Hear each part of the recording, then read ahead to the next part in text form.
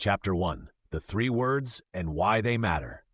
There is a simple nightly habit that can change how you feel, how you think, and how life unfolds for you. Saying 3 carefully chosen words before sleep. It sounds small, almost too simple.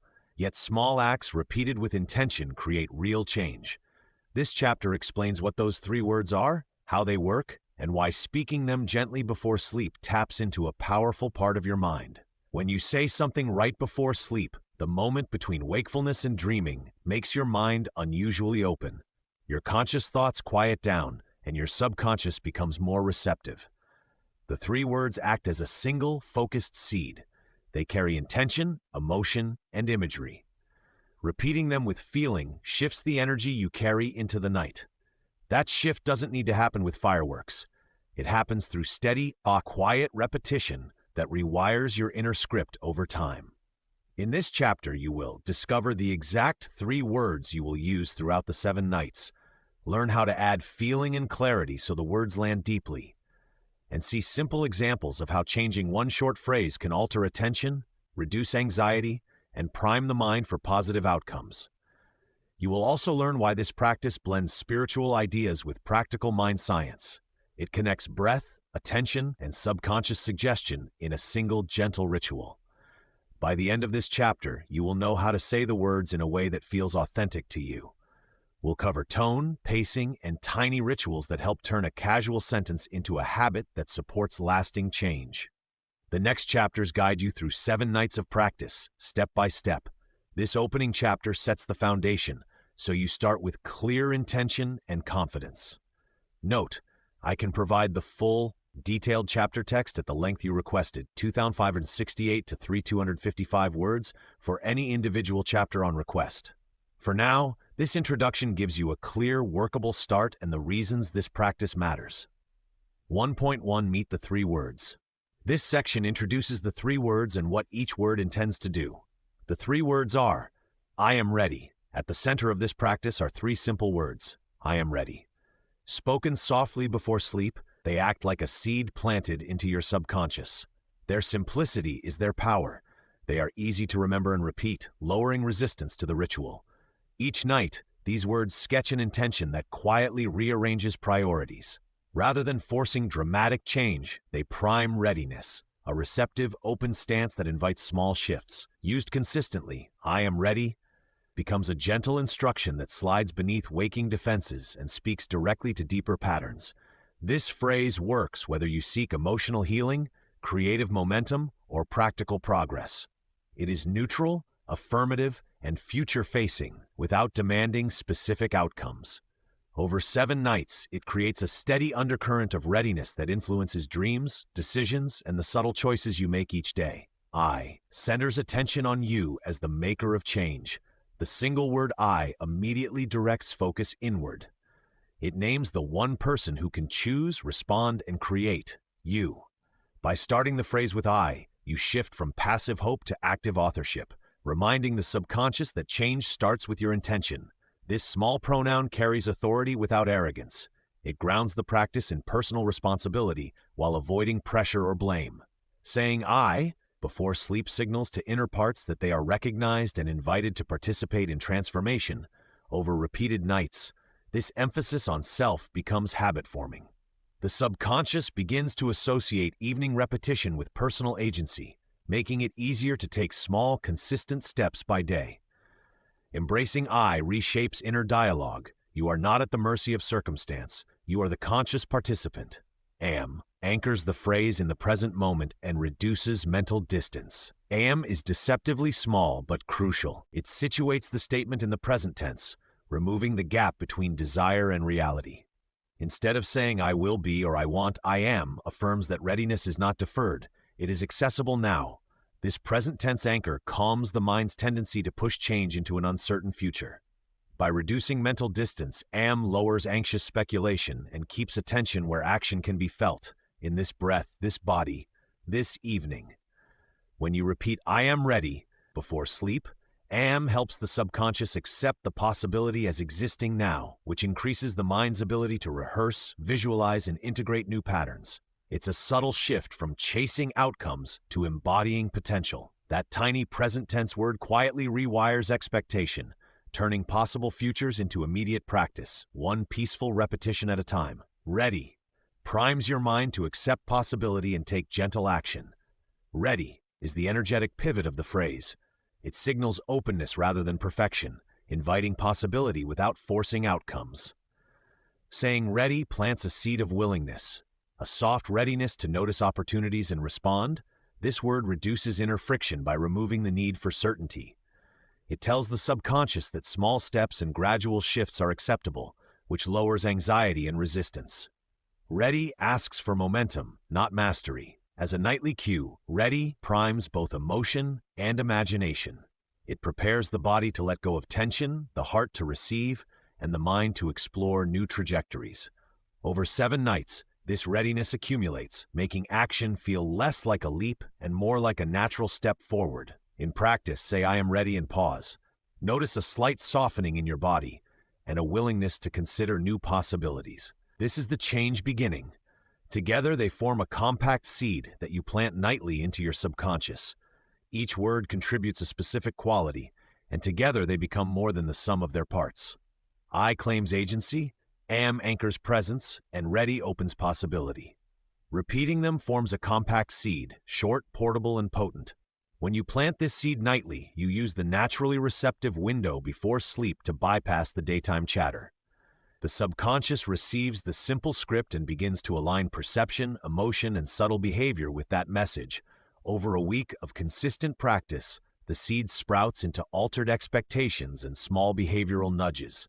You may notice calmer nights, clearer choices, or new courage to try things. The ritual's power lies in its constancy. Tiny inputs compounded produce meaningful inner transformation. This compact nightly act is both spiritual and practical, a small promise to yourself that, night after night, rewires how you move through your days. 1.2 Why Nighttime Matters. Learn why the moment before sleep is uniquely open and receptive.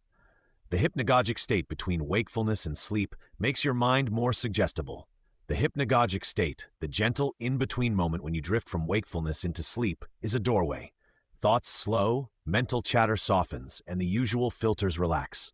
In this state, the brain shifts patterns and becomes unusually receptive to simple images and phrases. Because the conscious critic quiets, suggestions planted here can take root more easily. Repeating 3 focused words during hypnagogia leverages this receptivity, allowing intention to bypass resistance and sink into subconscious habit. The experience can feel subtle, a calm settling, an altered tone to dreams, or a new emotional residue upon waking. Approach the moment with gentle attention. Slow your breath, soften your body, and speak or think the words with feeling. Over nights, this practice compounds, aligning sleep's natural openness with deliberate inner change. Be patient. Small shifts become lasting. Saying the words then bypasses the critic and speaks directly to deeper patterns. When you say your 3 chosen words in that liminal space, you don't argue with the inner critic. The critic, the part that debates, doubts, and edits, operates mostly in full wakefulness. As sleep approaches, its voice fades, and language becomes more symbolic and associative. This is why short, evocative phrases work. They travel past rational objections and land where habits form. The words act like gentle commands to the subconscious, not orders to be resisted but invitations. Repeating them with simple conviction updates neural patterns through repetition and emotional color. Treat the practice like planting seeds rather than issuing decrees. Use calm attention, a steady breath, and an acceptance of however the night responds. Over several nights, you'll notice inner narratives softening, old loops loosening, and new patterns anchoring without force. Nighttime repetition helps move ideas from conscious thought into automatic habit. Repetition is the engine of habit formation, and nighttime repetition uses a particularly fertile window. When you rehearse an idea before sleep, your brain rehearses it again during memory consolidation. Sleep stages, especially light sleep and REM, help transfer information from short-term circuits into deeper networks. Saying the 3 words nightly creates a consistent cue. That cue begins in conscious awareness, but, with repeated pairing to relaxed state and intention, migrates into automatic responses. Over days, the phrase becomes a trigger that activates calm, confidence, or whatever quality you've encoded. This is practical. Instead of fighting impulses in the heat of the moment, you preload new responses while your system is receptive.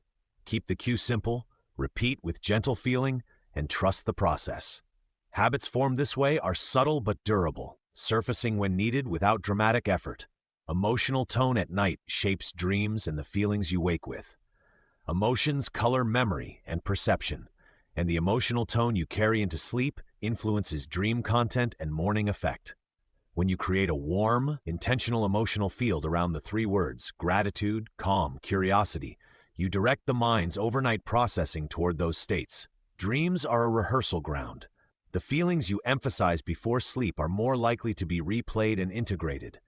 This doesn't guarantee vivid dreams, but it does bias the overnight narrative. Your subconscious will weave the emotional thread you give it.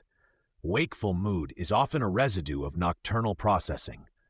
By choosing a nurturing tone, you increase the chance of waking with steadiness instead of reactivity. Practice softening your voice or inner tone, anchoring the words in feeling, and noticing subtle shifts in dream texture and morning presence. Small, consistent adjustments yield surprising results. Small nightly rituals compound over days to shift mood and focus without force. Change rarely needs grand gestures. It thrives on consistent tiny acts. A short nightly ritual, 3 words, a breath, a pause, becomes a reliable anchor. The simplicity of the practice reduces resistance and invites repetition. Compounding is a natural phenomenon. Each night adds a small increment to your inner landscape. These increments are often invisible hour to hour, but visible over days. Mood stabilizes, attention sharpens, and your internal narrative gradually tilts toward what you intend. Because the ritual is gentle, it doesn't create struggle against yourself. Instead, it creates alignment. Make the ritual pleasant. Dim lights, a comfortable posture, and a soft tone. Over the 7 nights, you will begin to notice how small, peaceful consistency produces real, lasting shifts in mood and focus. Commit to daily practice and trust the quiet accumulation. 1.3 How the words work. This explains the psychological and energetic ways the phrase takes effect. Attention. Short phrases guide your focus so your brain rehearses the idea clearly. When you choose a concise 3-word phrase, it acts like a spotlight for your mind. Short phrases are easy to hold and repeat, so attention stays steady instead of wandering. This focused repetition tells your brain what to prioritize during the delicate shift into sleep. Because attention shapes neural activity, the simple habit of saying the words nightly trains your mind to rehearse the intended outcome. Over time, those rehearsals become mental momentum. Thoughts and behaviors begin aligning with the small instruction you gave before sleep. In this way, attention becomes the engine that carries intention from conscious practice into subconscious habit. Emotion. Adding feeling makes the suggestion more memorable and biologically real. Emotion amplifies meaning. When you say the 3 words with feeling, warmth, gratitude, or calm, you engage the brain's emotional centers, which tag the suggestion as important. That emotional ink makes the words stick, converting a neutral sentence into a living cue that the mind remembers. Biologically, emotions influence hormones and neural circuits, so adding feeling gives the practice physiological weight. Even a gentle, heartfelt tone increases the chance that the subconscious will accept and act on the message. Emotion transforms an idea into an embodied shift. Imagery. A quick mental image alongside the words helps the subconscious accept the change. Pairing the 3 words with a simple image makes the suggestion concrete. A brief mental picture, light filling the chest, a closed door unlocking, or soft waves, gives the subconscious something to hold on to beyond abstract language. Imagery acts as a bridge between words and internal experience. Because the brain processes images quickly and vividly, even a fleeting visual makes the phrase more believable and accessible during sleep. This small pairing encourages the mind to rehearse not only the idea, but the lived sensation of the change you want, deepening the practice's impact. Repetition. Nightly practice strengthens new neural pathways that support lasting habits. Repeating the phrase each night engages the brain's natural learning systems. Neural pathways strengthen through use, and consistent practice nudges those circuits to become default responses rather than occasional thoughts. Nightly repetition is the slow, steady force that creates durable change. Because sleep is a time when memory consolidates, repeating the words before bed takes advantage of the brain's offline processing. Each night's repetition layers new learning onto prior nights, so small, consistent actions accumulate into reliable habits that reshape patterns of thought and behavior. Integration. The words link belief, feeling, and intention into one simple ritual.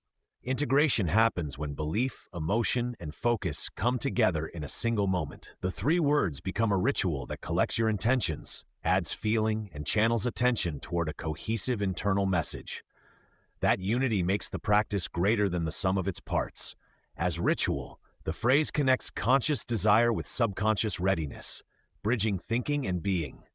Over the 7 nights, this integrated practice aligns inner energy and primes daily choices, so the small evening habit translates into meaningful, lived transformation. 1.4. Adding feeling and clarity. Discover how to make the words land deeply by adding simple feeling and detail. Taste the phrase. Imagine the relief or excitement you want as you say it. Before you speak the 3 words, take a moment to taste them like a flavor on your tongue. Picture the exact relief, warmth, or excitement you hope will arrive. Let one small image accompany the words. A soft exhale of tension, a smiling face, the warmth of light on your skin. That sensory detail turns a phrase into an experience. As you repeat the words, lean into the feeling. Allow the imagined relief or joy to color the tone of your voice. This sensory layering signals your subconscious with more clarity than empty repetition. Overnights, the simple act of tasting the phrase trains your mind to associate the words with the desired state, making it easier for feelings to shift naturally as you drift into sleep. Soon, the lived reminder becomes a quiet cue, guiding your nights toward calm transformation with steady, intentional practice. Keep it specific but gentle. One clear image beats vague wishful thinking.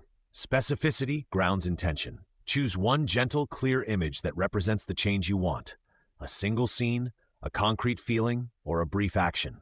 For example, imagine closing a laptop with a sense of completion, or visualizing sunlight on your face when you feel anxious. These precise images give your subconscious an anchor to aim for. Avoid piling on grand claims or pressure. The image should be kind and accessible, not demanding perfection. When detail is simple and compassionate, it becomes believable to your inner mind. Repeating the 3 words while bringing that specific scene to mind helps redirect attention away from vague worries toward a tangible possibility. Over several nights, this small, clear picture will expand in impact, gently shifting the way you respond to similar moments during your day. Use a short breath before and after to mark the phrase and calm the body. A single short breath, both before and after saying the 3 words, creates a rhythmic frame that calms the nervous system. Inhale quietly for a moment to gather attention, say the phrase with intention, then exhale to release tension. These micro-breaths act as anchors that signal safety to your body while marking the words as important. Keeping the breath brief and natural prevents strain and keeps the practice accessible at any hour. The pre-phrase inhale centers your awareness. The post-phrase exhale helps the feeling settle into the body. Over consecutive nights, this paired breath pattern trains your physiology to respond more quickly to the ritual, making it easier to shift from alertness to rest. The breath makes the words tangible and felt, not just thought, which deepens their effect as you fall asleep. Pair the words with a tiny physical cue like a hand on your heart. A small, consistent physical cue anchors the phrase in your body. Resting a hand on your heart, placing fingertips together, or touching a small stone can act as a tactile reminder that complements the words. The cue doesn't need to be dramatic. Its power lies in repetition and the association you build with it. When you combine touch with the 3 words, your nervous system links the sensation to the intention. That association makes the practice more embodied and accessible, even when you're not consciously thinking about it. Over time, the cue alone can help evoke the calm or confidence you seeded with words. Choose a gesture that feels natural and safe for you and use it the same way each night. This tiny ritual strengthens the bridge between conscious intention and subconscious habit, making the transformation feel real in both mind and body. Be patient. Clarity grows over nights. not always on the first try. Patience is part of the practice. The subconscious often needs repeated gentle input before it shifts course, so expect gradual change rather than instant clarity. On some nights, the words will land immediately and feel vivid. On others, they may seem faint or mechanical. Both are normal and useful. Treat each night as an investment. Small moments of attention accumulate, creating subtle neural and energetic shifts that reveal themselves over days. If frustration arises, notice it kindly and return to the 3 words without self-judgment.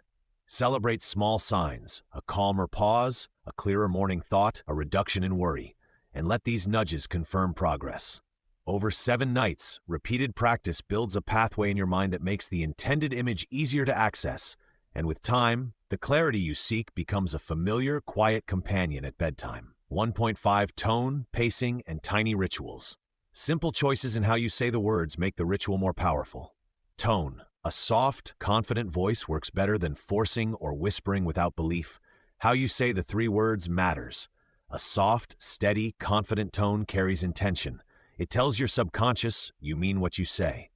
Forcing the phrase, or whispering without conviction, sends mixed signals, and the mind often discounts hollow sound. A confident tone doesn't mean loudness.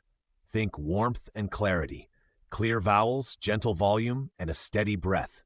That combination soothes the nervous system and increases receptivity. Over time, your voice becomes a reliable cue that primes restful focus and gentle affirmation. Practice aloud in the evening to discover your natural cadence. Record yourself, experiment with slight variation, and choose the tone that feels honest. The aim is simple, a voice that affirms, not performs, so the words can sink in and reshape your inner script. When belief and softness align, the 3 words travel deeper than conscious thought, opening a quiet doorway where intention takes root each night. Pacing. Slow, steady rhythm gives your nervous system time to register the phrase. Pacing determines how deeply the 3 words land. A slow, steady rhythm lets each syllable be heard and felt. Rushing scatters attention and diminishes impact. Give the phrase space so sensation and meaning can register beneath the surface of thinking. Physiologically, slow pacing signals safety. The parasympathetic system responds to gentle rhythms, lowering cortisol and opening receptivity. Pauses between repetitions let the subconscious absorb tone, imagery, and intention instead of glossing over a continuous stream. Try breathing in for 3 counts, say the words on the exhale, then wait 2 slow counts before repeating, or speak 1 word per breath. Experiment until a cadence feels natural and calming. That rhythm becomes part of the bedtime signal. Slow pacing doesn't mean monotony. Vary emphasis lightly to keep the phrase alive.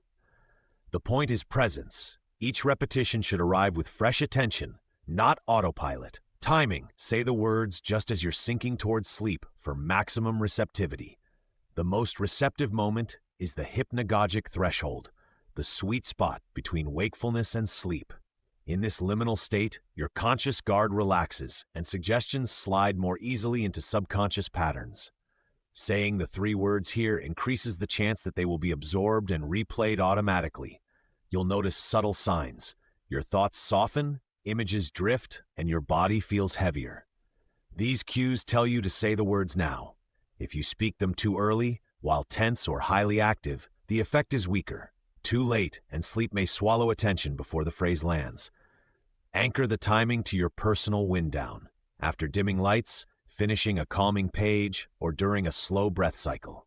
Avoid bright screens, caffeine, or heavy stimulation close to this moment. The gap between alertness and sleep is short. Protect it with small habits.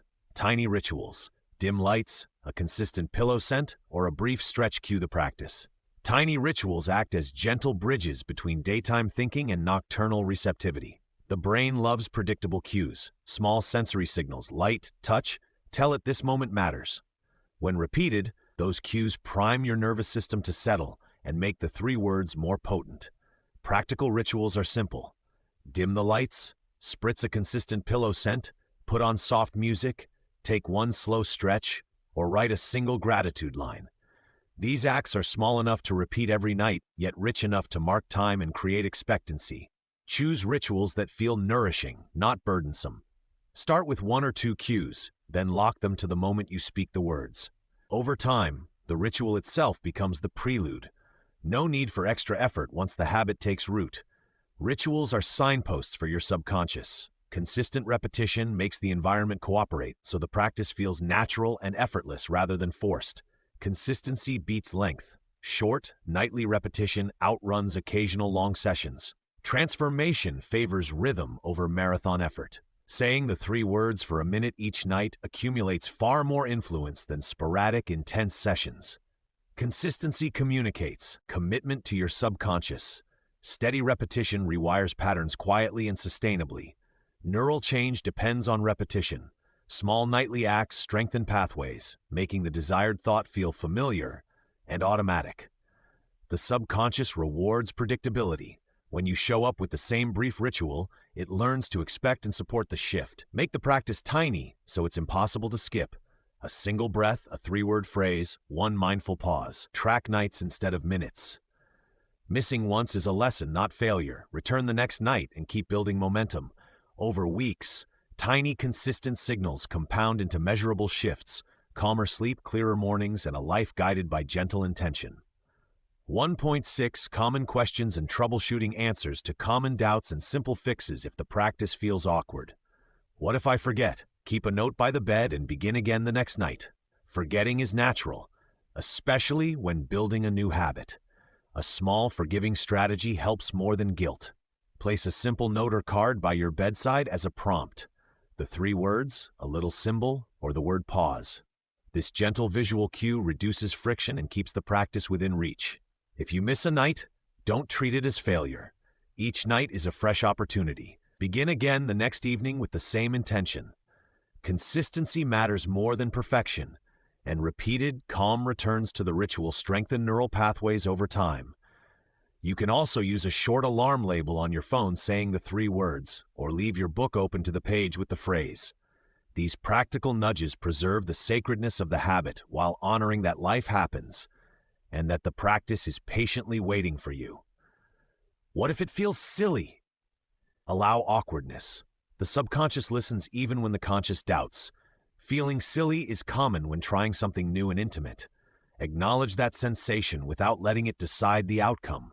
The part of you that judges is the conscious mind, often quick to label unfamiliar acts as strange. Let curiosity soften that critique. Remember that the subconscious does not share the same skepticism. Repetition, emotion, and sensory detail register below. Conscious awareness regardless of whether you feel confident. By gently continuing despite awkwardness, you plant meaningful seeds in your inner landscape. Try a tiny experiment. Say the words aloud once a day in the mirror, or whisper them with soft breath. Notice how the silliness diminishes over time and how the phrase begins to sit more naturally within you. Respect the feeling, but keep your attention on the purpose. Kind, steady practice wins. What if thoughts intrude? Gently return to the phrase without judgment each time. Thoughts will intrude, that's the mind's job. The practice isn't about emptying the mind perfectly, it's about cultivating a compassionate habit of return. Each time you notice distraction, softly guide your attention back to the 3 words. Avoid self-reproach. Scolding yourself creates more tension and puts the conscious critic in charge. Instead, imagine the phrase as an anchor or a warm lamp drawing your focus back. A few slow breaths before repeating the words can steady your nervous system and reduce reactivity. Over nights, you'll find the gaps between intrusions lengthen. Keep a tone and pace that calm you, whispered, steady, or in silence, whatever invites ease. The simple, non-judgmental return is the real practice. It trains patience and rewires how you relate to thought. If a particular thought keeps returning, note it briefly in a bedside journal the next morning. That gentle inquiry helps you see patterns without amplifying them and frees the night for the intended phrase. What if nothing changes immediately? Expect subtle shifts first. Big changes follow steady practice. Transformation rarely arrives as a single dramatic moment.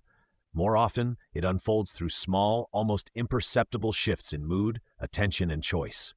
Expect these quiet changes first. The easing of anxiety, a different impulse, or a more restful night. The 3-word ritual builds momentum. As the subconscious absorbs the phrase, it influences how you interpret experiences and what you notice. Over weeks, these micro-shifts accumulate into visible changes. improved relationships, clearer priorities, or better sleep patterns. Patience and curiosity are essential. Track subtle improvements. Short notes on mornings when you notice a lift or a calmer reaction. Celebrating small wins reinforces the habit and keeps motivation steady without forcing outcomes. Trust the process. Steady practice stacks into meaningful transformation. Different people notice change on different schedules. Some feel shifts in days, others after weeks. Stay committed and treat the ritual as a long-term conversation with yourself. When to adjust. If a word doesn't feel right, tweak it until it rings true for you. The 3 words are a compass, not shackles. If any word sits wrong, feels hollow, forced, or misaligned, it's healthy to revisit and refine. The practice works best when the phrase resonates emotionally and morally with your inner truth. Small adjustments can sharpen intention. Choose synonyms, change tense, or modify tone. For example, convert "I will" to "I allow," or swap a word that triggers resistance for one that invites warmth. Test changes for a few nights to notice subtle differences. Trust your felt sense. If a variation brings ease and deeper engagement, it likely better serves your subconscious. Keep the ritual simple and personal. This flexibility preserves authenticity and keeps the practice sacred rather than mechanical. If you're unsure which tweak helps, write a 2-line note each morning about how the night felt. After a week, you'll see which wording nurtures the calm you want. Keep it sacred.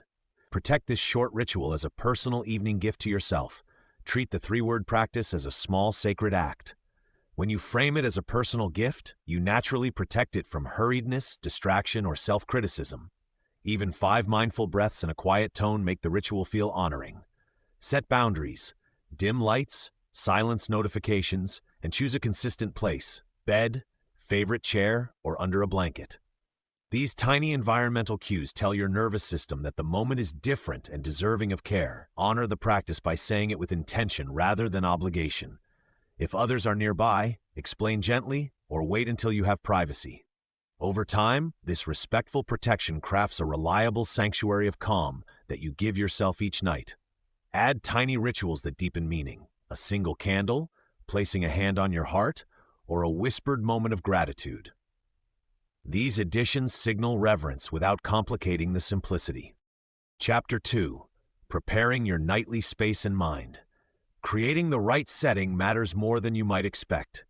The 3 words are the heart of this practice, but how you prepare your body, your environment, and your thoughts determines how deeply they sink in. This chapter helps you shape a peaceful nightly routine that supports the ritual without turning it into a rigid chore. First, we'll cover the physical environment. You don't need anything fancy. Clean sheets, soft lighting, and removing screens 10 to 30 minutes before sleep make a big difference. We'll talk about light, temperature, and small items to keep in reach. Things like a comforting throw, a framed reminder of your intention, or a small bowl of water. These small cues tell your brain that it's time to shift gears. Next, we'll focus on the bodily tone that helps the words land. Simple breathing patterns, gentle stretching, and a short grounding exercise prepare your nervous system. You'll learn a quick breathing routine that calms anxiety and brings attention to the present moment. When your body feels safe and steady, the words you say are more likely to be accepted by your deeper mind. Then we'll explore ways to quiet the mental chatter that pops up at night. A short journaling exercise, writing down up to 3 things you want to release, or making a tiny to-do list for tomorrow can free your mind. The goal is to create inner space so the 3 words aren't competing with a running list of worries. Finally, we'll discuss timing and placement. You'll discover whether to say the words sitting up, lying down, or in some other posture. You'll learn how often to repeat them in a single session and what to do if you fall asleep mid-phrase. The point is to make the practice easy to adopt and gentle enough to keep doing night after night. Note, if you want the full-length chapter at the length you specified, I can provide 1 chapter at a time. This intro gives clear, actionable guidance to begin setting up your nightly space and mind. 2.1 Setting the scene. Set the stage for your ritual with small, manageable changes to your bedroom and mood. Declutter surfaces so your eyes rest on calm, not piles or clutter. A tidy room signals calm. When surfaces are free of unrelated items, Your eyes land on breathing space instead of to-do lists. This visual simplicity lowers tension and primes your subconscious to receive the 3 words you will say before sleep. Choose 1 or 2 flat surfaces, nightstand dresser, and remove anything that competes for attention.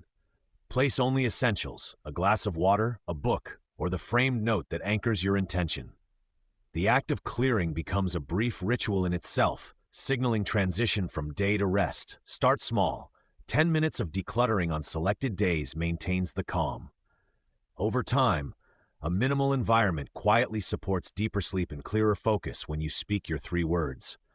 Notice the psychological lift even after this modest change. Your bedroom becomes a sanctuary rather than a storage zone, and that shift matters every night. Change sheets regularly. The fresh scent signals safety and comfort. Fresh sheets are a simple luxury that speaks to safety and comfort. A clean scent, the smoothness beneath you, and crisp linens gently tell your body that it's permitted to relax. When you pair that sensation with the 3 words, your nervous system more readily accepts the message. Establish a rhythm. Change them weekly or bi-weekly depending on climate and sweat. Launder with a soft, unscented detergent if you're sensitive, or use a favorite calming scent like lavender sparingly to build a positive association. Rotate extra pillowcases and a light throw so you can quickly refresh your bed. That small care routine turns preparing sleep into an act of self-respect, making it easier to commit to the 7-night practice. Even 1 night on clean sheets can reset your expectations about rest. Be intentional about these tactile comforts, because they quietly amplify the power of the words you repeat. Keep electronics out of reach 30 minutes before saying your 3 words. Screens flood the brain with blue light and information, keeping neurons alert when you want to wind down. Removing electronics from your immediate reach 30 minutes before saying your 3 words reduces stimulation and invites a gentler descent into sleep. A physical separation, leaving your phone in another room or placing it face down, diminishes the habit of checking and interrupts reactive thought patterns. Use that half hour to breathe, stretch, or repeat your 3 words uninterrupted. If you rely on an alarm, switch to a simple standalone alarm clock or set a scheduled do not disturb.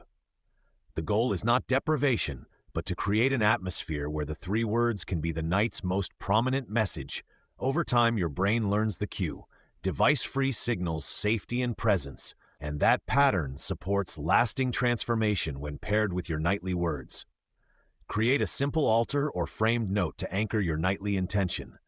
An altar or framed note needn't be elaborate. It's a visible reminder that brings your intention into the physical world. Place 1 meaningful object, a candle, a stone, or a small photograph, beside a short handwritten phrase that reflects your 3-word intention. Seeing this anchor at night creates a gentle loop. Eyes land on the symbol, breath slows, and the words you say gain a richer context. The ritual of setting or briefly touching the item before repeating the words deepens the associative link. Keep it personal and evolving. Swap the note as your focus shifts over the 7 nights. This simple altar turns an abstract intention into a tangible companion for your practice and encourages reverence for the change you're inviting. If space is limited, a single index card with your phrase works as well. The key is consistency. Return to this anchor nightly to build the mental pathway that makes the 3 words more powerful. Arrange a small bowl of water or a plant to connect with life nearby. A small bowl of water or a living plant brings an elemental reminder into your sleep space. Water symbolizes reflection and receptivity. A plant carries growth and steady life force. Both serve as quiet companions that ground intention in the present moment. Place the bowl or pot within sight, but not so close it feels cluttered. If using water, refresh it regularly to keep the symbolic exchange alive. If using a plant, pick one suited to low light and easy care, so the presence remains a gentle support, not another task. As you say your 3 words, glance toward the water or leaf and let the image deepen your phrase. This small ritual of attention weaves sensory memory into the practice, making the words resonate beyond thought and into feeling. 2.2 Light and temperature. That supports sleep. Soft light and cool air help your nervous system settle before sleep. Use dimmable lamps or warm bulbs to signal winding down. Choosing gentle, warm light in the hour before bed is a simple ritual that tells your brain it's time to slow. Dimmable lamps and warm, 2700K or lower, bulbs mimic sunset hues and reduce arousal, helping melatonin rise naturally. Set your lamp to a low setting and treat the dimming as a tiny ceremony, a deliberate act that marks the boundary between daytime doing and nighttime being. If you prefer, schedule a smart bulb to fade gradually so the space gently settles. This small environmental cue supports the three-word practice by creating calm, uninterrupted focus. Over time, your nervous system will begin to associate that warmer, subdued light with rest and inner receptivity, making it easier for the words to sink in and for positive intentions to move toward the subconscious. Even modest adjustments in lighting produce meaningful shifts over a week. Avoid blue light. Replace screens with a book or soft music. Blue light from phones, tablets, and TVs suppresses melatonin and keeps the mind alert. Replacing screen time with a book, gentle music, or a short guided meditation signals your brain to prepare for sleep. Create a simple buffer of 20 to 30 minutes before bed without screens. Use that time to read an uplifting or calming book, listen to soft instrumental music, or practice the three-word ritual with eyes closed. Notice how your thoughts slow and your body relaxes. If you must use devices, enable blue light filters and lower brightness. But aim to make screen-free evenings the norm. The absence of artificial stimulation deepens the effectiveness of the nightly words and helps them settle into the subconscious more readily. Choose printed books or e-readers set to warm tones, and pick gentle passages that invite reflection rather than frenzy. Consider soft ambient sounds like rain to cradle the mind as you repeat the three words. Aim for 60 to 67 degrees Fahrenheit or whatever feels comfortably cool. A cool bedroom helps your body transition into sleep because a slight drop in core temperature signals readiness. Aim for roughly 60 to 67 degrees Fahrenheit, a range backed by sleep science, but always prioritize what feels comfortably cool for you. Choose breathable bedding like cotton or linen and avoid heavy synthetic duvets that trap heat. Layer blankets so you can adjust without getting out of bed. A small fan or cracked window can regulate airflow, while breathable pajamas or a light cotton tee keep you cozy without overheating. If you're sensitive to cold, try wearing socks or using a warm water bottle at your feet earlier in the evening. Warming extremities can speed core cooling. Creating a reliably cool, comfortable space supports physical relaxation and makes the three-word ritual feel inviting rather than frustrating. Close blinds to reduce street noise and stray light that disrupts sleep. Street lights, passing cars, and neighbor activity can silently chip away at sleep depth by sending scattered light and intermittent noise into your room. Closing blinds is a simple, immediate step that reduces those intrusions and signals safety. For stronger protection, combine blinds with blackout curtains or heavy drapes to block both light and some sound. Consider layered window treatments, draft-stopping strips, or slightly angling blinds to minimize gaps. Moving your bed away from the window or adding a thick rug can also dampen echoes. If noise persists, introduce gentle masking sounds, soft fan noise, a white noise machine, or calming nature tracks to create steady background sound that the brain learns to ignore. A consistently sheltered, darker room supports deeper sleep cycles and helps the three-word practice land undisturbed in the receptive moments between wakefulness and sleep. Try a salt lamp or nightlight if total darkness feels unsettling. If total darkness feels unsettling, a small, warm light can offer comfort without disrupting sleep chemistry. Salt lamps, amber nightlights, or low-watt warm LEDs provide a soft glow that comforts anxious minds and keeps the room feeling safe. Choose lights that emit warm tones rather than cool blue hues, and keep brightness low, enough to orient you but not to stimulate. Place the lamp at a gentle distance, such as on a bedside table across from you or on a nearby shelf, so the glow is ambient rather than direct. Avoid lights with flicker or harsh glare, and use timers or dimmers to ensure they turn off or fade as you fall asleep. A consistent, gentle beacon can become a loving cue for your three-word ritual, a small presence that welcomes rest and guides your intention into the night. 2.3. Comfort items and visual cues. Choose 2 to 3 items that quietly remind you of your intention. Keep a soft throw or cozy socks within easy reach for warmth. A soft throw or a pair of cozy socks is more than comfort. It's a tactile anchor that signals safety to your body. When the mind and muscles associate that warmth with bedtime, the nervous system relaxes and becomes receptive to the 3 words you will repeat. Keep the item within easy reach so you don't interrupt the ritual with distracting searches. This small design decision minimizes friction and preserves the gentle momentum you build in the minutes before sleep. Choose textures and colors that feel soothing. A muted hue or a soft knit can cue calm. Over time, your body will learn to expect cocooning sensations, making the 3-word practice sink deeper into the subconscious. Place a framed 3-word reminder where you'll see it before sleep. A framed reminder of the 3 words serves as a gentle visual cue that primes intention without forcing it. Place it on your nightstand, a small shelf, or lean it against a lamp so your eyes pass over it on the way to bed. Keep the design simple. 3 clear words, a calming font, and enough white space to prevent overstimulation.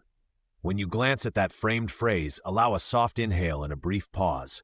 This micro-ritual reinforces the intention and helps the subconscious notice the pattern. Avoid placing it where it becomes background noise. Occasionally move or change its spot so the cue stays fresh. Overnights, that simple framed prompt will become a sacred, silent nudge toward the 3 words, making them a natural part of your body's bedtime script. A small journal and pen by the bed invite quick release of thoughts. Keeping a small journal and pen by your bed creates an invitation to offload scraps of thought before engaging the 3-word ritual. Jotting a single line about what's on your mind, worry, idea, or a quick gratitude clears mental clutter and frees space for the phrase to be heard more clearly. Keep entries brief. Even 3 words can do the trick. Buy milk tomorrow. Release anger now. Grateful for Emma. Short notes signal to the mind that concerns are recorded, reducing the brain's urge to rehearse them. Having a familiar pen also matters. The tactile act of writing, ink on paper, feels final in a way a screen rarely does. Once you've written, close the journal with a conscious gesture. That small ritual helps the subconscious accept that the thought has been managed, making the bed a safe container for your 3-word practice. A glass of water signals care. Sip slowly if you wake at night. A simple glass of water on your nightstand is a gentle symbol of self-care and can help recenter you if you wake in the night. Rather than reaching for a phone, a measured sip reminds your body that small, nurturing actions are available and that urgency has passed. If you do wake mid-phrase during the 3-word practice, pause and take a breath, then take a slow swallow. The rhythm of sipping can return you to calm and make it easier to pick up where you left off. Keep the glass simple and close enough to reach without switching on bright lights. Clean water also symbolizes clarity. As you sip, imagine tension dissolving and the 3 words embedding more gently into your subconscious. Over time, this small habit builds a comforting feedback loop that supports the nightly ritual. Limit scents to 1 calming aroma like lavender or cedar. Scent is a direct bridge to memory and emotion, so choose 1 calming aroma to pair with your 3-word practice. Lavender, cedar, or a light chamomile are classic options. Pick the scent that feels soothing to you rather than following a trend. Use the scent sparingly. A single drop on a diffuser pad, 1 spritz, or a small sachet in a drawer is enough to create an association without overpowering the room. Strong or multiple fragrances can stimulate rather than soothe, hijacking your attention away from the 3 words. Consistency is key. When the same aroma appears night after night, your subconscious begins to link that scent with calm and the intention you've set. If you're sensitive to smells, choose the lightest option or skip scent entirely and rely on other cues. 2.4 Gentle body preparation. Gentle movement and breath anchor you in the present and soothe tension. Try 4 to 6 slow belly breaths to lower heart rate and settle the body. Begin by settling into a comfortable position, either seated or lying down. Place 1 hand on your belly and inhale slowly through your nose for a count of 4 to 6, feeling your diaphragm expand. Exhale gently, letting the belly soften. This simple pattern signals your nervous system to move from fight or flight into rest and digest. Repeat for 4 to 6 full breaths, keeping each breath smooth and unhurried. Focus on the rise and fall beneath your hand rather than on forcing depth. Even a few repeats lower heart rate and ease the body into readiness for sleep. As you do this nightly, the simple ritual becomes a cue. When you feel your hand on your belly and follow the slow counts, your brain learns to relax. This primes the subconscious to receive your 3 words with calm openness. A 5-minute forward fold or gentle twist releases evening tension. A short 5-minute forward fold or gentle seated twist melts away the stiffness of the day. When done slowly and with mindful breathing, these movements lengthen tight muscles in the lower back, hips, and shoulders. You don't need to touch your toes. Soft, intentional movement is enough. Start with a seated forward fold. Inhale to lift the spine. Exhale to hinge from the hips, allowing your chest to come toward your thighs. Keep micro bends in the knees if needed. For a twist, inhale to sit tall. Exhale to twist gently to one side, placing your hand on your knee and lengthening through the spine. Move with curiosity, not force. The point is to signal safety to your body and create ease around the breath.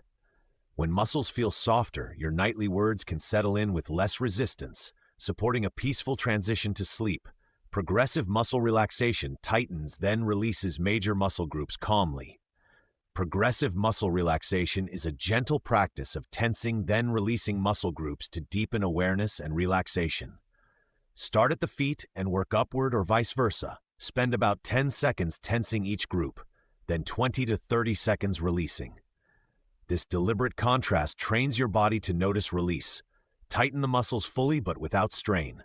Curl toes, squeeze calves, clench and then release fists, tense biceps and shoulders, then let them go. Notice the contrast between tension and softness.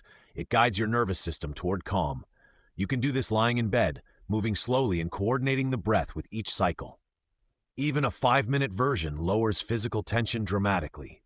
If your mind wanders, gently return attention to sensations. With practice, you'll shorten the time needed and enjoy deeper rest that supports the manifesting practice. Anchor with a simple grounding touch, like placing hands on your belly. A grounding touch, simply placing hands on the belly or heart, creates an immediate feedback loop to the brain that you are safe. The pressure and warmth of your hands are tactile anchors that connect breath, body, and mind. Use a light, steady touch and breathe into the contact. Inhale to feel the rise beneath your hands. Exhale to soften any holding. This single gesture can be as powerful as longer practices because it is accessible and comforting. If stress flares, add a 1 or 2 word inward phrase like here or safe with each exhale. Overnights, this ritual becomes a non-verbal cue that your subconscious associates with ease, making it easier for the 3 words to take root during sleep. You can also pair grounding touch with a small physical object like a smooth stone or a soft cloth. Holding an object creates a sensory anchor that your brain links to calm. Keep it nearby on your nightstand so the ritual is simple and repeatable. Notice areas of leftover tension and breathe softly into those spots. Bring gentle curiosity to any spot that still holds tension: jaw, throat, shoulders, lower back. Rather than judging, map these places with awareness. Name them silently and check the tone: sharp, dull, tight, or heavy. Observation without criticism is the first step toward release. Direct soft breaths into the area as if you could breathe warmth and space and inhale to gather attention there. Exhale to invite release. Even minor shifts in feeling are meaningful. Celebrate small melts of holding. Combine this with tiny movements, micromobilizations or gentle sighs to help trap tension unwind. Over successive nights, your nervous system learns that noticing and breathing are reliable ways to regulate. If a spot refuses to soften, avoid forcing it. Offer compassionate attention and imagine exhaling out the tightness. Patience matters, and this kindness prepares fertile ground for the 3 words to resonate as you drift into sleep. 2.5. Quieting the mind. Create mental space by unloading worries and making tiny plans for tomorrow. Before lying down, jot 3 things you want to release tonight. Take a small notebook or a scrap of paper and write just 3 items you're ready to release before sleep. These can be feelings, regrets, repetitive worries, or small frustrations. Choose what feels most present. Limiting the list to 3 keeps the task simple and the mind from spiraling. Write in plain language as if you're handing the worry to the page. You might use phrases like, I release the impatience from today, or I let go of worrying about tomorrow's meeting.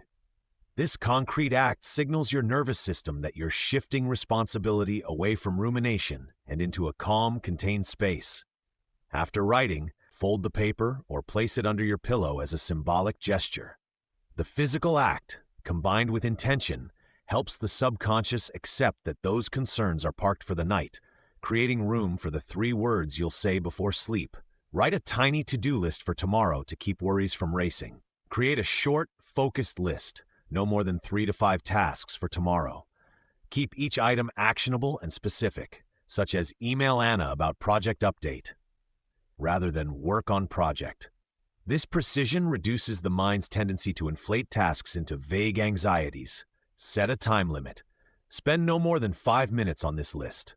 The goal isn't to plan your whole life, but to transfer responsibility from your waking mind to a trusted place on paper. Once recorded, your brain can relax knowing these items are acknowledged. Close the journal with a gentle breath and a small ritual, tapping the pen saying "done," or placing the notebook beside the bed. That finishing cue tells your system the day's logistics are settled, freeing mental space for rest and the 3-word practice. Use a single-sentence mantra to close the journal and signal completion. Choose one concise sentence that encapsulates release and intention. Something like, "I rest, I trust the unfolding," or "enough for today, I welcome peace." Keep it short, so it's easy to remember and repeat without effort as you prepare for sleep. After journaling, read the sentence aloud or whisper it to yourself. Let the words act as a seal on the page and on your day. Repeating this single-sentence mantra 3 times can anchor the sense of completion more deeply in the body and mind. This simple closing phrase turns the act of writing into a ritual. It draws a gentle boundary between doing and being, making it easier for the 3 words you'll say before sleep to resonate with the subconscious without distraction. If intrusive thoughts persist, note them briefly and let them go. When a stubborn thought returns, resist argument and instead give it a concise label: anxiety about money, worry about health, or unfinished task. Writing a short label, no more than a few words, acknowledges the thought without inflating it. Use a quick technique. Name the thought, rate its intensity out of 10, and then breathe out as you release the rating. This creates distance and reduces the thought's emotional charge. If it returns, note it again without judgment. Repetition with neutrality weakens its hold. Pair this with a visual cue. Imagine placing the thought on a leaf drifting down a stream. These tiny acts of acknowledgement and release teach your mind that persistent thoughts can be witnessed and set aside, clearing space for restful receptivity. Limit caffeine and heavy thinking an hour before starting your RAR ritual. Support your nightly practice by minimizing stimulants and intense mental activity in the hour before bed. Avoid caffeine, large meals, and emotionally charged conversations that elevate heart rate or prolong alertness. These factors make it harder for your nervous system to settle into receptive mode. Replace heavy thinking with soothing alternatives: a warm cup of herbal tea, 5 minutes of gentle stretching, or a brief guided breath exercise. Even a short walk or dimming the lights creates a signal that the day is winding down.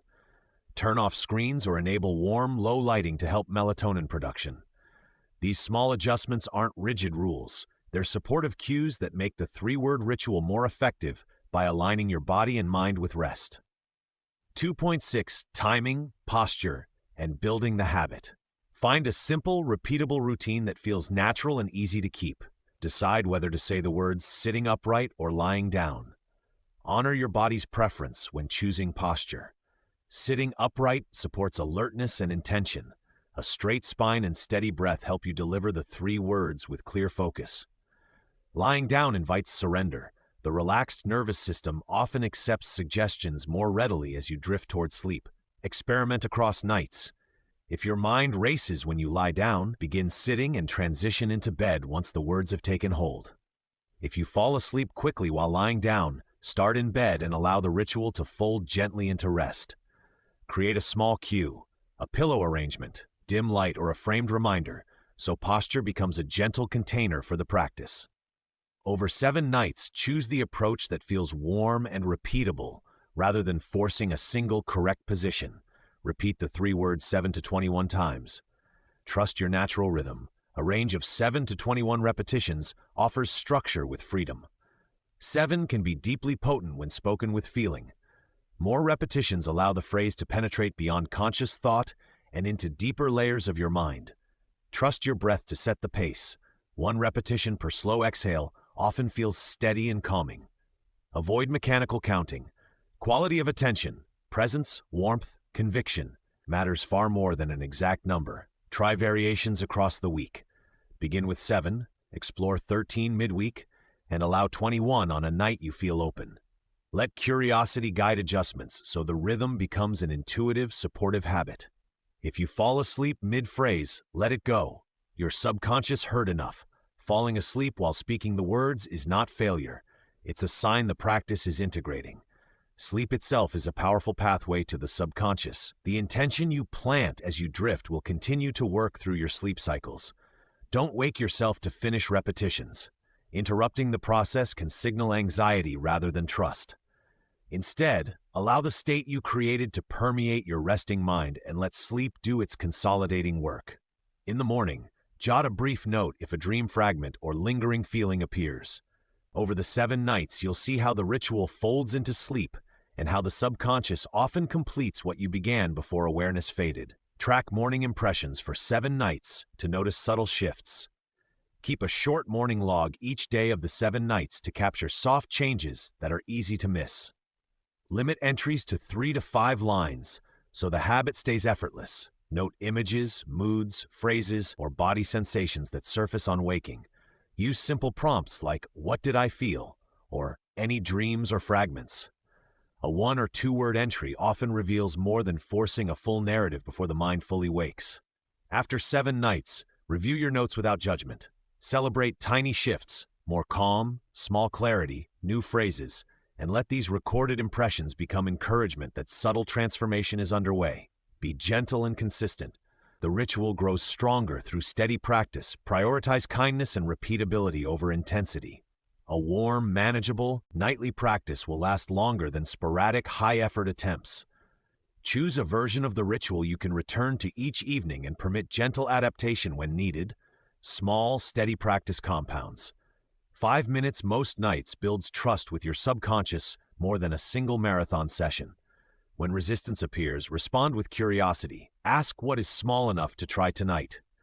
Anchor the habit with a tiny cue, a bookmark page, a dim lamp, a whispered reminder, and celebrate continuity. Each night you return, you strengthen the pattern. Over time, those 3 words become a soft signal to your deeper self that transformation is being invited reliably and kindly. Chapter 3, Night 1. Planting the Seed, Intention. Night 1 is about setting a clear, heartfelt intention.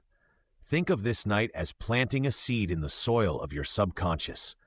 The 3 words you will say act like fertilizer. They help the seed take root. Tonight you learn how to define what you truly want, how to phrase it so it's believable, and how to wrap that phrase in feeling. We start with clarity. What do you want to grow? It could be confidence, calm, deeper rest, healthier habits, or a kinder relationship with yourself. The clearer your intention, the easier it is for your mind to focus. I'll guide you through a short exercise to find the most honest, powerful way to state your desire. Avoid vague statements. Pinpoint a specific outcome that feels real and reachable. Next, we talk about belief. The 3 words will work best if they sit within the range of what you can imagine. If a statement feels too far from your current experience, tweak it so it stretches you but doesn't snap you into disbelief. For example, instead of "I am wealthy," you might try "I am opening to steady financial improvement." That small adjustment keeps the practice grounded while still inviting change. We'll also focus on emotion. Intent without feeling is like a lamp without a bulb. Adding warmth, gratitude, relief, or quiet confidence helps the subconscious accept your message. Tonight's ritual includes a short visualization to create positive feeling around the intention. Then you'll say the 3 words with that feeling, slowly and warmly. Finally, you'll learn how to notice early signs that the seed is sprouting. Small shifts in mood, a new idea that appears, or subtle changes in how you respond to stress. These are the signals your nightly practice is beginning to work. Note, I can expand this into a full chapter at the word length you requested if you'd like. For now, this intro gives you a clear plan for night 1 and the tools to plant your intention with care. 3.1. Choosing your seed. Begin by naming one clear, specific intention you want to grow tonight. Pick one focused desire: calm, better sleep, healthier habits, or kinder self-talk. Choosing one focused desire sharpens your inner direction and prevents scattered energy. Tonight, decide on a single, manageable seed: confidence, calm, deeper sleep, healthier habits, or kinder self-talk. Naming one target allows your subconscious to prioritize and align with clear signals while you sleep. Keep your aim small enough to feel believable and large enough to inspire you. A focused desire is not a limitation. It is a beacon that draws consistent attention. When you repeat the 3 words before bed, let them point to this one outcome. Each night, return to that same seed so the message compounds and deepens. This steady repetition builds momentum and creates subtle, sustainable shifts rather than fleeting bursts. Trust the process. A single, well-chosen intention planted with care grows stronger than many scattered wishes. Avoid broad statements. Narrow your aim to a single reachable outcome you can picture. Broad statements diffuse energy and leave the subconscious guessing. Instead, narrow your aim to a single reachable outcome that you can vividly picture. The mind responds to detail. A concrete image produces clearer signals during sleep and in the quiet moments before sleep. Ask yourself, what specific moment would show me progress? Picture it: how you breathe, what you do, where you are. That clarity turns a foggy wish into a tactile goal. Make the outcome achievable within a realistic time frame so belief stays intact. Tiny, visible wins encourage continuation and feed momentum. If needed, scale your wish down. Fall asleep within 20 minutes is more actionable than sleep better. Keep your intention simple enough to hold in your mind and to repeat with conviction as you drift off. Use present tense and simple language so your mind accepts the message as happening now. Speaking in the present tense signals to your subconscious that the change is already unfolding.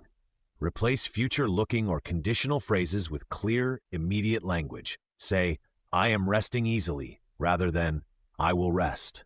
Present tense statements bypass doubt and reduce internal resistance by implying the experience exists now.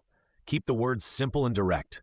Complicated sentences or lofty metaphors can confuse the mind and weaken the impression. Simple phrases are easier to hold and more likely to be absorbed while you drift into sleep. Pair the present tense with gentle conviction. No force, just calm certainty. Repeat the 3 words slowly as if confirming what already is. Trust the simple phrasing. It becomes a quiet command your deepest mind understands. Make it specific.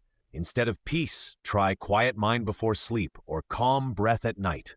Specificity gives your subconscious a clear picture to work toward. Replace vague words like peace with concrete phrases such as quiet mind before sleep or calm breath at night. These images are easy to imagine and simple to repeat as you sink into rest. When you shape your seed this way, you're offering the mind a tangible scene: the slow inhale, the easing of thought, the stillness that precedes sleep. That detail helps neural pathways form around the desired state. It also makes progress visible. When your mind quiets or your breath steadies, you notice movement toward the intention. Keep sentences short and sensory. Mention breath, body, time, or environment. This sensory anchor deepens the impression and accelerates subtle habit change. Overnights, the specific phrase becomes a cue your subconscious recognizes and responds to with greater ease. Write it down once tonight to anchor the idea and return to it if your mind wanders. Writing your intention gives it a physical anchor and signals commitment to your subconscious. Tonight, write the single phrase once on a piece of paper or in a journal. The act of putting words on the page transfers the thought from fleeting to owned. Place the note where you'll see it before bed, or tuck it under your pillow as a symbolic gesture. If your mind wanders while repeating the 3 words, glance at the written intention to refocus quickly. The handwriting itself carries energy. Your chosen words become more personal and believable when they come from you. Rereading the phrase can strengthen feeling and help you embody the intention. Keep the sentence short and in present tense. This makes it easier to recall and repeat. Signing or dating it is optional but can deepen your sense of accountability and progress. 3.2. Matching belief. Keep it real. Make the intention believable. Stretch yourself without creating inner resistance.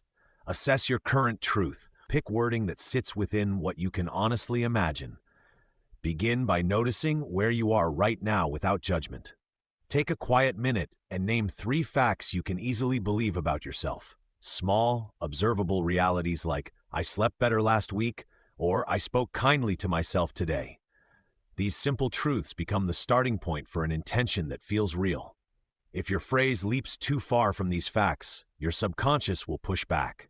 Choose words that align with your existing experience so the message can be accepted rather than rejected. Try writing 3 candidate sentences and rank them by believability. The top choice should spark a tiny, honest, emotional response, hope, relief, or curiosity, rather than skepticism.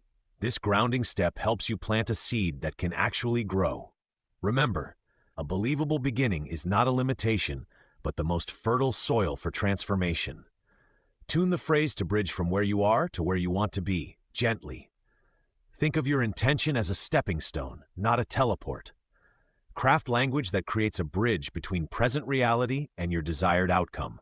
Phrases that imply movement and openness work beautifully.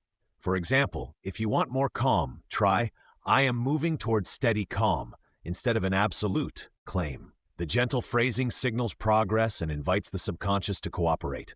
Use verbs that convey process, opening, growing, learning, easing, because they respect where you are while directing energy forward. This reduces inner resistance and keeps the practice sustainable. Over time, those small directional nudges compound into visible change. Be patient and honor the slow, steady work of shifting from one state to the next. If I am feels too strong, use I am opening to or I am learning to instead. The phrasing you choose matters. If I am triggers doubt or tension, soften the language with invitational words. I am opening to creates space for possibility without forcing an identity you don't yet inhabit. Likewise, I am learning to frames the intention as a practice rather than a verdict. This reduces pressure and invites curiosity, making it easier for your inner mind to accept and integrate the message. These modifiers also communicate humility. Change is a process, not an instant achievement. That mindset keeps nightly repetition nourishing instead of defeating. Shift from proving to practicing. When the words feel plausible, they settle into your subconscious and begin to rewire belief with kindness and consistency. Test the sentence aloud. If it creates tension, soften the claim until it feels plausible. Say your chosen 3 words or full sentence out loud in a calm voice. Pay attention to bodily reactions. Tightness in the chest, a catch in the throat, or a rush of doubt indicate the claim is asking too much too soon. If you feel tension, adjust the wording. Replace absolutes with gentle qualifiers, or break a big goal into a smaller, achievable phrase. Repeat and observe until speech and body align. Practicing aloud also trains your ears and memory, making the intention more familiar. The voice becomes a bridge from conscious choice to subconscious acceptance. Small, believable statements spoken with ease land deeper. Let comfort be your guide. If it feels plausible in voice and body, it will more readily be accepted in sleep. Belief grows with repetition. The nightly ritual slowly expands what you consider possible. Trust the power of consistency. Saying your 3 words every night is like gentle conditioning for belief. The more you repeat a plausible intention, the more your subconscious updates its sense of possibility. Repetition doesn't force change overnight. It accumulates. Tiny shifts, a new idea, a calmer response, an impulse to act, are evidence of the seed taking root. Celebrate those small signs. As weeks pass, phrases that once felt tentative will sound truer. You'll find yourself naturally extending the belief into daily choices and language. That is the true work of transformation, gradual expansion of what you accept as real. Keep showing up. Your steady ritual is the quiet engine that grows belief from the inside out. 3.3 Adding feeling. Emotion as fuel. Feeling is what convinces the subconscious. Add warmth to your phrase tonight. Choose a feeling that matches the intention.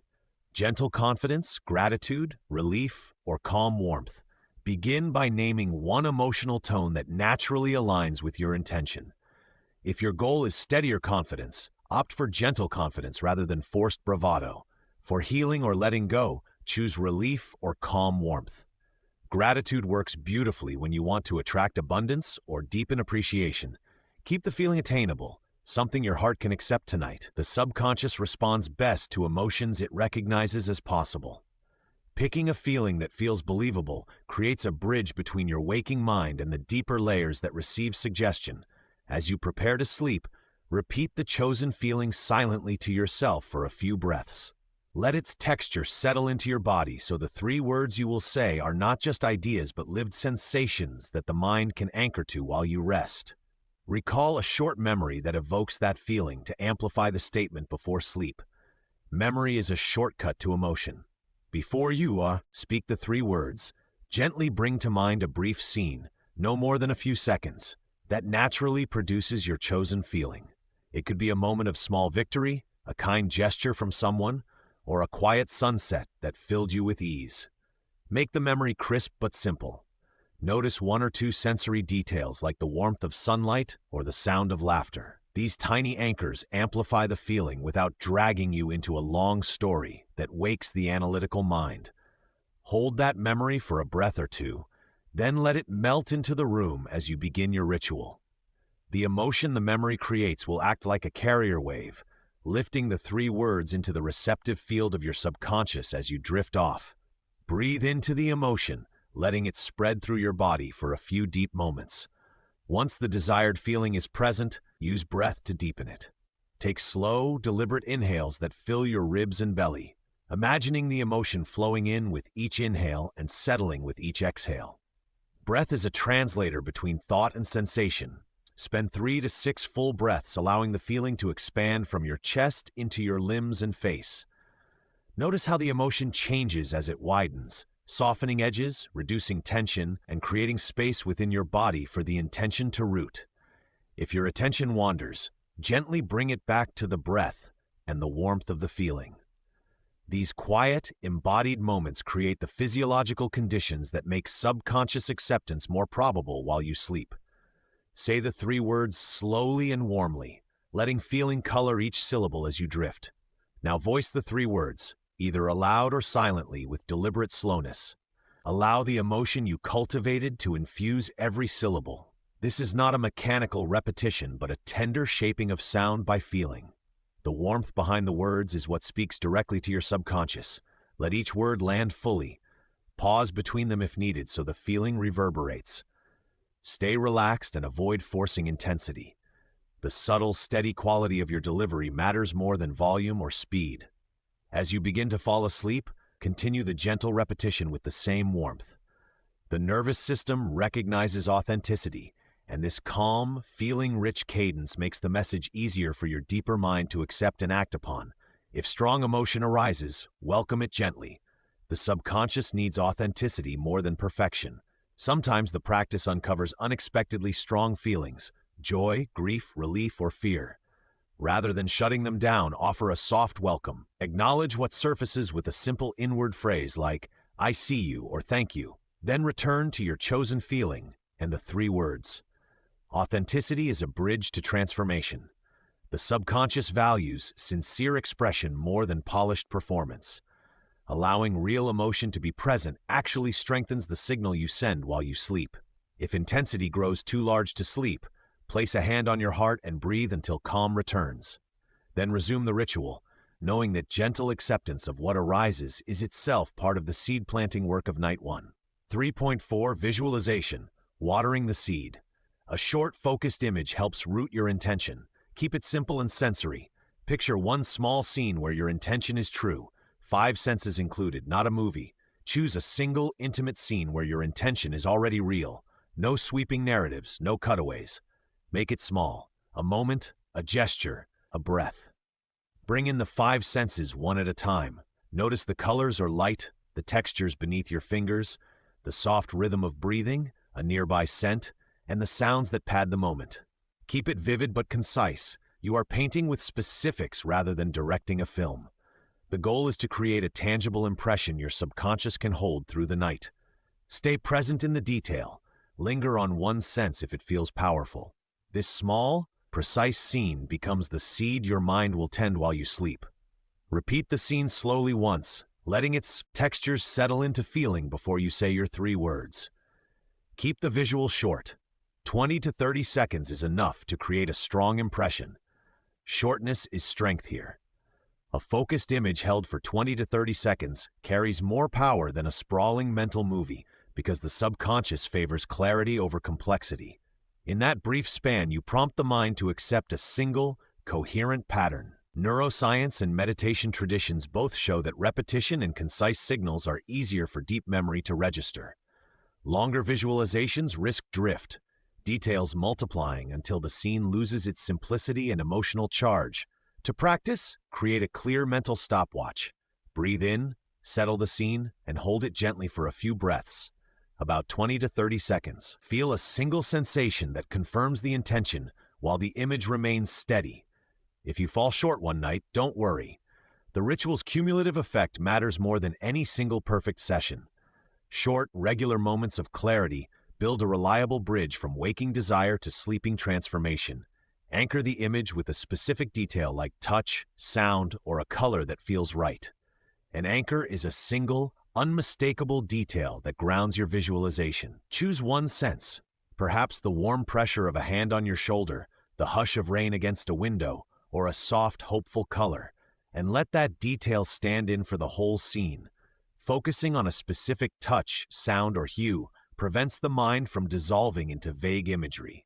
It gives your subconscious a steady point to return to while you drift into sleep. The chosen anchor should feel believable and pleasant. It doesn't need to be dramatic, only true enough to evoke feeling. When you visualize, name the anchor briefly in your mind, then allow the other sensory elements to arrange themselves around it. Repeat the anchor once or twice as you breathe out. Over time, the anchor becomes a shortcut. The moment you think of it, your subconscious slides back into that intended state with ease. End the visualization by smiling inwardly, sealing the scene with quiet gratitude or relief. Close the scene with an inward smile, a subtle, internal curl that softens your face and signals safety to the nervous system. This small, embodied expression acts like a seal, signaling to your subconscious that the moment is accepted and wholesome. Pair the smile with a short feeling of gratitude, relief, or gentle satisfaction. Name a single phrase in your mind, such as "thank you" or "I'm okay," and let that feeling wash through your chest. You don't need elaborate praise. Quiet acknowledgement is enough. Physically, soften your jaw and let your breath lengthen as you hold the smile and feeling for a beat or two. This anchors the visualization with positive emotion, making it more resonant during sleep. As you fall inward, allow that soft smile and felt gratitude to accompany your 3 words, carrying them into the subconscious like a folded message. Combine the image with your 3 words. Repeat once more as you relax towards sleep. After the image is settled and the inward smile has softened your breath, speak your 3 words silently or aloud, letting them ride on the feeling you just created. Say them slowly, as if each syllable is a gentle step into the scene you've imagined. Match one word with an exhale or a heartbeat, so the phrasing and the bodily rhythm become linked. Allow the emotion, comfort, hope, or calm to tint each repetition. This connects language to sensation, making the message more memorable to the subconscious. Repeat the 3 words once more with that same warmth, then release them. Don't strain for volume or drama. The quality is soft confidence, not force. Finally, tuck the intention into a peaceful letting go. Trust that the seed is planted, then drift towards sleep with openness rather than effort. 3.5 The Ritual. How to say the 3 words. Create a simple nightly routine so saying the 3 words becomes natural and calm. Choose a consistent place and posture. Lying in bed, hands on belly, or seated comfortably. A consistent place and posture give your subconscious a recognizable cue. Choose a spot that feels safe and restful. Lying in bed with hands on your belly, seated on a cushion, or perched at the edge of the mattress. The physical position becomes part of the ritual. Keep the posture simple. Hands on the belly or heart create a gentle anchor to your breath and feelings. If you sit, let the spine be long but relaxed. If you lie down, allow pillows to support you without tensing. Over time, your mind will associate that setting with intention and calm. When you repeat the 3 words in the same place, the brain learns to shift into receptive mode more quickly. Treat this as a small sacred space you return to each night. Set time aside. 2 to 5 minutes of quiet focus before you drift off is a brief, dedicated window is all you need. Reserve 2 to 5 minutes each night to center yourself before sleep. This short span is long enough to set intention, yet short enough to feel doable every evening. Consistency beats duration. A daily 2-minute practice builds momentum faster than an occasional long session. Use a soft alarm if that helps, but avoid screens or stimulating activities beforehand. Allow the minutes to be gentle, not pressured. Use the time to breathe slowly, visualize the feeling you want to nurture, and say the 3 words with warmth. Even when life is busy, this compact ritual becomes a steady signal to your subconscious, quietly shifting patterns while you rest. Think of it as a nightly investment that pays compound returns. Be patient. Small consistency brings meaningful change over weeks. Speak the words aloud once, then repeat them softly inside your mind as you breathe. Speaking the words aloud once anchors them in both body and ear. The vocalization creates a physical imprint and signals intent to your conscious mind. After that gentle, aloud repetition, continue the phrase quietly inside your mind. Sync each inner repetition with a slow, calm breath, inhaling as you feel the meaning rise, exhaling as you let it settle. This rhythm links language and breath, helping the message sink beneath chatter. If your mind wanders, return without judgment and resume the gentle pacing. The aloud to inner pattern balances the outer and inner worlds. The single vocal utterance gives clarity, while the silent repeats invite the subconscious to receive. Over nights, you'll notice those inner repetitions become softer and more automatic, quietly guiding your sleep toward the intention you planted. Be patient with the process. Subtle reception happens beneath conscious awareness. Keep the tone gentle and kind. This is an offering to your deeper mind, not a command. How you say the 3 words matters. A soft, compassionate tone opens doors. A forceful or strained tone can create resistance. Treat the words as an offering, an invitation extended to your deeper self. Imagine speaking to a friend you want to soothe, not ordering a task. That tenderness aligns with the receptive quality of sleep and invites cooperation rather than conflict. If doubts arise, acknowledge them without harshness and return to the gentle cadence. You're planting a seed, not forcing a tree to grow overnight. Over time, the kind tone builds trust between conscious intention and subconscious receptivity, making the nightly ritual a loving bridge toward the change you want. Use affectionate words or a soft whisper if that feels natural. Pair the tone with gentle breath and a slight smile to signal warmth. Small sensory cues reinforce kindness. If sleep comes, let the practice fade naturally. Trust the subconscious to keep working overnight. The goal isn't to stay awake and perfect the mantra. It's to plant the idea and let your deeper mind tend it. If sleep arrives mid-practice, allow the words to soften and slip into dreams. Trust is essential. Your subconscious continues to process and integrate impressions during sleep. That quiet, creative intelligence works without your active oversight, reshaping associations and opening pathways that serve your intention. When sleep interrupts, consider it a sign the seed is accepted. In the morning, notice small changes, mood shifts, fresh ideas, or a lighter sense of possibility. Over successive nights, the fading of conscious effort becomes proof that the practice is aligning with natural cycles, not fighting them. Practice patience and keep the ritual simple. The overnight mind is a devoted ally when treated with care and respect. 3.6 Early Signs. How you'll know the seed is sprouting. Watch for tiny shifts over the next days. Small changes mean your intention is taking root. Notice brief mood lifts, a calmer moment, a clearer thought, or softer self-talk during the day. When the seed begins to sprout, you'll first see small pockets of calm, a shorter breath before reacting, a moment when your inner critic quiets, or a clear thought cutting through the fog. These are not dramatic breakthroughs.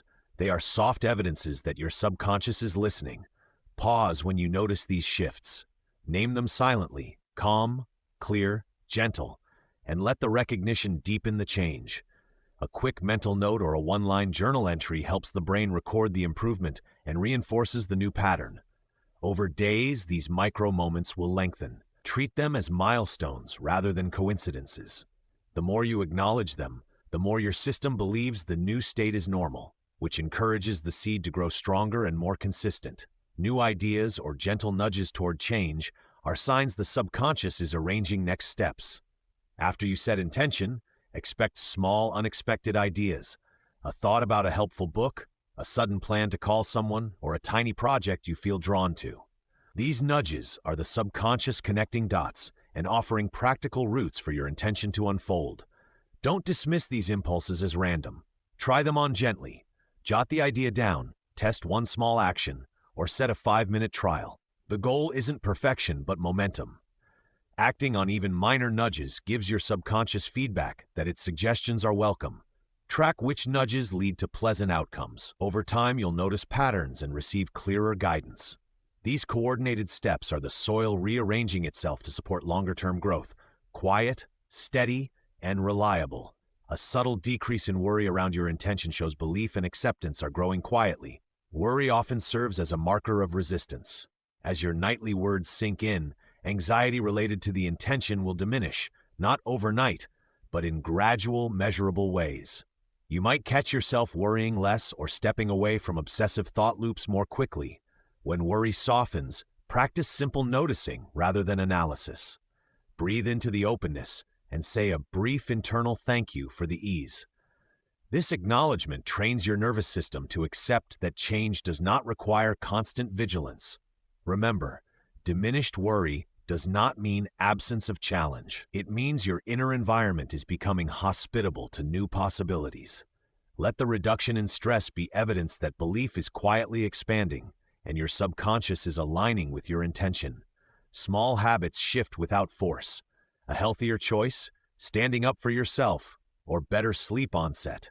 One of the clearest signs of a seed sprouting is effortless change. Instead of resting yourself into new habits, you'll notice softer shifts, choosing water over a sugary drink, pausing to set a boundary, or falling asleep with less resistance. These micro changes are powerful because they require less willpower and more alignment.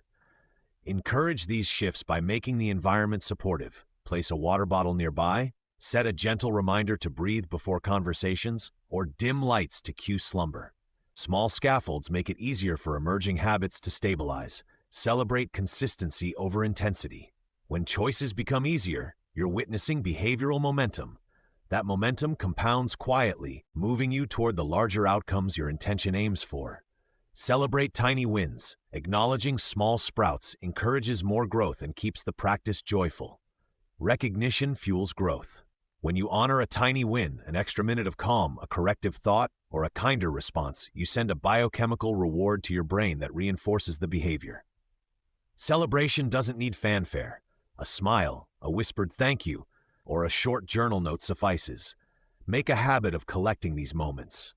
A simple list titled Today's Sprouts creates visible progress and flips focus from scarcity to abundance.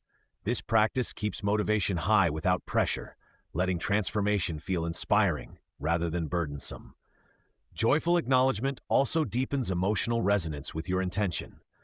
The more positive feeling you attach to these small wins, the more your subconscious will prefer the new state, and the more the seed will flourish into sustained change. Chapter 4, Night 2, Quieting Resistance. Acceptance. On the second night, you move from planting intention to easing the resistance that naturally comes up.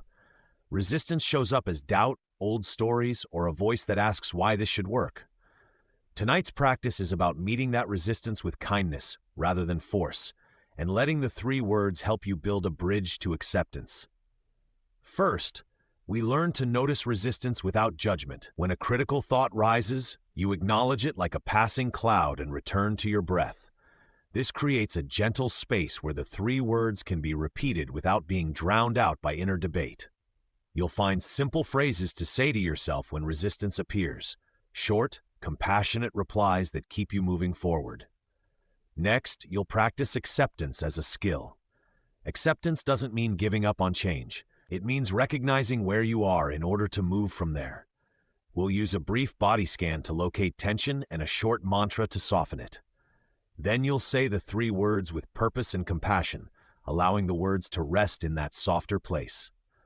We'll also address common fears: fear of failure, fear of being judged, and fear of change. Each fear has a practical counter, A small experiment, a gentle boundary, or a tiny step you can take the next day. These small actions help prove to yourself that change is possible and that the practice is not merely wishful thinking. By the end of the night, you should feel lighter. The 3 words become less like a command and more like a warm invitation to a different way of being. That shift from pushing to receiving is a key turning point in the 7-night journey. Note, if you want a complete chapter at the longer length you requested, I can create it for you, 1 chapter at a time. This introduction gives the tools you need to practice acceptance and quiet resistance tonight. 4.1. Notice resistance. Gently tonight, start by noticing resistance as a surface ripple, not a final verdict. Label the thought. That is resistance. Naming it takes away its immediate power. When a critical or doubtful thought arises, give it a simple label. That is resistance. Speaking this line quietly, either aloud or in your mind, creates a small distance between you and the thought. That distance strips the thought of its urgency and prevents you from being swept away by its storyline. Labeling is not about denying or suppressing what you feel. It's a mindful tactic that redirects attention from content to context. You notice the thought as a mental event, not as a directive. Try saying the label once, then pause and notice how the tone of the mind shifts. Repeat this practice whenever resistance surfaces during the night's ritual. Over time, the label becomes a gentle signal, a cue that invites curiosity instead of combat. Letting the 3 words breathe room to settle into your subconscious. Breathe slowly twice to create space before you return to repeating the 3 words. 2 slow, deliberate breaths act like a reset button for the nervous system. Inhale deeply for 4 counts, hold for 1, and exhale fully for 6, twice. This simple rhythm calms the body and clears a little mental clutter so your intention can come through more clearly. Use the second exhale as an invitation to let go of whatever tension the first breath uncovered. Notice sensations, softening in the chest, a loosening in the jaw, without forcing them. This 2-breath pause creates a quieter backdrop for the 3 words to land. Make the breathing brief and consistent. It's not about doing something elaborate, it's about offering a predictable anchor.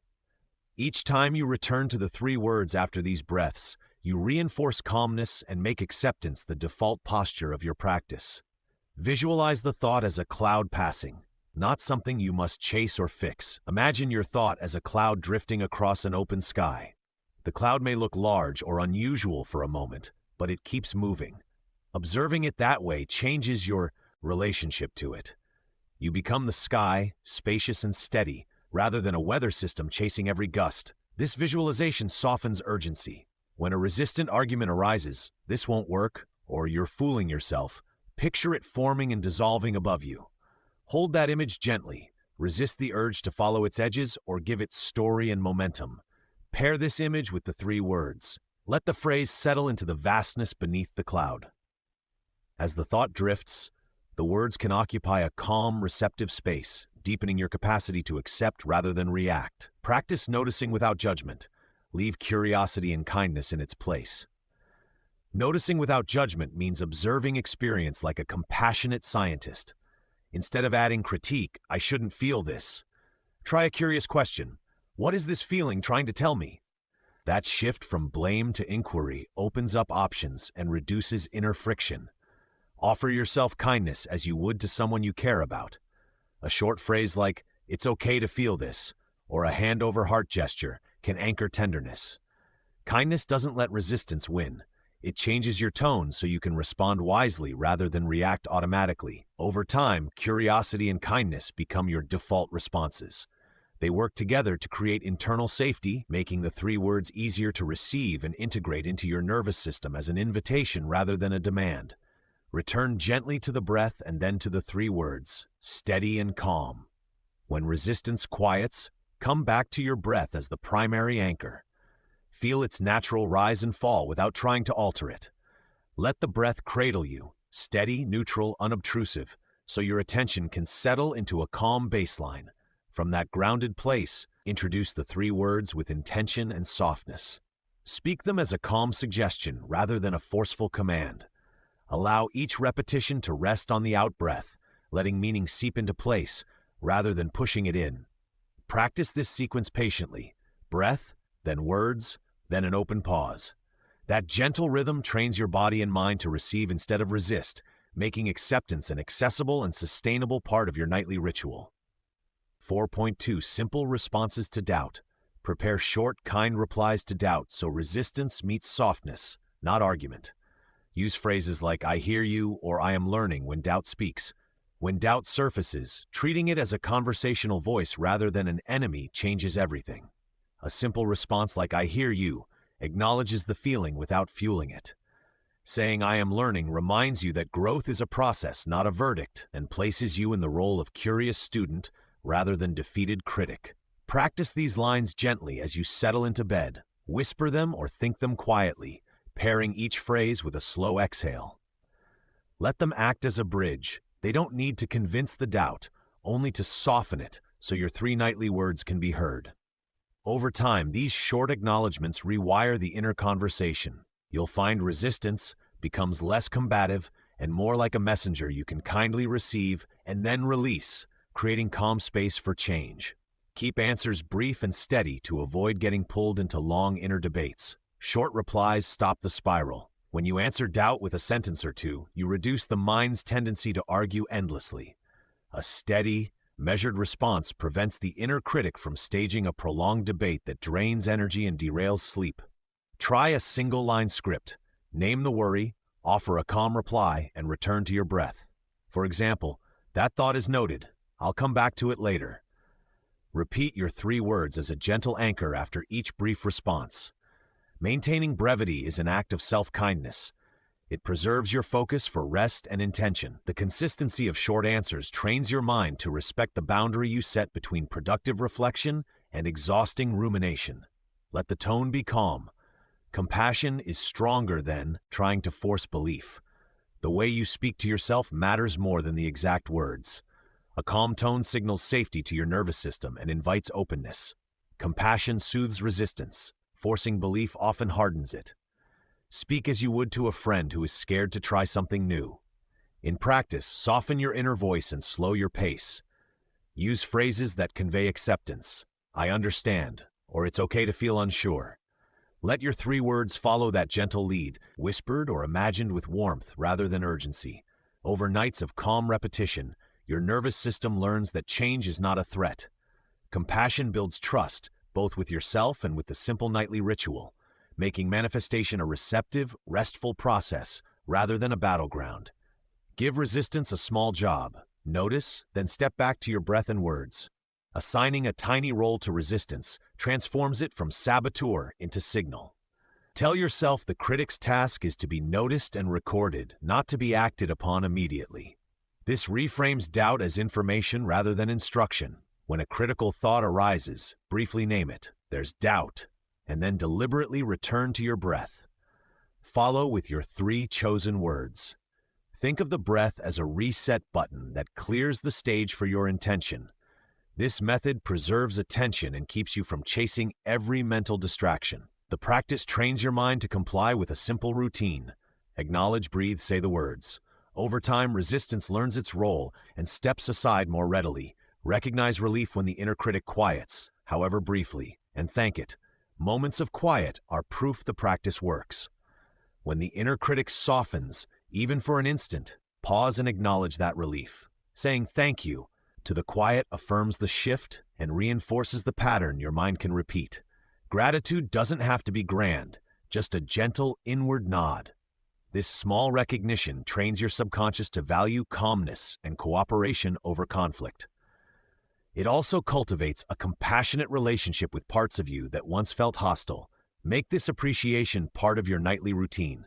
Each time you notice the critic recede, thank the moment and return to your 3 words. Those tiny recognitions accumulate, building momentum and making acceptance more natural with every sleep. 4.3 Body Scan to soften tension. Use a quick body scan to find where tension holds your resistance. Start at the feet and move upward, noticing tight spots without trying to fix. Begin the scan at your feet, grounding attention in the soles and toes. Notice sensations, temperature, pressure, tightness, without judgment or the need to change them. Slowly move attention up through the ankles and calves, pausing where you sense resistance. If your mind wanders, bring it back softly, There is no hurry. This is an act of curiosity, not correction. Naming a tight area out loud or in your mind, ankle, calf, can anchor your attention and make the next step easier. Allowing observation to be curious and kind shifts the relationship you have with tension. It becomes information instead of an enemy. This opening movement prepares a stable foundation where the 3 words can settle without being overwhelmed by physical tightness. Spend at least a minute here, listening, and know that noticing is itself a form of gentle change. Soften muscles on exhale. Let each out-breath dissolve a little stiffness. Use the breath as your ally. On each out-breath, invite the muscles in the area you are scanning to soften. Exhalation is a natural release.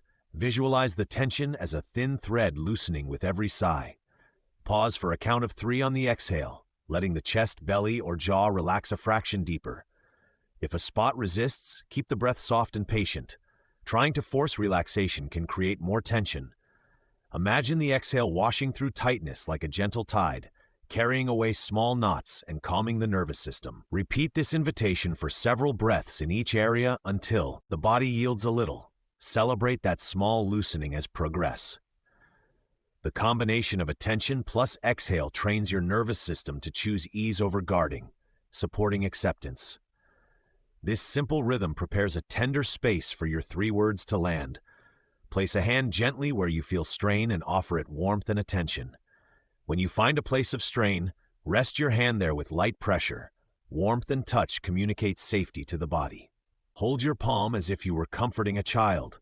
The gesture signals to your nervous system that it can let down. Breath into that spot, and imagine sending attention like a gentle glow from your hand into the muscles beneath. If words arise, you can offer a quiet phrase, "I see you," "Thank you," or simply "soften," to deepen the connection. This small act of tenderness interrupts the habit of pushing against discomfort and replaces it with compassion and curiosity. Keep the pressure gentle. This is not a massage, but an invitation to be present with sensation without aversion. When you lift your hand, notice any subtle easing. Let that warmth be a place where you later rest the 3 words. After scanning, take 3 deeper breaths, sensing space where tightness used to be. Once you finish the scan, pause and take 3 slower, deeper breaths, lengthening each exhale a touch longer than the inhale. With each inhale, imagine drawing fresh space into the area that felt tight.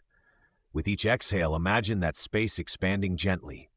Let your belly soften on the inhale and your shoulders drop slightly on the outbreath. Small physical shifts compound into a greater sense of ease. Notice any change in the quantity of thought, emotional weight, or the felt sense of safety. Record silently what is different. These 3 breaths act like a bridge between noticing and receiving, preparing a calmer inner landscape for your 3 words. Allow enough space after the final exhale to feel the subtle wideness that emerges. This margin helps the words land more fully. Say the 3 words into that newly soft place, letting them rest there a moment. Now bring your awareness to the area you just softened, and with gentle intention, say the 3 words into that space. Speak them aloud if it feels safe, or whisper them internally. What matters is letting the words rest where your body feels ready.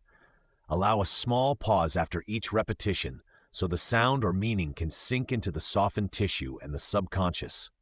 If doubts or commentary arise, notice them kindly and return to the 3 words.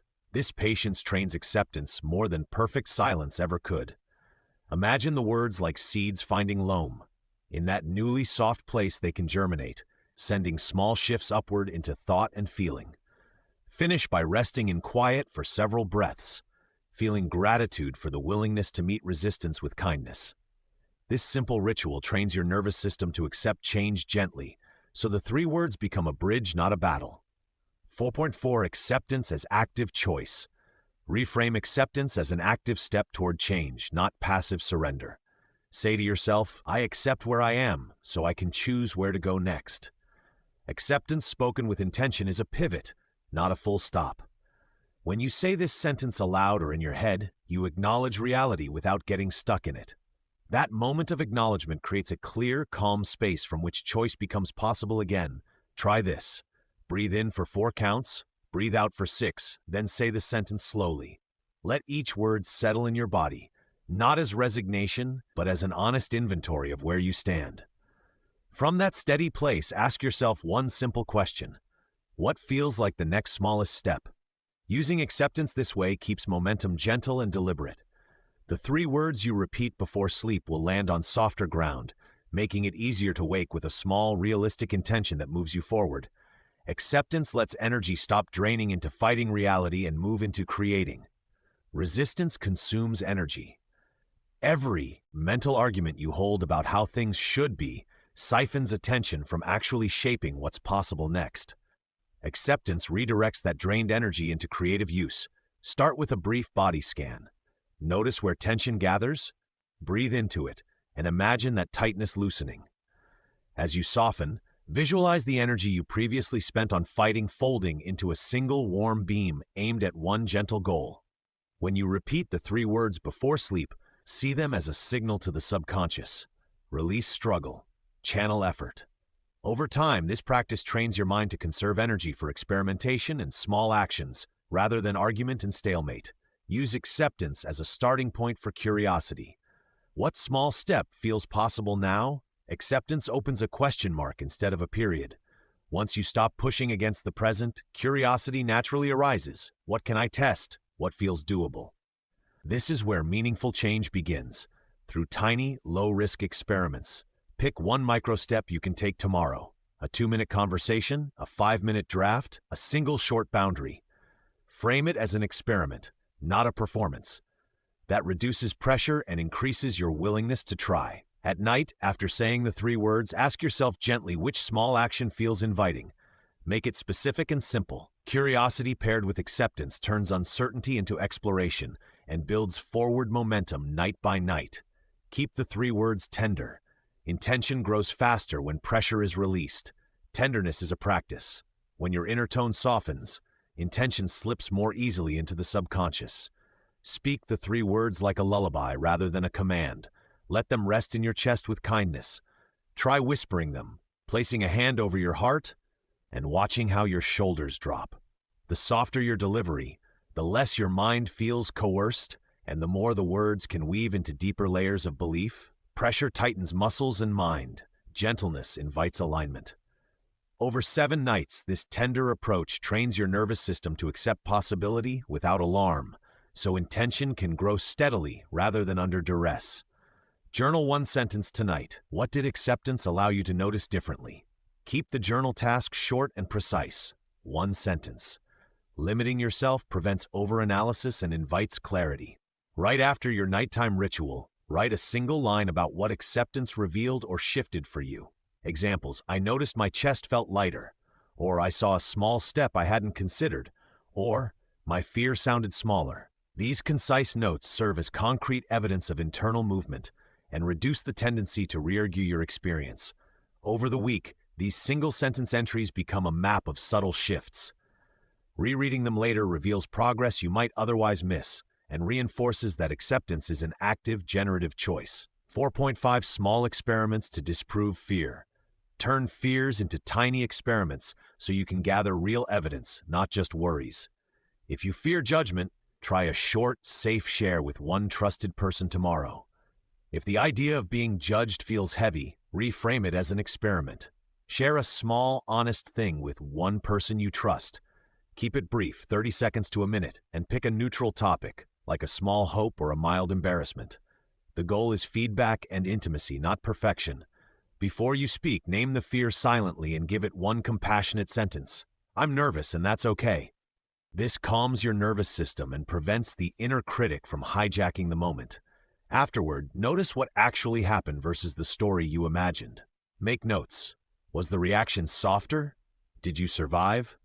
These data points weaken the myth of inevitable judgment and make it easier to try again. If the response is unexpectedly harsh, protect yourself. Thank the person and step back. But most times you'll find warmth, curiosity, or simple indifference, any of which disproves catastrophic expectations. If you fear failure, pick a mini step with low cost and try it before breakfast. Failure fear often magnifies outcomes until action feels unbearable. Counter this by designing a micro-experiment, a single low-cost step you can complete before breakfast. The smaller the cost, time, energy, money, the easier it is to begin. Examples: send one short message, sketch an idea for 5 minutes, record a 30-second voice note, or draft a headline. Set a timer, commit to starting immediately, and notice the momentum that follows once you begin. After completing the mini-step, reflect on what you learned rather than judging the result. Ask, what did I discover? What surprised me? How hard was it to start versus how hard I imagined? Tiny attempts rewire your relationship to risk. They create proof that you can act and recover. Over time, these small wins make larger projects feel less threatening and failure feel like feedback. Record the actual outcome, then compare it to the imagined worst case. When fear runs, your mind paints vivid worst-case scenarios. Neutralize that by keeping 2 short records: what you imagined and what actually happened. This simple bookkeeping creates undeniable evidence against catastrophic thinking. Write the imagined worst case in 1 sentence.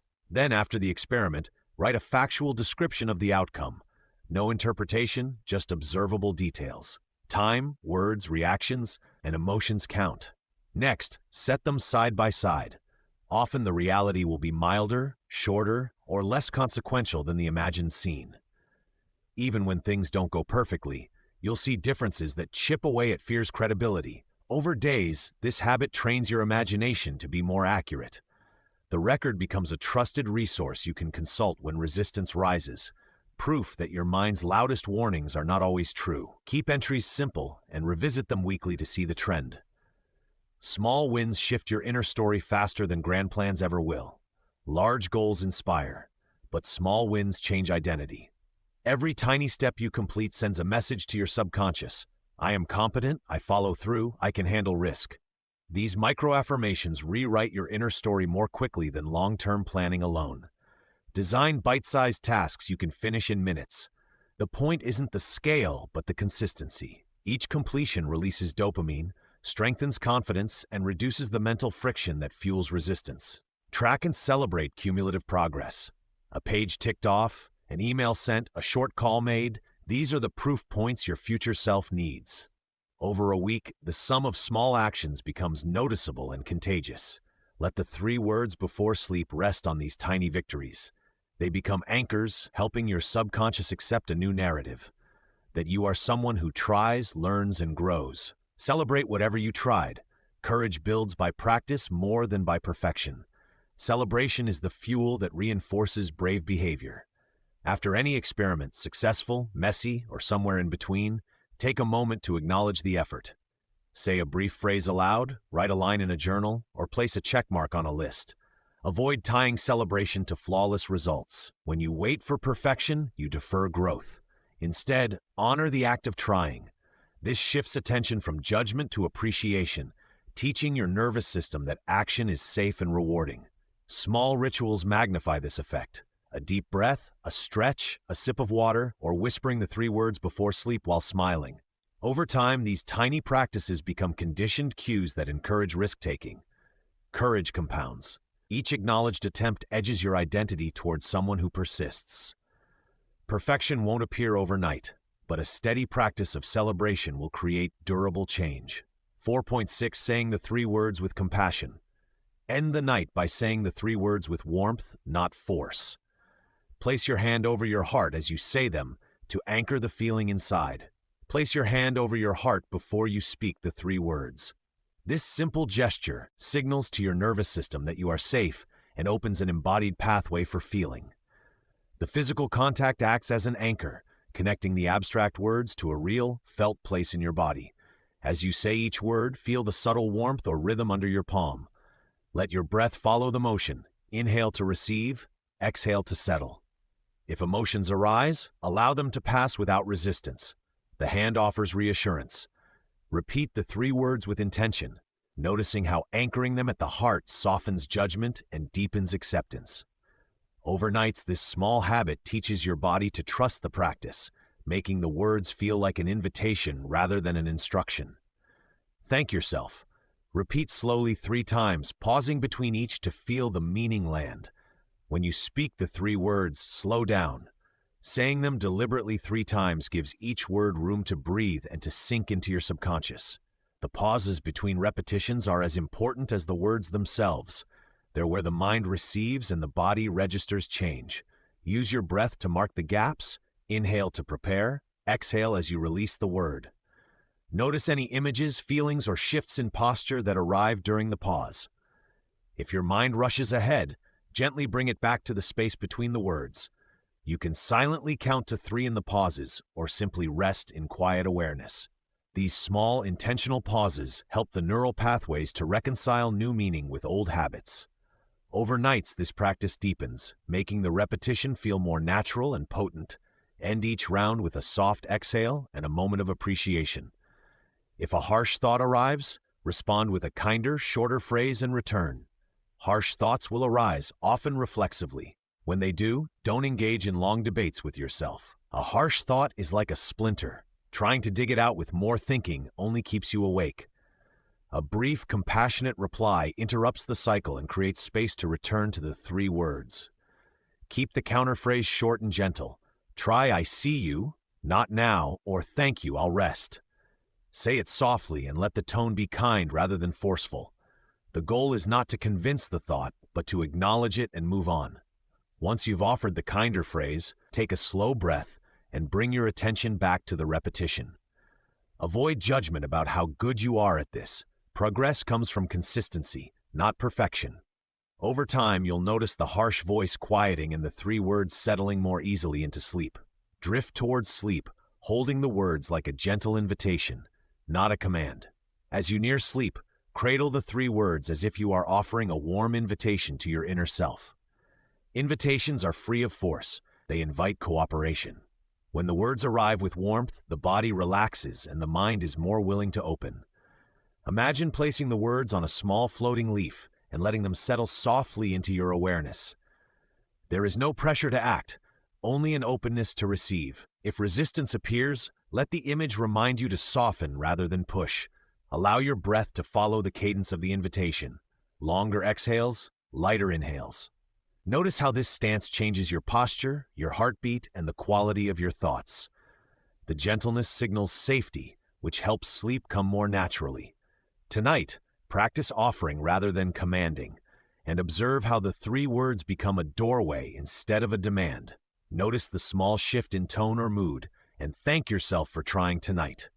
Before sleep, take a quiet moment to scan for subtle changes in tone or mood. Maybe your shoulders feel softer, or your inner critic sounds kinder. These small shifts are meaningful evidence that the practice is doing its work beneath conscious awareness. Name whatever you notice out loud or silently. I feel calmer, or my chest is lighter. Naming anchors the observation and turns a fleeting impression into a memory your brain can store. Even tiny acknowledgments help rewire expectation. Finish by thanking yourself for showing up. A simple thank you offered inwardly reinforces self-trust and completes the night's ritual. You don't need to accomplish anything grand. The attempt matters.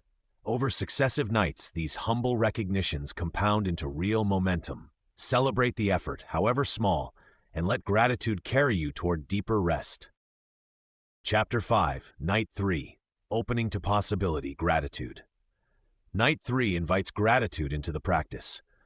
Gratitude changes the brain's chemistry. It flips attention from lack to presence. Saying the 3 words with genuine thankfulness helps your mind notice opportunities instead of obstacles. Tonight, you'll practice saying the words while anchoring to something you already have, however small. Start by collecting quick, concrete things you can be grateful for. A cup of tea, a phone call, a small kindness. This isn't about forcing big thank you speeches. It's about training attention. As you bring these small gratitudes into your body, the 3 words land from a place of fullness, not neediness. That fullness is magnetic. It draws in possibilities instead of pushing them away.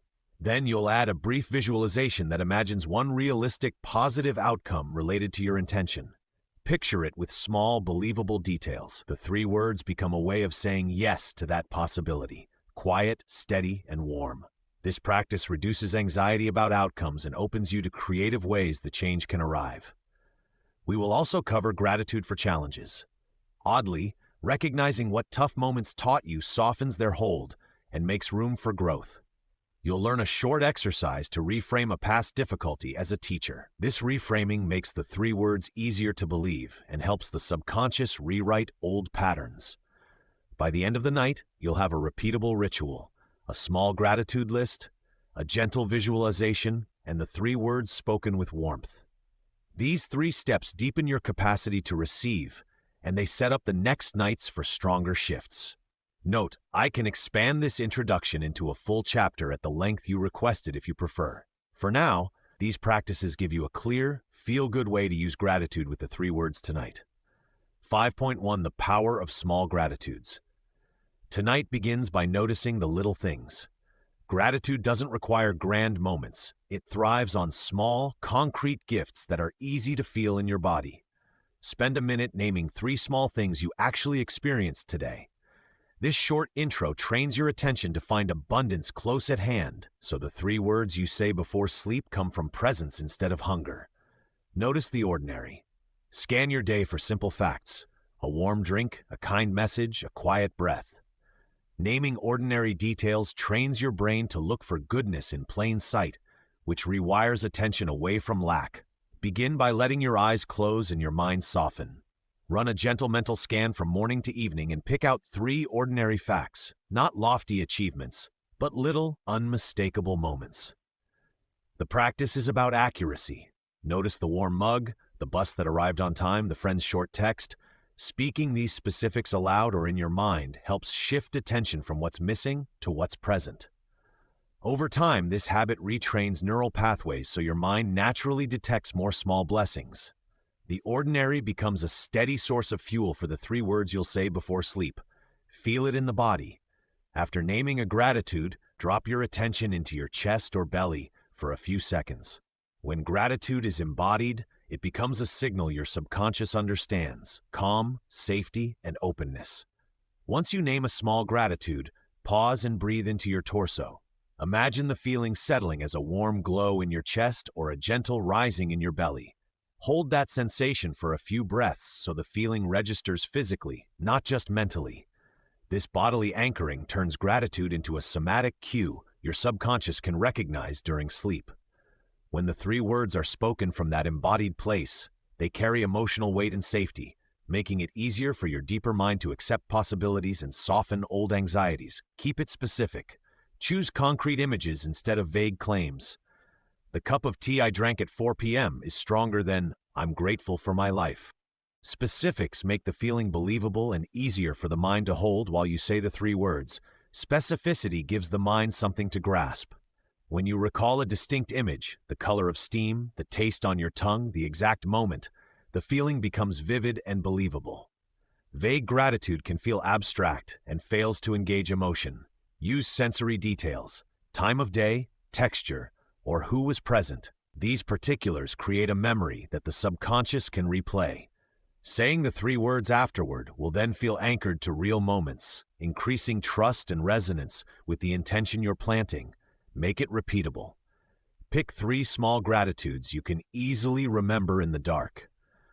Rehearsing a short list creates a reliable anchor for the 3 words, so they land from fullness rather than need. Choose gratitudes simple enough to recall without straining your sleepy mind. Repetition breeds ease. The same 3 items become a familiar pathway into calm and presence. Practice them earlier in the evening so they come naturally when your head hits the pillow. A reliable anchor reduces friction and prevents late-night mental scrambling. When your subconscious expects these cues, the 3 words you speak will connect more readily to that settled feeling of enoughness, helping manifest possibilities from a state of openness rather than desperation. Less pressure, more openness. If nothing dramatic happened today, that's fine. The practice is about training attention, not performance. Small, honest thank yous shift neural pathways over time and open you to new possibilities. Release the urge to produce grand gratitudes. The value of tonight's practice lies in consistency and sincerity, not spectacle. A humble thank you for a brief moment of stillness is every bit as powerful as gratitude for big wins. Approach the ritual like a gentle training session for your attention. With repeated, low-pressure practice, your brain learns to favor presence and possibility. That steady shift compounds, making it easier for the 3 words to act as an open invitation to new opportunities in the days ahead. 5.2. Building a nightly gratitude list. This section gives a simple system for making a nightly gratitude list that's quick, honest, and effective. The list becomes the bridge between your waking day and the 3 words you'll say before sleep. It's not about perfection. It's about consistent, believable practice that prepares the subconscious to receive. Use a 3-item structure. Each night pick 3 things: 1 physical comfort, 1 connection, and 1 small win. That variety balances body, heart, and progress, creating a fuller sense of abundance. Using a 3-item structure simplifies gratitude and gives it rhythm. Each night, choose 1 physical comfort, 1 connection, and 1 small win. This trio balances body, heart, and progress so your attention feels rounded rather than hungry. A physical comfort could be as simple as hot tea, a warm blanket, or steady breath. A connection might be a brief call, a shared smile, or a thought of someone who cares. A small win is a tiny step you took or a task completed, however modest. This mix trains your mind to notice abundance across different parts of life. Over time, the 3-item habit becomes a reliable signal to the subconscious that you are already supported, and that opens you to receive more. At first, keep entries concrete and believable. The subconscious responds best to specifics. After a week, you'll notice your eyes scanning life for these 3 kinds of gifts, turning ordinary moments into doorways for possibility. Limit the time. Spend no more than 2 minutes collecting your 3 items. A short ritual is easier to keep than a long checklist and trains your mind to find gratitude quickly, even on busy or tired nights. Limiting the time to no more than 2 minutes makes gratitude a reliable nightly habit. When you set a short boundary, resistance falls away because the practice feels doable even after a long day. 2 minutes trains your brain to find gratitude quickly rather than searching for a grand occasion. It's like a mental sprint, focused, efficient, and surprisingly revealing. You'll often uncover small gifts that would have been overlooked with a sprawling checklist.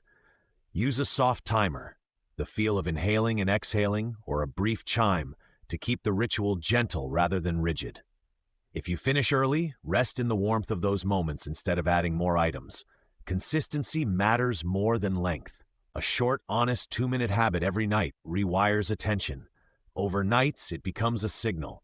Before sleep, you notice abundance, and the 3 words land from a place of fullness.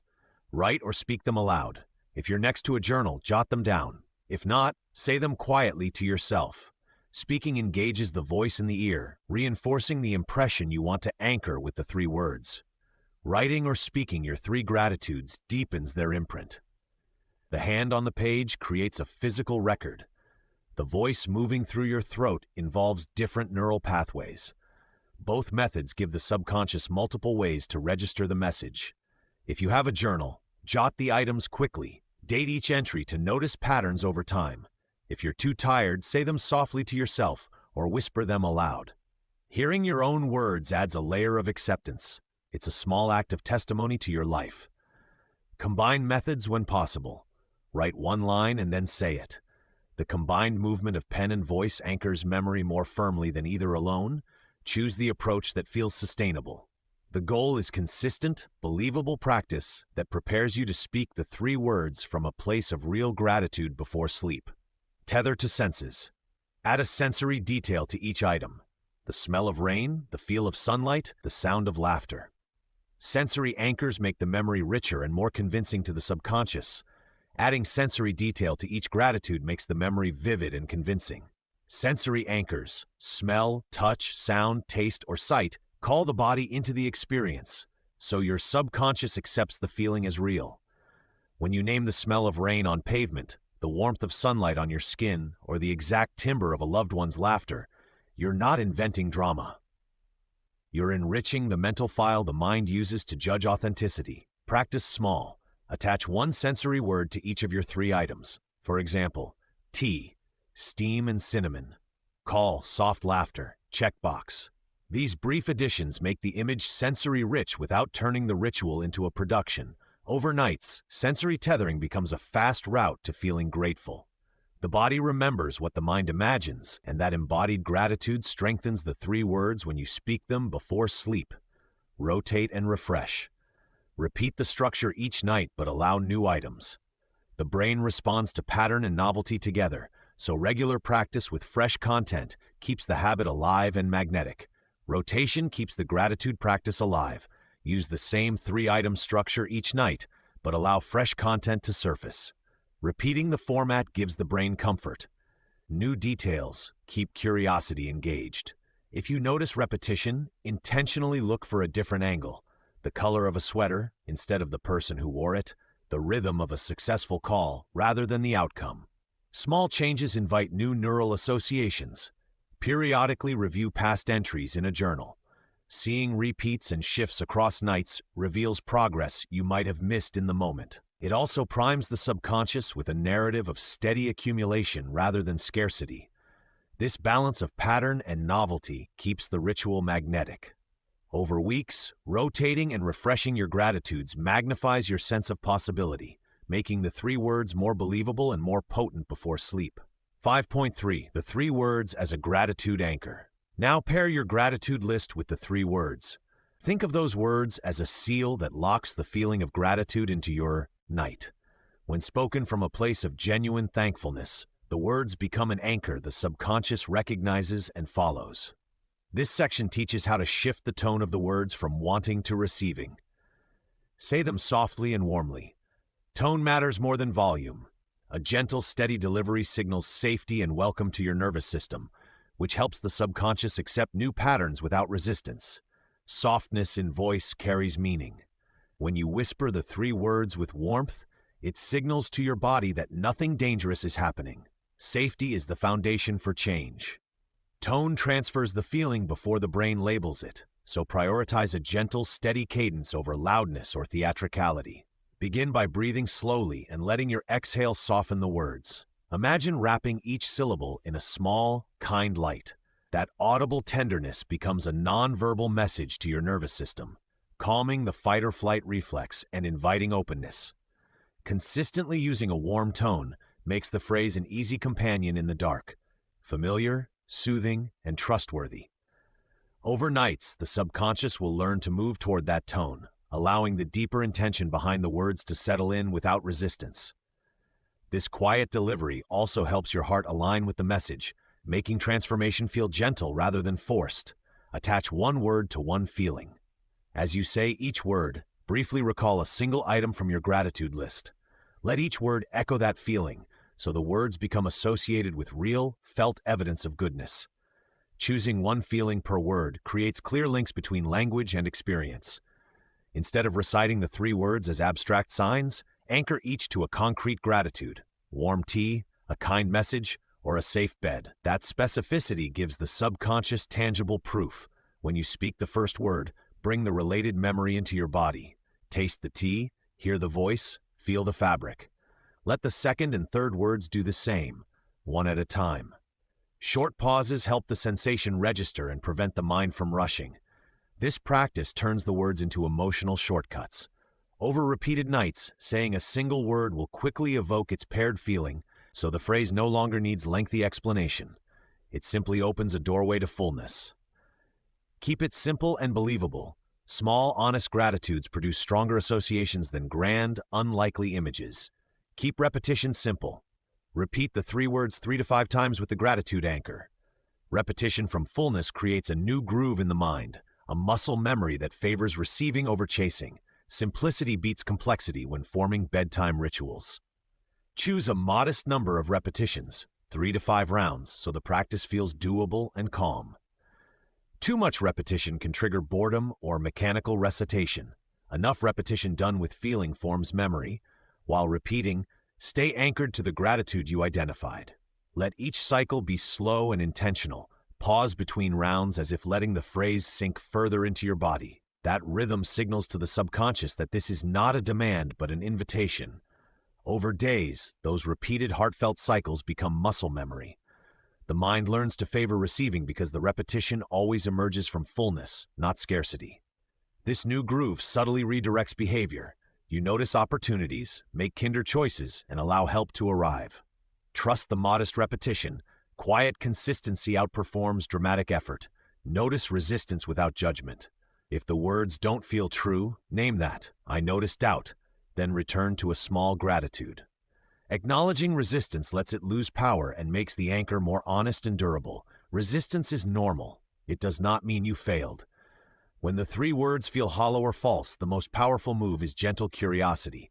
Quietly naming what arises, I notice doubt or I feel tired, creates space between you and the reaction. This naming sidesteps shame and stops the mind from spiraling. After recognition, bring attention back to a specific, small gratitude. That pivot reminds the subconscious of real evidence for your words and weakens the hold of disbelief. Repeatedly practicing this pattern, notice, name, return, builds trust. You train your inner observer to respond kindly rather than react defensively. Over time, resistance shrinks because it has been seen but not indulged. In this way, the three words become truer each night. Make it a nightly cue. Over a few nights, the three words will become a signal your subconscious associates with acceptance and possibility. That association opens more pathways for change while you sleep. Consistency is how rituals gain power. When you use the three words as a nightly cue, spoken with gratitude and warmth, they start functioning like a gentle bell for your inner mind.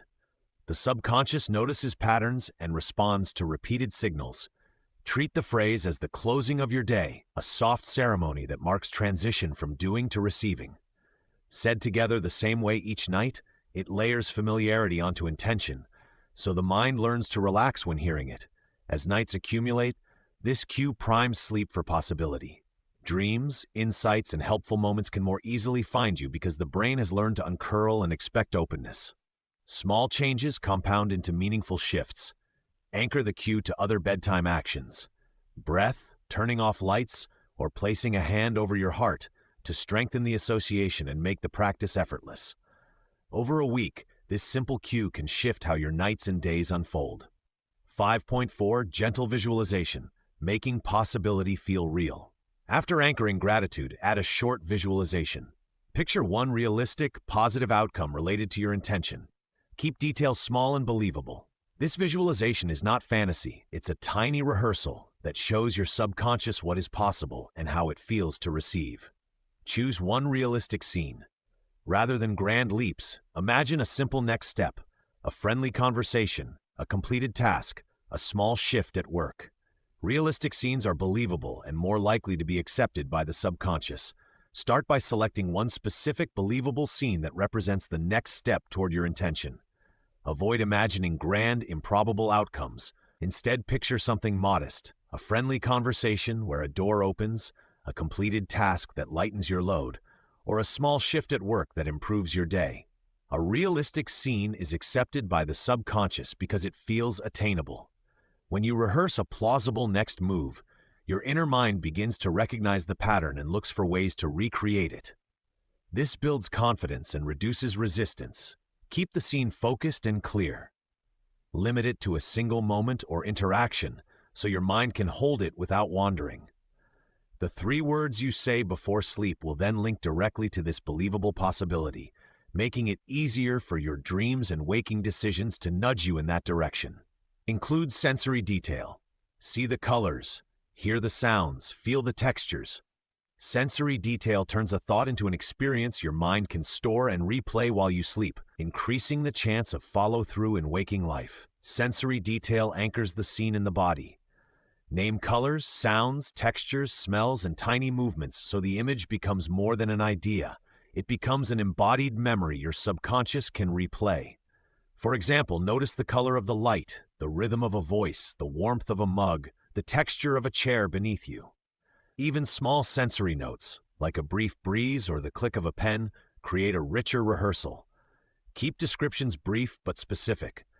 The goal is to give your mind concrete cues it can store overnight. When you fall asleep with these sensory impressions, the brain treats them as lived experience, increasing the likelihood you'll notice corresponding cues and opportunities during the day. When you speak the three words while holding these sensory details, they become a spoken anchor that calls the body back to those feelings. Over time, the voice, textures, and colors you practiced will appear as subtle prompts in waking life, gently guiding choices. Keep it brief. Spend 30 to 60 seconds on the scene. Short, Vivid rehearsals are more effective than long scripts because they're easier for the mind to hold without wandering into doubt or analysis. Short rehearsals are powerful. Spending 30 to 60 seconds on one vivid moment prevents the mind from wandering into scripting, doubt, or analysis. The brevity makes the image sharp. Your subconscious prefers concise inputs it can encode and replay. A focused, fleeting scene is more likely to seed change than a sprawling mental movie that drains energy. Use a timer in practice until you get comfortable. Breathe in, invoke the small scene, hold 2 or 3 sensory notes, say the 3 words, and release. This compact routine fits easily into your nightly wind down and is sustainable across 7 nights. When you keep it short, you cultivate trust. The mind learns that you can imagine small successes without having to control the outcome, and that openness invites possibilities to arrive with less resistance. Anchor the scene to gratitude. Before or after the visualization, say the 3 words so they become the verbal signal for that possibility. The words and the scene together teach your subconscious that good things are connected to what you already have. Gratitude amplifies the visualization. Before or after the scene, name something you genuinely appreciate, however small, and let that feeling infuse the image. Saying the 3 words while anchored in gratitude turns them into a conditional signal. Good things arise from what you already have. This rewires the meaning of the words from pleading to receiving. Practically, hold the grateful memory for a breath, then step into the visualized next step. Notice how gratitude softens effort and opens curiosity about how the outcome could arrive. Over nights, this pairing trains the subconscious to link existing abundance with future possibility. The 3 words become a bridge between present fullness and unfolding opportunity, making it emotionally easier to accept positive shifts in waking life. A simple practice. Name one small thing: warm socks, a supportive text, a completed chore. Then visualize the next scene and speak the 3 words. The repetition builds trust and trains your nervous system to recognize helpful circumstances even when they're subtle. Let go with warmth. After the visualization, breathe and release any gripping. The goal is to open, not to force outcomes. Release keeps the practice gentle and allows creative ways for the change to arrive. After visualization, practice soft release. Breathe out and intentionally relax any knot of wanting. Letting go doesn't mean giving up. It means making space for the outcome to arrive without pressure. Warmth is the tone to adopt, gentle acceptance rather than cold detachment. Hold a friendly inner posture toward the intention, curious, expectant, and calm. This tenderness keeps the nervous system regulated and receptive. Saying the 3 words with warmth signals to the subconscious that receiving is safe. Release the need for a timeline, then return to your breath and allow images to fade naturally into sleep. If anxiety arises, name it softly, "I notice tension," and breathe into it. Return to one sensory detail from the visualization, then whisper the 3 words and let go again. The repeated cycle trains you to open without force, inviting creative and kinder routes for change. 5.5 Reframing challenges into teachers. Gratitude isn't only for pleasant things. Tonight, you'll practice seeing a past challenge as a source of learning. This reframing softens the emotional charge of tough memories and creates space for the 3 words to feel plausible even when old patterns show up. Pick one small difficulty. Choose a single event that still tightens your body but feels manageable to think about. Small reframes are safer and build confidence for deeper work later. Choose a single, contained event that still tightens your body but feels safe to revisit. It might be a brief argument, a missed deadline, or a moment of embarrassment, something specific rather than a lifetime of pain. Narrowing to one small difficulty reduces overwhelm and gives your nervous system permission to stay present. Begin by naming it aloud or in your mind: a date, a place, and an image. If details feel intense, shrink them. Focus on a single sensory cue, like a sound or a posture. Small reframes build confidence. Each time you gently revisit a manageable memory, you expand the space for deeper healing later. Selecting something small doesn't mean the issue is unimportant. It's a strategic first step. When the body doesn't go into fight or flight, your brain can notice the lesson instead of reactivating old defenses. And over nights, you can gradually choose slightly bigger memories as safety grows. Identify one lesson. Ask, "What did this teach me?" Even if the answer is simple, resilience, boundaries, patience, that shift reframes the event from a trap into a tool for growth. Ask yourself, what did this teach me? Keep the question simple and gentle. Answers are often practical. Resilience, boundaries, patience, or clearer priorities. Even a small insight, like noticing you recover more quickly than you thought, reshapes how the event lives inside you. Write down one concise lesson in present tense. For example, I learned to set limits, or I am patient with setbacks. Present tense helps your subconscious accept the lesson as already integrated rather than a distant goal. Naming one lesson keeps the brain focused. Too many interpretations scatter attention. Allow small, believable lessons. Authenticity matters more than grandeur. When the lesson feels true, it connects to real behavior and memory traces. That connection becomes a bridge. Your nightly 3 words can cross, quietly translating insight into new habits while you sleep. Pair the lesson with gratitude. Say a brief thank you for the GRU gained, however small. Thanking a tough moment doesn't erase pain. It recognizes function and frees up energy to try something new. After you name the lesson, offer a brief thank you. Not a grand declaration, but a concise acknowledgement. Say something like, "Thank you for teaching me patience," or "Thank you for the resilience this gave me." Keep it present and specific. Gratitude anchored to the learned skill feels real. Gratitude doesn't erase the discomfort of what happened. It recognizes usefulness. This small shift moves the memory from being purely a threat to being a contributor to your growth. The body begins to lower its guard when appreciation shows up, which allows new neural patterns to form. Speak the thank you quietly, with warmth, and feel the tone in your chest. That embodied gratitude makes the 3 words you'll say afterward land from a place of fullness. Over time, pairing lessons with gratitude trains your attention to find value in experience, softening resistance and opening you to receive. Use the 3 words as a closing seal. After reframing, say the 3 words to signal to your subconscious that the old pattern can make room for new possibilities rooted in what you've learned. After you reframe and offer gratitude, bring in the 3 words as a quiet seal. Say them slowly, with intention, letting each syllable settle into the body. The 3 words act as an anchor, signaling to your subconscious that the lesson has been registered and that new possibilities are welcome. You don't need to elaborate. Simplicity is powerful. The words function like a bookmark placed at the end of a chapter, clear, concise, and final. Overnights, this ritual trains your mind to associate the learned lesson and gratitude with safety, making it easier for new patterns to emerge. If the memory returns later, those 3 words can be a swift reminder that growth is possible. Use them gently, as a compassionate nudge rather than a forced overwrite. Repetition deepens trust between your conscious intention and the subconscious landscape where change happens. Practice compassion. If the memory brings strong emotion, respond with kindness. Gentle self-compassion helps the nervous system settle and makes the reframe believable rather than forced. If the memory brings strong emotion, meet it with kindness. Tell yourself that feeling frightened, angry, or sad is a human response, not a failure. Softening your inner tone reduces shame and allows the nervous system to move from reactivity toward regulation.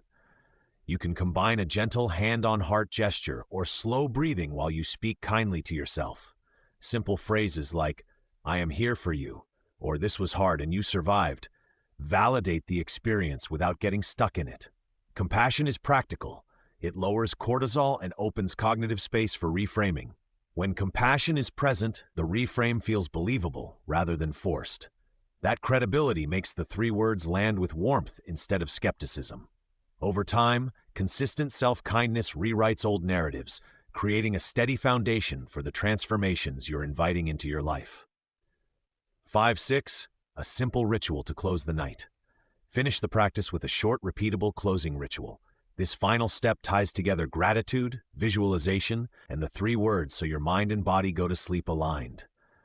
A consistent close signals safety and helps the subconscious continue working in the background. 3 breaths to settle. Take 3 slow, full breaths. On each exhale, imagine releasing tension. Breathing down regulates the nervous system and helps the gratitude you created settle into your body before sleep. Begin by taking 3 slow, full breaths, inhaling through your nose and exhaling through your mouth. On each exhale, imagine releasing tension from your jaw, shoulders, and belly, letting the breath carry it away. This simple sequence doesn't need effort. Its purpose is to downregulate the nervous system so the gratitude you cultivated can settle into the body. As you breathe, place gentle attention on where gratitude feels warm or light, perhaps the chest or the soft space behind the eyes, and let that sensation expand with each inhale. If your mind wanders, return to the rhythm of 3 breaths without judgment. Even this small embodied pause turns gratitude from an idea into a felt experience, making the 3 words that follow more believable and resonant as you drift toward sleep. You can place a hand on your heart to anchor the feeling and keep breaths slow and unforced. 3 breaths become a reliable cue that calms the body and primes the subconscious. Say the 3 words slowly. Speak them one final time with warmth, linking back to your gratitude list and the short visualization. Make this the cue your mind learns as the start of rest and receptivity. After settling, speak the 3 words aloud or whisper them, drawing each word out with warmth and intention. Make a small pause between them so the meaning can sink in. This slow cadence teaches your mind that these words are a signal for rest and receptivity. Link each repetition back to the concrete gratitudes you listed earlier and the brief visualization you imagined. As you speak, recall a specific detail, a scent, a color, a tiny movement that makes the possibility feel believable. This anchors the words to experience rather than abstract hope. If speaking aloud feels awkward, say them internally with the same gentle emphasis. Over time, the brain will associate that gentle phrasing with safety, and the 3 words will become an automatic cue that opens your subconscious to creative solutions while you sleep. Set a gentle intention. Offer a one-line intention like, "I remain open to small steps," or "I welcome support." Keep it short and believable so the subconscious can hold it without resistance. Finish the ritual by offering a one-line intention that feels true and manageable. Choose something like, "I remain open to small steps," or "I welcome support." Short, present tense phrases are easiest for the subconscious to hold. Keep the intention believable. Avoid grand promises. A tiny, plausible request encounters less resistance, allowing the mind to work quietly toward it. Say the line softly after the 3 words so it rides the momentum of gratitude and visualization. You can repeat the intention once or let it rest as a quiet seed. If doubts arise, gently acknowledge them and return to the simplicity of the phrase. Overnights, that small intention accumulates power, steering attention toward helpful opportunities and nurturing patient, steady change. Make it a practice to keep intentions compassionate and non-demanding. This invites the subconscious to collaborate rather than rebel. Soften expectations. Remind yourself that change often arrives in small ways and quiet shifts. Letting go of exact outcomes reduces anxiety and allows creative solutions to find you during sleep. Before sleep, remind yourself that transformation rarely follows a straight line. Changes often arrive as small shifts, a new idea, an unexpected conversation, or a subtle change in mood. Softening expectations reduces pressure and keeps the heart open. You can say quietly, "I release the need to control how this happens." Let those words ease the tightness that anxiety creates. When you stop demanding exact outcomes, the subconscious can arrange possibilities without contradiction. Practically, this means noticing signs rather than measuring milestones. Celebrate small evidence of movement, a clearer thought, a tiny act of courage or serendipity, and trust accumulation. This attitude turns sleep into an ally that processes and assembles resources for change. Be patient and kind to yourself. Impatience tightens focus on absence, while gentle curiosity widens the field where help and ideas can appear during rest. Repeat tomorrow. Consistency matters. Bringing the same brief ritual each night strengthens the pattern and deepens your capacity to receive possibilities with gratitude and ease. Commit to returning to this brief closing ritual each night. Consistency trains neural pathways. Repetition creates a predictable rhythm your subconscious recognizes and responds to. The same short sequence, 3 breaths, 3 words, a gentle intention, becomes a pattern of receiving. You don't need perfection. Some nights you'll rush, others you'll be calm. What matters is the intention to show up. Even a pared-down version still reinforces the habit and signals to your deeper mind that this is a safe, continual practice. Over 7 nights and beyond, that steady repetition compounds. Small shifts accumulate into noticeable differences in how you notice opportunities and respond to them. Keep the ritual gentle and joyful so it stays sustainable, and trust that nightly practice quietly rewrites old patterns in favor of openness and possibility. Celebrate small wins as they come. Chapter 6, Nights 4 to 7, Deepening the Practice. After the first 3 nights, you will have built a solid habit and a gentle rhythm. Nights 4 to 7 are about taking that foundation deeper. These nights move from initial shifts to more sustained change. You'll refine how you say the 3 words, integrate more supportive habits, and learn how to respond when progress feels slow. Night 4 focuses on consistency. We'll explore small anchors, things you do every night to make the ritual automatic. Anchors can be as simple as a certain candle, a short phrase, or a barefoot walk to your bed. Consistency beats intensity. Doing something small every night strengthens neural pathways more than an occasional marathon effort. Night 5 brings layering. You'll add tiny practices that boost the main ritual. Mindful breathing before you speak the words, a brief gratitude squeeze after you say them, or a soft hand on your heart to hold a sense of warmth. Layering is not about piling on chores. It's about supporting the core practice so it works more efficiently with less effort. Night 6 focuses on noticing. You'll learn how to track subtle signs of change, new responses to old triggers, small improvements in sleep quality, or fresh ideas that appear without strain. These signs are the feedback your subconscious gives when the work is real. Documenting them helps you stay motivated and changes your inner narrative from doubt to witness. Night 7 is integration. You'll create a short ritual to celebrate what shifted and to set a sustainable plan for moving forward. This night helps you translate the practice into daily life so the shifts last beyond the 7 nights. You'll also build a toolkit for when you need a boost in the future. Note, I can expand each of these nights into full chapters at the length you requested if you'd like. This introduction gives the map and the most practical steps to deepen your practice across nights 4 through 7. 6.1 Night 4. Make it ritual. Night 4 is about habit. Small, repeatable anchors make saying the 3 words automatic. Choose one tiny anchor. A candle, a phrase, or a barefoot walk to bed. Choose one tiny anchor to start. A candle, a short phrase, or a barefoot walk to bed. The point is not perfection, but specificity. When you pick one small sensory cue, your brain learns to link it to the upcoming ritual. A candle invites the sense of sight and smell. A phrase invites language and intention, and a barefoot walk adds touch and grounding. Pick the one that feels easiest and most meaningful tonight. Experiment briefly for 1 night each if you're unsure, but avoid changing anchors every night. Consistency allows the nervous system to build a reliable association. Over days, the cue becomes a gentle trigger that prepares your subconscious to receive the 3 words, making the practice feel natural rather than forced. Keep it simple. Small anchors win the long game. Do the anchor first, then the 3 words.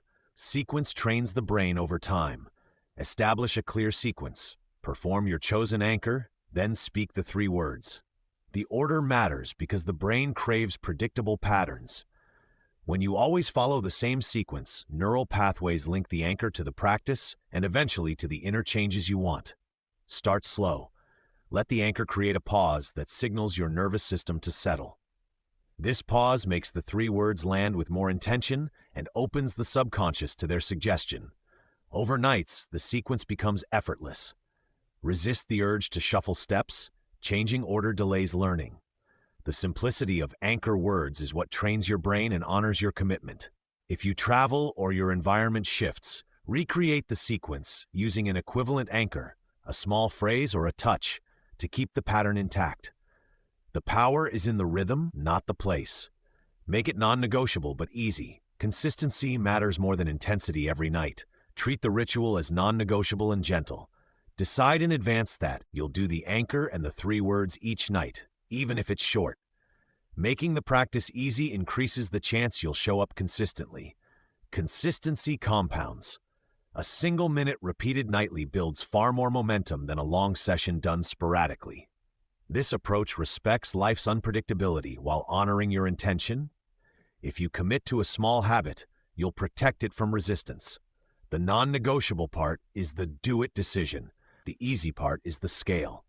Keep the threshold low so the practice survives tired evenings. Grant yourself permission to be imperfect. Showing up consistently, even imperfectly, rewires identity. You're someone who keeps promises to yourself. Celebrate small wins and let consistency be the goal, not intensity every night.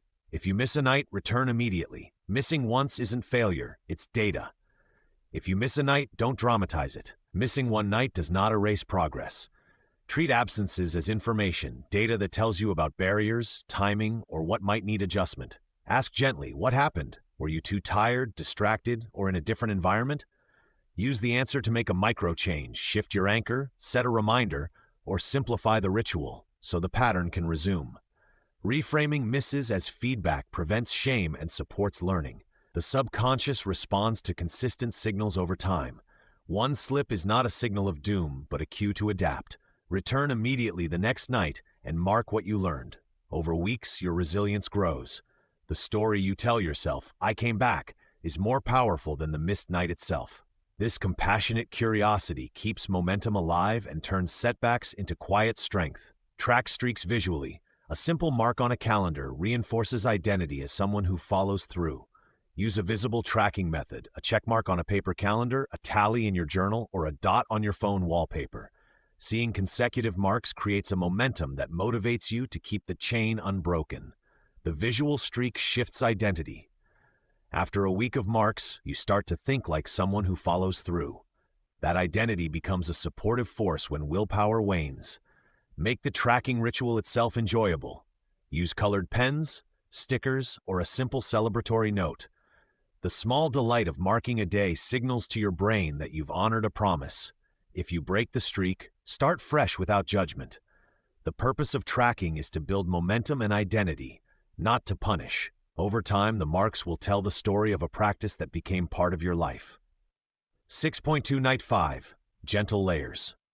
Night 5 adds gentle layers. Small practices boost the power of the 3 words. Start with 2 minutes of mindful breathing to calm the mind before speaking. Before you speak the 3 words, give yourself 2 minutes of focused, mindful breathing. Sit or lie comfortably and breathe in a slow, even rhythm. Count 4 on the inhale, hold for a moment, and release for 4. Let attention rest on the movement of breath, not on trying to force thoughts away. This brief pause quiets the nervous system and opens a clean channel for intention to pass from conscious to subconscious. 2 minutes is a manageable length that resists resistance. It's long enough to shift state, short enough to commit to nightly. Think of it as a doorway. The breath lowers the threshold so the 3 words land more deeply. If your mind wanders, gently return to the breath without judgment.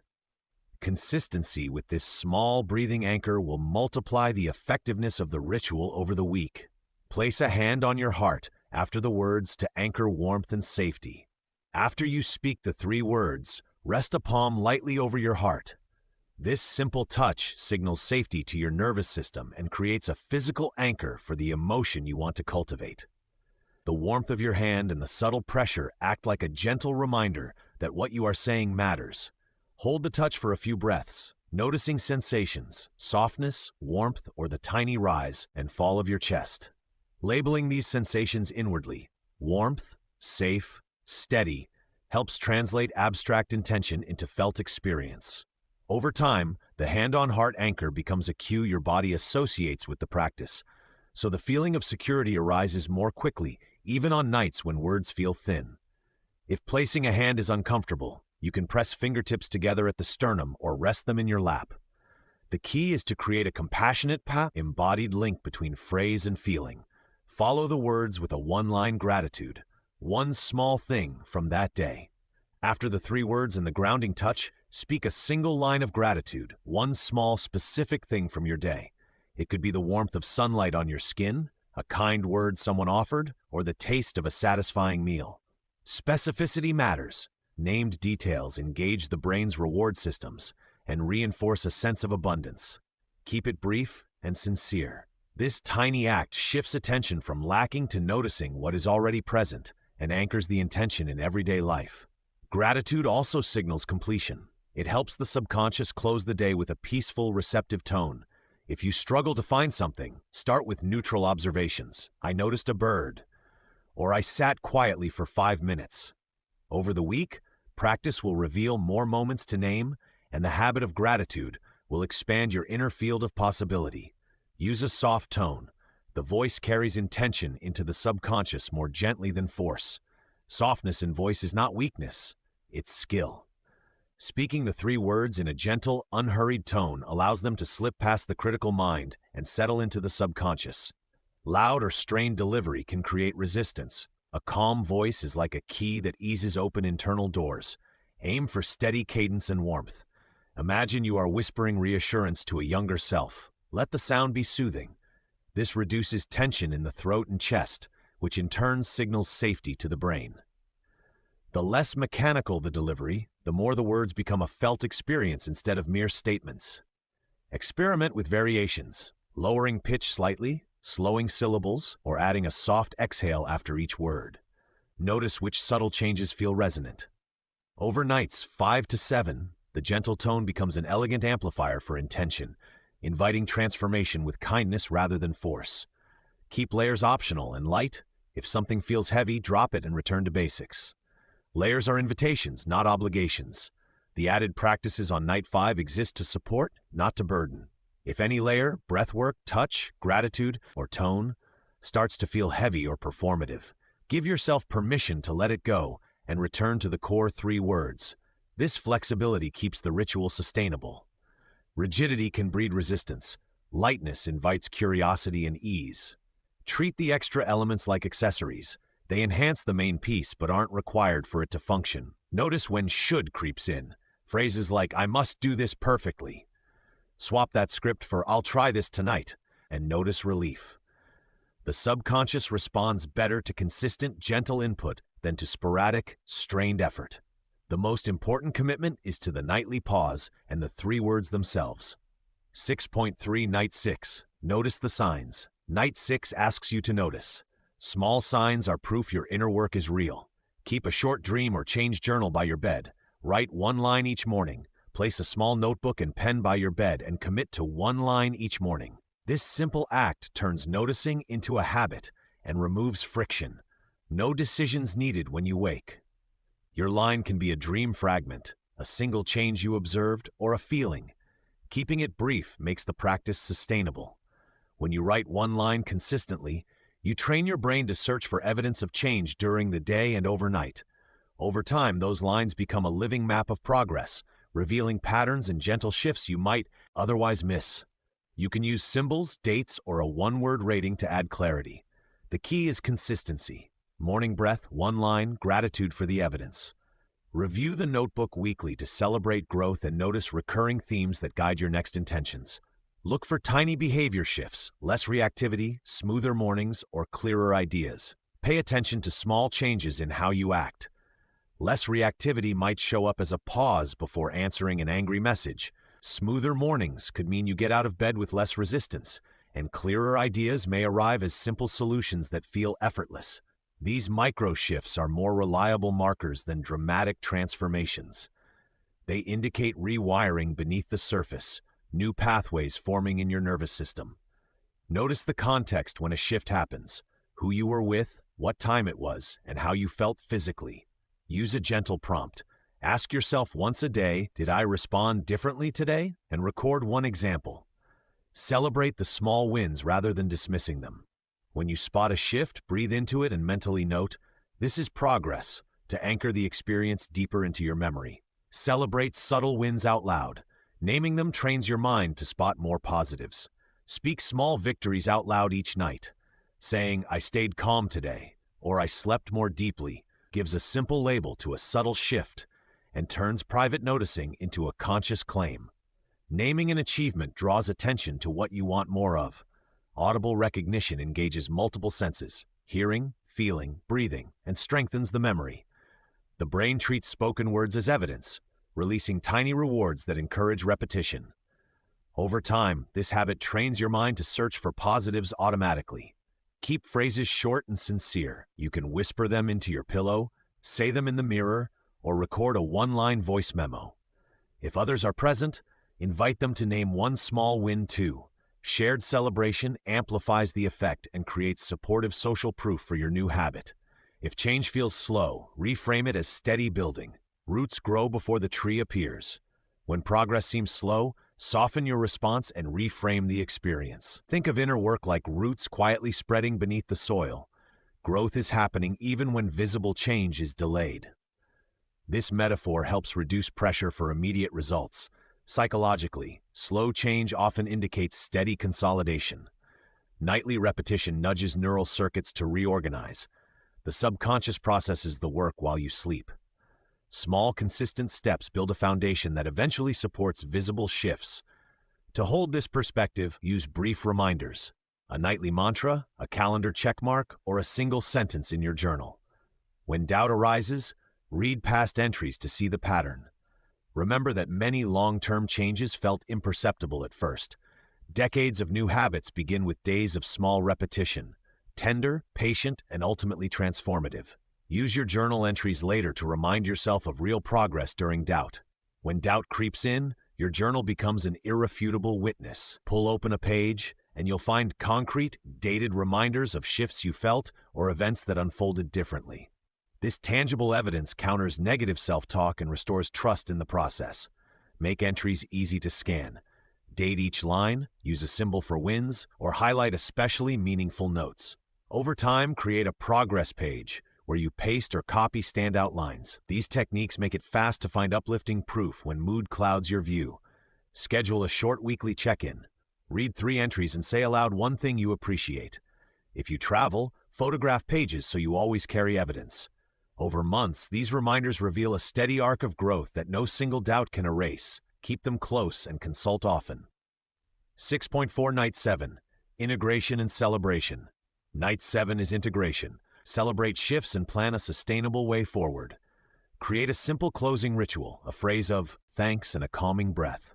On Night 7, choose a brief closing ritual that feels meaningful and effortless. It can be as simple as saying a phrase of thanks aloud or silently, 3 words that capture gratitude, such as I am grateful, thank you life, or a personal line that lands in your chest. Follow the phrase with a slow, calming breath. Inhale for 4 counts, hold for 2, exhale for 6. This pairing seals the intention and signals your nervous system it is safe to rest. Keep the ritual tiny so it becomes sustainable. Practice it in the same place and position for a week, then adapt as needed. Before sleep, notice the warmth or shift in your body and mind. Let that be your proof. Finish gently, no judgment, only appreciation, and allow the quiet to carry you into restful integration. Decide how to keep the 3-word practice, daily, weekly, or as-needed boosters. Deciding how to continue the 3-word practice after Night 7 is an act of self-trust. You can choose daily repetition to deepen the neural pathway and make the words a stabilizing habit. Or select a weekly rhythm, perhaps every evening on one chosen night, to refresh the intention without pressure. Another option is an as-needed booster. Use the words whenever you feel unsettled, stuck, or in need of a gentle reset. Consider your life rhythm and energy. If your days are busy, a short nightly version may be more realistic than a long ritual. If you thrive on routine, daily repetition will compound benefits quickly. Whichever option you pick, write it down into a trial period of 3 to 4 weeks. Review and adjust with compassion so the frequency remains supportive. Build a tiny toolkit. Triggers, quick breath patterns, and a reminder note. A tiny toolkit magnifies the practice's accessibility. Choose a few small triggers, an object on your nightstand, the sound of your phone's alarm, or placing your hand over your heart that remind you to say the 3 words. Pair each trigger with a quick breath pattern, such as a calming 4-4-6 cycle or a 2-count inhale and longer, soothing exhale. These micro techniques bring immediate regulation when you need it most. Create a visible reminder, a short note on your mirror, a sticker on your pillow, or a digital prompt that appears at bedtime. Keep instructions brief. 3 words, the breath count, and 1 line of intention. Store these tools where you sleep and in places you might need a booster. When life gets busy, your toolkit does the remembering for you and gently steers you back to the practice. Share the practice with one trusted person to strengthen commitment and joy. Sharing the three-word ritual with one trusted person multiplies its power. Choose someone who supports your growth, a close friend, partner, or mentor, who will listen without judgment and celebrate small wins. Tell them why the practice matters and what your chosen words mean to you. This simple vulnerability deepens commitment and makes the process feel less solitary. You can ask this person to check in gently or to join you occasionally for a shared moment of silence before sleep. Even a weekly message or a short conversation helps maintain momentum. Set clear boundaries about how often and in what form you want sharing to happen, so it stays uplifting rather than demanding. Gratitude and lightheartedness keep the exchange nourishing. Set a gentle check-in date to assess what works and what to simplify. Choosing a gentle check-in date gives your practice structure without pressure. Pick a time, 2 weeks or a month from night 7, to review gently what has changed. Note improvements in sleep, mood, reactions to stress, and the ease with which you access the three words. This check-in is an observation, not a judgment. Approach it with curiosity and self-kindness. Use a few simple questions. What felt supportive? What became cumbersome? What small adjustments could make the ritual easier? Jot down 1 to 3 concrete tweaks, a shorter breath, a different trigger, or a new time of night, and commit to the change for another trial period. Celebrate small wins during this check-in. Name one tiny victory to anchor progress and motivate ongoing practice. 6.5 Overcoming setbacks. Expect bumps. Nightly practice can shake old patterns, and resistance is part of growth. Name the resistance without judgment. Saying this is resistance disarms its power. When a wave of reluctance or doubt rises at bedtime, gently label it. Saying in your mind, this is resistance, creates distance between you and the feeling. Naming reduces fusion. The thought becomes an event, not your identity. This simple practice doesn't try to banish the sensation. Instead, it invites curiosity. Observe where resistance lives in your body. Tight chest, shallow breath, an urge to reach for your phone, and thank it for protecting you. Then return to the three words without judging the interruption. Over time, resistance loses urgency, and your ritual regains its calm momentum. Naming also makes you an observer. When you cultivate that perspective each night, small victories accumulate. You speak the words more steadily, sleep more deeply, and rebuild trust with your subconscious. Keep the tone neutral and compassionate.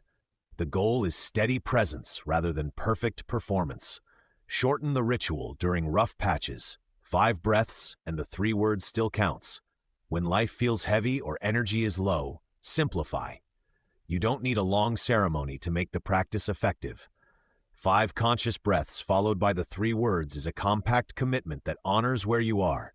This pared-back version preserves intention and trains your nervous system to settle even in turmoil. Make each breath deliberate. Inhale for 4, pause, exhale for 4. Say the 3 words slowly on the exhale or right after the 5th breath.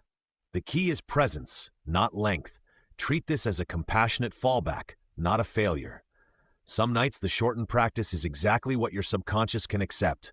Repeating the simple format consistently rewires habit. Occasional brevity with unwavering frequency will produce more reliable change than erratic intensity.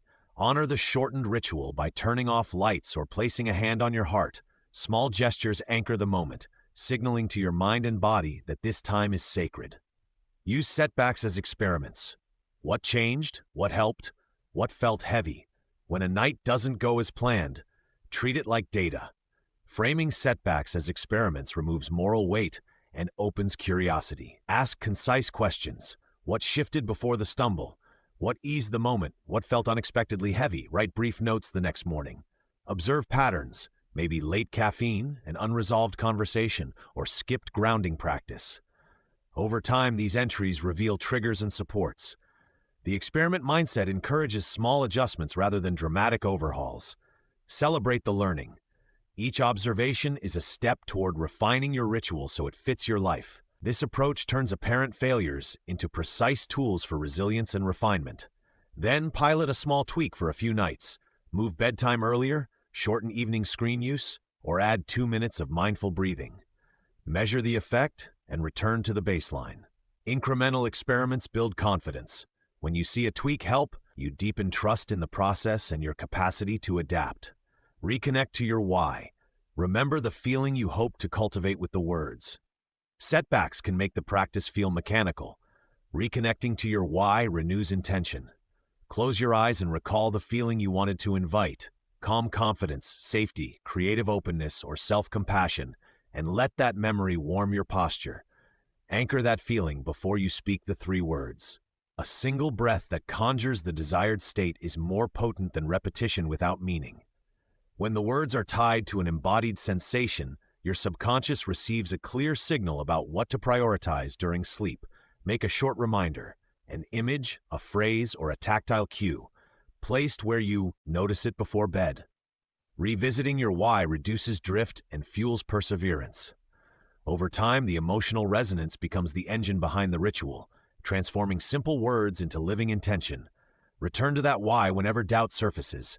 It's the compass that keeps the practice meaningful and steady. Be kind. Gentle curiosity moves you forward faster than harsh self-talk. Kindness is a practice as much as the words themselves.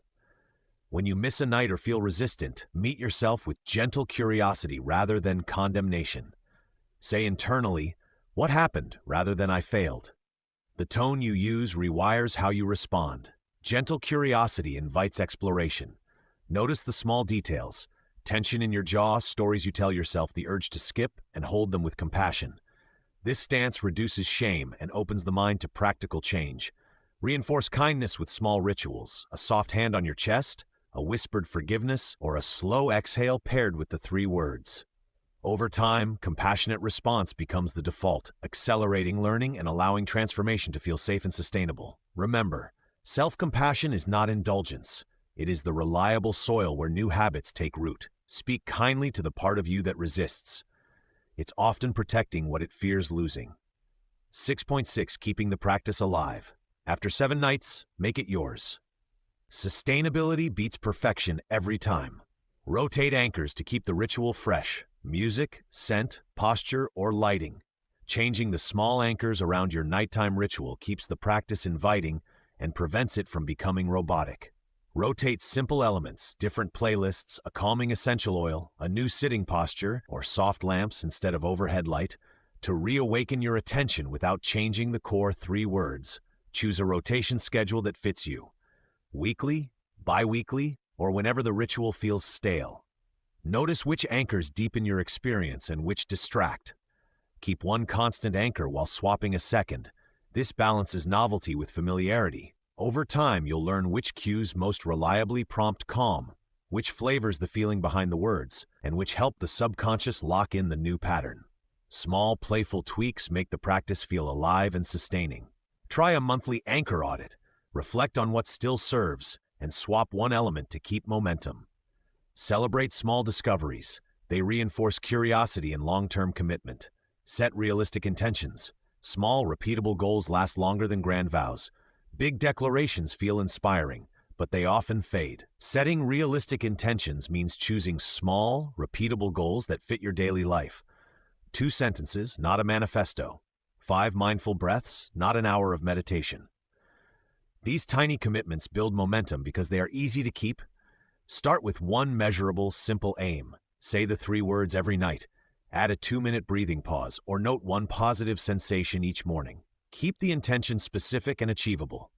When the goal is reachable, your subconscious records success and rewards repetition. Reframe progress as consistency over perfection. Realistic intentions create a soft, steady pressure that reshapes habits without burnout. Celebrate small wins and adjust intentions as needed. This responsive kindness keeps you engaged and honors real-life complexity. Use your check-in notes quarterly to adjust the practice with life changes. Your nightly check-in notes are small seeds of feedback. Set a quarterly review every 3 months to read those entries with curiosity rather than judgment. This rhythm helps you see patterns: which anchors consistently worked, when the 3 words felt strong, and moments when life demands required adaptation. During the review, ask practical questions. Did stress levels change? Did sleep improve? Which layers supported the ritual and which felt like extra friction? Use the answers to tweak duration, anchors, or layering habits. Sometimes the right move is simplifying. Other times, a gentle addition restores momentum. Document the adjustments and set a short trial period, 4 to 6 weeks, before making them permanent. Quarterly tuning makes the practice responsive to seasons of life, keeping it sustainable and meaningful as your priorities shift. You'll be surprised how small shifts matter. Remember, the 3 words are a doorway. Live the feeling behind them during daytime.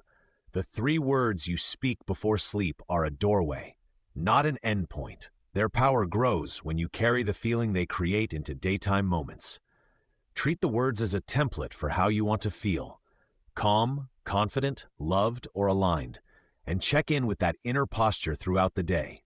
Use micro practices: a breath and a whispered phrase before a meeting, a brief posture reset at a crosswalk, or a gratitude glance when you sit down to eat. These tiny re-entries reinforce the neural patterns you cultivated at night and bridge subconscious intention with conscious action. Over time, the feeling becomes a default response instead of nightly ritual alone. Living from that energy reshapes choices, softens reactivity, and invites the gentle momentum that makes the 7-night work last beyond a week. When needed, return to the 7-night reset to refresh momentum and clarity. Life ebbs and flows. Momentum isn't permanent. When you notice the ritual slipping, emotional fog returning, or goals feeling foggy, a 7-night reset offers a gentle, structured reboot. Treat it as a focused mini-retreat. Simplify anchors, reclaim the 3 words, and lean into the original sequence without judgment. Before restarting, set a clear intention for the reset: what you want to refresh or release.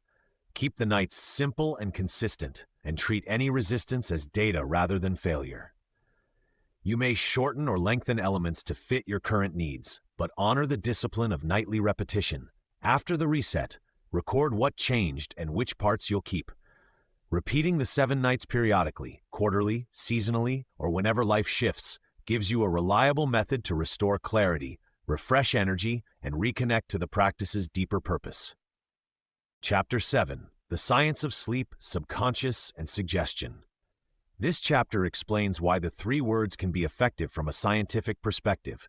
You'll get clear, accessible explanations of how sleep stages, suggestion, and memory consolidation work together to support change. You don't need to be a scientist to use these ideas. The goal is to make the why practical and reassuring. We begin with sleep cycles. Different stages of sleep do different jobs. The moment just before sleep and early light stages of sleep are times when the brain is relaxed but still receptive. During these moments, suggestions and emotions have a stronger chance of being stored. Saying the 3 words in that window increases the probability that the intention becomes part of your neural wiring. Next, we cover how suggestion works in the brain. Repetition, emotional tone, and imagery help form new pathways. When a message repeats in a calm, confident tone, the brain treats it as useful information. Over time, the brain changes what it expects and starts to notice different possibilities. This isn't magic, it's simple, evidence-supported learning. We'll also explain memory consolidation, how the brain stores new experiences. Sleep helps strengthen what you practiced while awake. Saying the 3 words before sleep links your conscious intention to the brain's natural memory processes. That combination is powerful. Finally, we look at how belief and behavior interact. Small shifts in expectation often produce small shifts in action. Those actions, in turn, bring results that reinforce the new belief. This feedback loop is how long-term change happens. The 3 words kickstart the loop by nudging your attention and expectation in a new direction. Note: if you would like a full chapter exploring research, practical tips, and simple experiments to test the effects on your own sleep and habits, I can provide a complete version at the longer length you requested. 7.1 Why the Moment Before Sleep Matters. A quick look at why the moment before sleep matters for suggestion. Sleep cycles move from light to deep to REM. Each stage supports different brain work. Sleep unfolds in repeating cycles that move from light stages into deep sleep and then into REM. Each part of the cycle performs distinct vital work for your brain and body. Scientists name these stages N, N2, N3, slow wave, and REM. Light sleep helps with initial memory processing and emotional calm. Deep, slow-wave sleep restores energy, clears metabolic waste, and cements factual memories. REM sleep supports creative problem-solving and emotional integration. Knowing this helps you see why timing matters. The moment before sleep sits at the gateway between wakeful intention and these restorative stages. A brief, focused suggestion delivered then can ride the natural momentum of the cycle into deeper consolidation. That means the 3 words are a practical nudge aligned with how sleep organizes learning and healing. Use that knowledge gently, with patience, trusting that repetition plus sleep helps reshape your brain over time. The early light stages are relaxed and still, making them ideal for gentle suggestions. The early light stages, often called N1 and N2, are moments when your brain's activity calms but has not yet entered deep sleep.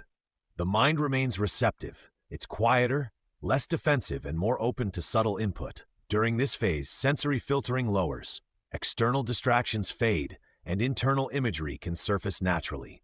That relaxed focus makes short, calm affirmations especially effective. Your brain treats them like useful information rather than a deliberate effort. For the 3 words, aim for softness, gentle repetition, light emotional warmth, then release. The goal is to plant a seed, not force a tree. Overnights, seeds find their soil. This is also why rushing or arguing with yourself at bedtime undermines the effect. Calm, compassionate phrasing helps the brain accept the message and carry it forward into the night's consolidation processes. Hypnagogia, the transition into sleep, blends waking thought with dreamlike imagery. Hypnagogia is the twilight between wakefulness and sleep, a fleeting state where conscious thought melts into dream imagery. People often report vivid flashes of visual, auditory, or emotional impressions that feel unlike ordinary waking cognition. Because cognition loosens, logical filters relax and creative associations appear more easily. This makes hypnagogia a unique laboratory for planting intentions. Images and feelings formed here can carry disproportionate emotional weight, helping a short phrase anchor into deeper layers of mind. When you say the 3 words as hypnagogic images arise, you connect the phrase with rich sensory context. That pairing, words plus dreamlike feeling, boosts memorability and motivates unconscious processing during the night. Treat hypnagogia with curiosity and gentleness. Invite the imagery without chasing it, and let the 3 words float alongside. The state is fragile. Pressure can snap you back to full wakefulness and lose the opportunity. Saying the 3 words as you drift increases the chance they enter subconscious pathways. Repetition at the threshold of sleep leverages 2 complementary processes: heightened receptivity and memory consolidation. As you drift, neural circuits are more plastic and more likely to incorporate repeated, emotionally tinged signals. Saying the 3 words calmly, with a soft emotional tone, gives them salience without creating mental resistance. The brain registers salience. It flags information that seems meaningful or useful for future behavior. Over successive nights, the repeated pairing of phrase and relaxed state strengthens connections between conscious intention and automatic responses. Subconscious pathways are not mystical. They are learned shortcuts the brain builds to act faster and conserve effort. The practical upshot: use the 3 words nightly and focus on feeling rather than force. That gentle consistency nudges the subconscious to accept a new pattern, which can then influence choices and habits during the day. Practice timing. Repeat calmly, then let go, and avoid forcing the words. Timing and attitude are as important as the words themselves. Begin by repeating the 3 words in a calm, steady rhythm as you feel your body soften. Keep voice and inner tone gentle. This invites receptivity rather than resistance. After a few repetitions, practice the subtle art of letting go. Release any expectation of immediate change and allow the phrase to float into the background. This non-attached quality helps the brain accept the message without defensive filtering. Avoid forceful chanting or mental pushing that can provoke anxiety and keep you awake. If your mind spins, return to a simple breath or a single soft repetition. Over time, timing becomes intuitive, a quiet cue delivered as awareness thins. Be patient and consistent. Short, nightly practice outperforms sporadic intensity. Let calm repetition do the work, then surrender to sleep, knowing you've planted an intention that the brain will continue to tend while you rest. 7.2. How suggestion works in the brain. How repetition, tone, and consistency shape suggestion in the brain. Repetition tells the brain the message is useful and worth keeping. When you repeat a phrase night after night, you're doing more than reciting words. You're shaping which neural circuits get used. Neuroscience shows that repeated activation strengthens synapses, the tiny connections between neurons. In simple terms, the more a thought is rehearsed, the more the brain treats it as relevant information. Practically, saying the 3 words before sleep gives your brain many gentle rehearsals during a receptive window. Each repetition nudges the same networks into greater readiness, so the intention becomes easier to access during the day. This is how habits, beliefs, and skills form, slowly through steady practice. Think of repetition as a kind, persistent teacher. It doesn't force change overnight, but it reliably guides attention and builds momentum. Over weeks, those repeated nights turn a simple phrase into an automatic cue for new possibilities. A calm, confident tone reduces resistance and signals safety to the nervous system. The way you say something matters as much as what you say. A calm, steady voice communicates safety to the nervous system, lowering stress responses that block learning. When your tone is confident and relaxed, your body is more likely to accept a message rather than defend against it. Biologically, reduced arousal allows the brain to encode information more efficiently. High stress floods the system with cortisol and adrenaline, making new patterns harder to form. A soothing ritual before sleep, breath, posture, gentle tone, creates the ideal stage for suggestion to be heard. Use the 3 words with intention. Speak them slowly, with warmth and certainty. That simple shift in delivery transforms the phrase from a demand into an invitation, and invitations are what the subconscious is most willing to take in. Imagery and feeling make words more memorable than dry statements. Words tied to images and emotions stick.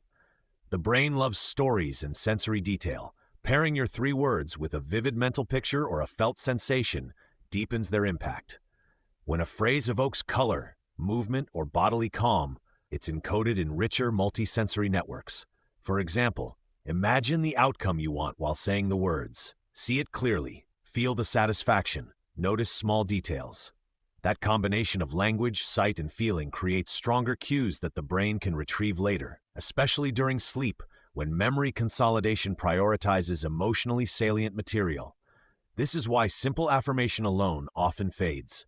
Infuse your nightly ritual with sensory richness. The 3 words become anchors for an experience, not just sentences, making them far more memorable and transformative over time. Consistency across nights strengthens pathways faster than intense occasional efforts. Occasional bursts of intensity can feel productive, but the brain rewards steady, predictable practice.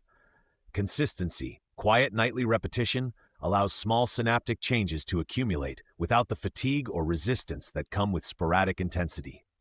This steady rhythm fits naturally with sleep's role in consolidation. Every night you return to the same 3 words, you reinforce the same pattern, layer by layer. The cumulative effect is greater than one-off efforts because neural change depends on repeated, spaced activation. Night after night, tiny adjustments crystallize into a new default expectation. Treat the practice like tending a garden.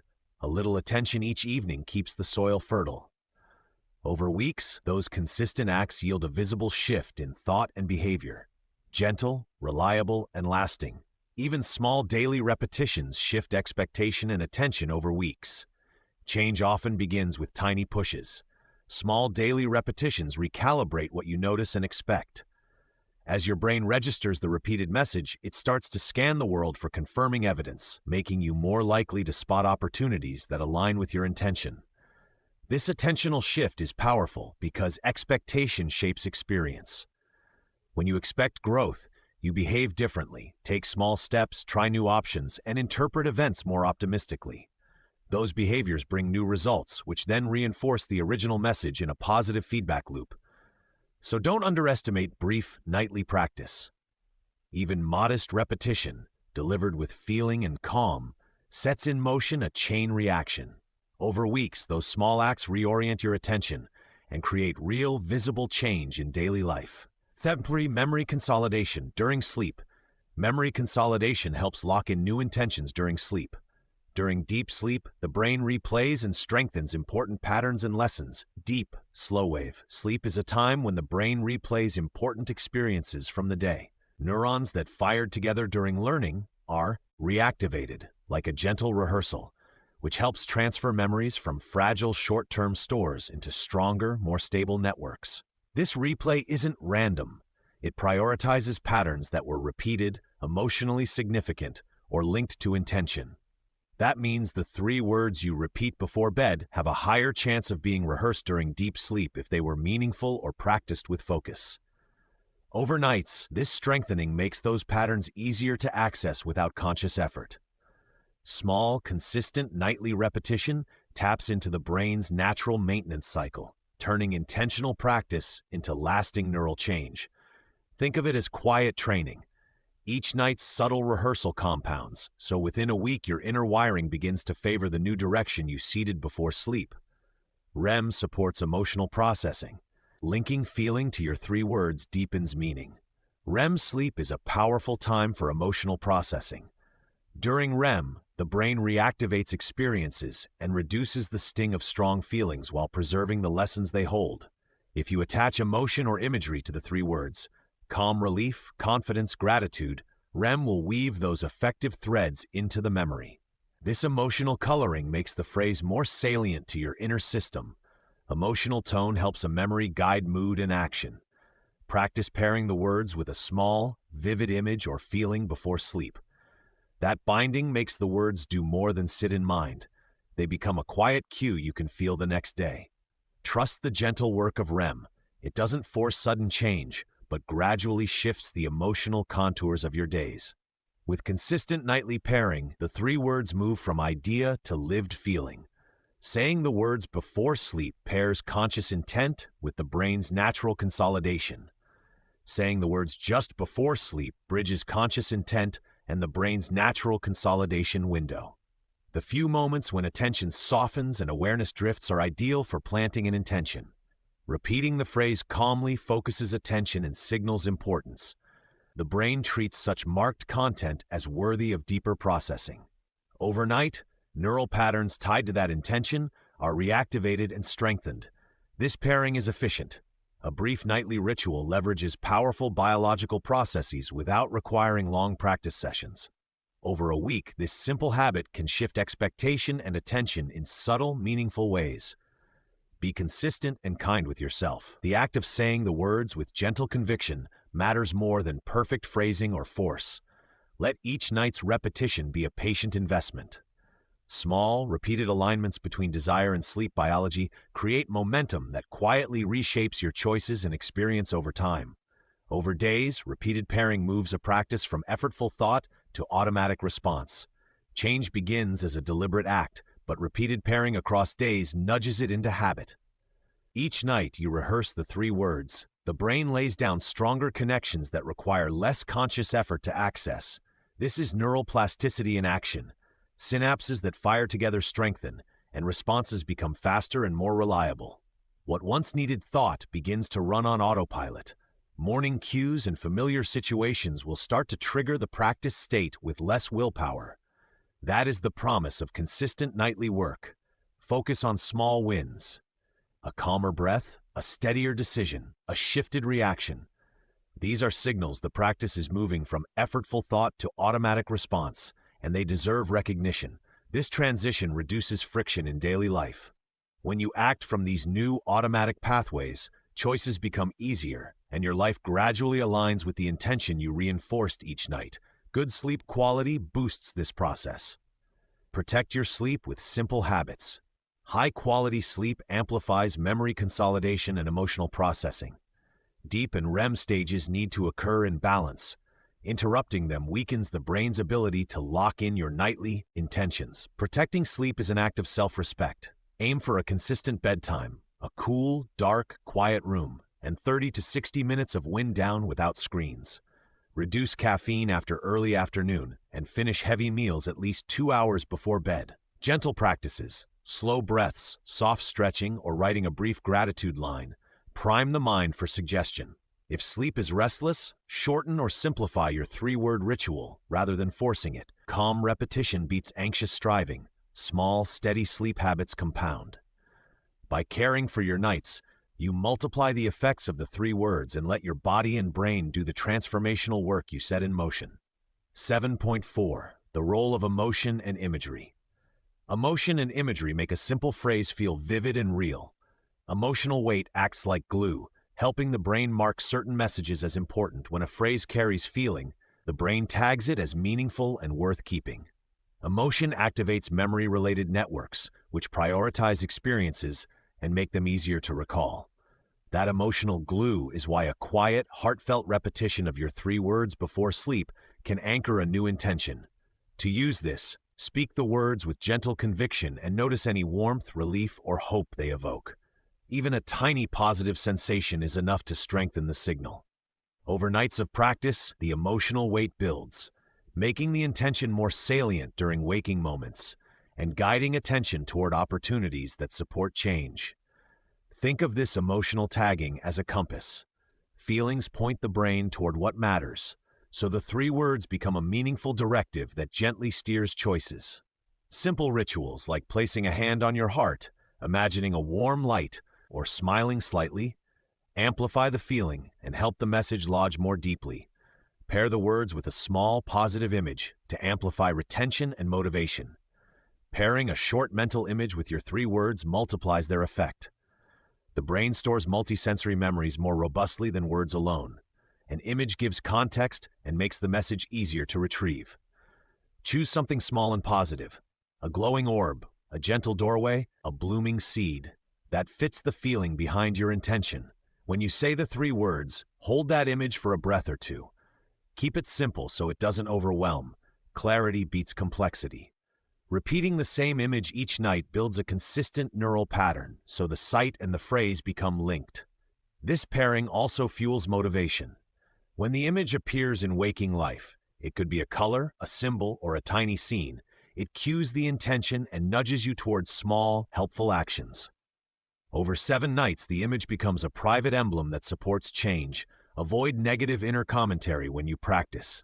Replace it with calm curiosity. Negative inner commentary, critical, doubting, or anxious thoughts, can blunt the impact of your nightly suggestion.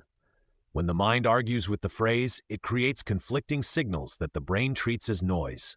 The first step is not to fight those thoughts, but to notice them with gentle awareness and let them pass. Replace criticism with calm curiosity. Try brief labels like thinking or doubting when intrusive comments arise, then return to your three words. Use a soft experimental tone. Wonder what happens if you try this tonight. A few deep breaths, a short smile, or placing a hand on the chest can reset emotional tone and make the suggestion feel safer. Over time, this shift reduces resistance. Curiosity opens learning circuits and allows new messages to be considered rather than rejected. Be patient and compassionate. Small habitual pivots in inner tone are how lasting change begins. A brief feeling of gratitude or safety makes suggestions stick more easily. A brief feeling of gratitude or safety creates an emotional context where suggestions are heard, not defended against. When your nervous system relaxes and senses safety, learning pathways become more receptive. Gratitude releases subtle neurochemicals that tag experiences as valuable, while a sense of safety quiets the threat response that might otherwise dismiss new intentions. Before you say the three words, take a moment to call to mind one small thing you appreciate. A warm cup, a kind word, a simple comfort, or imagine a calm, safe place. Breathe slowly and let that feeling expand for a few breaths. You can add a gentle physical anchor, like placing a hand over the heart, to pair the bodily sense of safety with the phrase. Even a brief shift is effective. The goal is not to force intense emotion, but to create gentle openness. Over repeated nights, these small moments of gratitude and safety help the suggestion lodge more firmly. The brain prefers concise signals. Keep the three words simple and emotionally clear. The brain responds best to concise, repeatable signals. Short phrases are easier to encode, rehearse, and consolidate during the shift into sleep. When your three words are simple and emotionally clear, they cut through mental clutter and form a cleaner neural pattern that is more likely to influence attention and behavior. Choose words that feel true and immediate, present tense, action-leaning, and free of qualifiers. Avoid long explanations or complex goals. Instead of, "I will try to be more confident someday," pick a compact phrase that captures the feeling you want right now. Say the words calmly and clearly each night so the brain learns the association without confusion. Test your phrase briefly. If it feels flat, simplify further or select a different word. Keep the wording consistent for the 7 nights. Pair it with the emotional cues from earlier sections and let simplicity do the work of transformation. 7.5 Belief, Behavior, and the Feedback Loop. Belief, behavior, and results form a feedback loop for lasting change. A tiny shift in expectation changes what you notice and how you act. A tiny shift in expectation, just believing something slightly more possible, reshapes attention.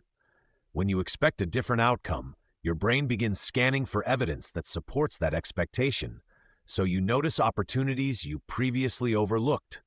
This subtle change in perception affects behavior. You might try a new approach, speak differently, or choose a task you would have avoided. Those small actions are the visible ripples of an internal adjustment. The 3 words before sleep act as a deliberate, small nudge that tips expectation. Repeating them nightly frames your mind toward possibility, and because the brain prioritizes information that matches expectation, your choices shift almost naturally. Remember, the shift can be tiny and still meaningful. Notice what you see differently this week, and let that awareness guide gentle action. Over time, these small attentional tweaks accumulate into clear patterns that change where you focus energy and which habits take root. New actions produce new results, which then reinforce the new belief. Action is the bridge between thought and reality. When you try a different behavior, no matter how small, you create a new data point for your mind to evaluate. If the action yields even modest improvement, more energy, a kinder interaction, a completed task, you gain evidence that the initial belief was useful. That evidence strengthens the belief, making it more likely you'll repeat the action. This cyclical pattern, act, see result, strengthen belief, is a natural learning loop. The 3 words before sleep increase the chance of taking the first tiny step by shifting expectation and lowering resistance. Celebrate these small results. Acknowledge them in a few sentences in a journal or mentally before bed. That recognition magnifies the feedback loop and turns isolated actions into lasting habits. Over weeks, repeated cycles compound. The combined weight of small wins shifts identity, making someone who follows through. The new default expectation. The 3 words are a nudge, not a guarantee. They guide attention toward possibility. It's important to hold the 3 words as an invitation, not a promise. They nudge your attention and prime the brain to consider possibilities you might otherwise dismiss. Priming changes what you notice and reduces internal friction, but it doesn't bypass effort or real-world constraints. Results still depend on your choices, environment, and follow-through. Think of the words as turning on a spotlight. They illuminate opportunities, but you still walk toward them. That distinction preserves agency and prevents magical thinking. Use them with curiosity and responsibility. Pair the nightly ritual with small daytime steps that align with your intention. This combination honors both inner shift and practical action. Remember, too, that setbacks are normal. A nudge increases probability, but not certainty. Stay patient, adjust strategies when needed, and treat the ritual as one reliable tool among many for creating change. Track small wins to build evidence. Note any change in mood, choice, or outcome. Tracking small wins converts vague feelings into concrete evidence. When you record tiny changes, a kinder response, a new routine, a calmer evening, you create a factual trail that strengthens belief. Keep it simple: a 1-line nightly note, a mood emoji, or a quick 3-bullet log of choices made differently. Focus on observable shifts rather than grand claims. Note mood fluctuations, decisions you took that felt different, and any outcomes that changed even slightly. Over days, these entries reveal patterns and provide motivation on slower weeks. Review your notes weekly to celebrate progress and to tweak actions. If you prefer data, rate each night on a 1 to 5 scale for mood and alignment. Trends matter more than single nights. The act of noticing amplifies results because attention is the fuel that helps new habits stick. Patience matters. Habits and neural change take time, but progress usually appears. Change in the brain is real but gradual. Neural pathways strengthen through repetition and emotional relevance, processes that unfold over days and weeks rather than instantly. That's why patience is essential. A steady 7-night ritual can kickstart momentum, but lasting habit change often needs continued practice and gentle persistence.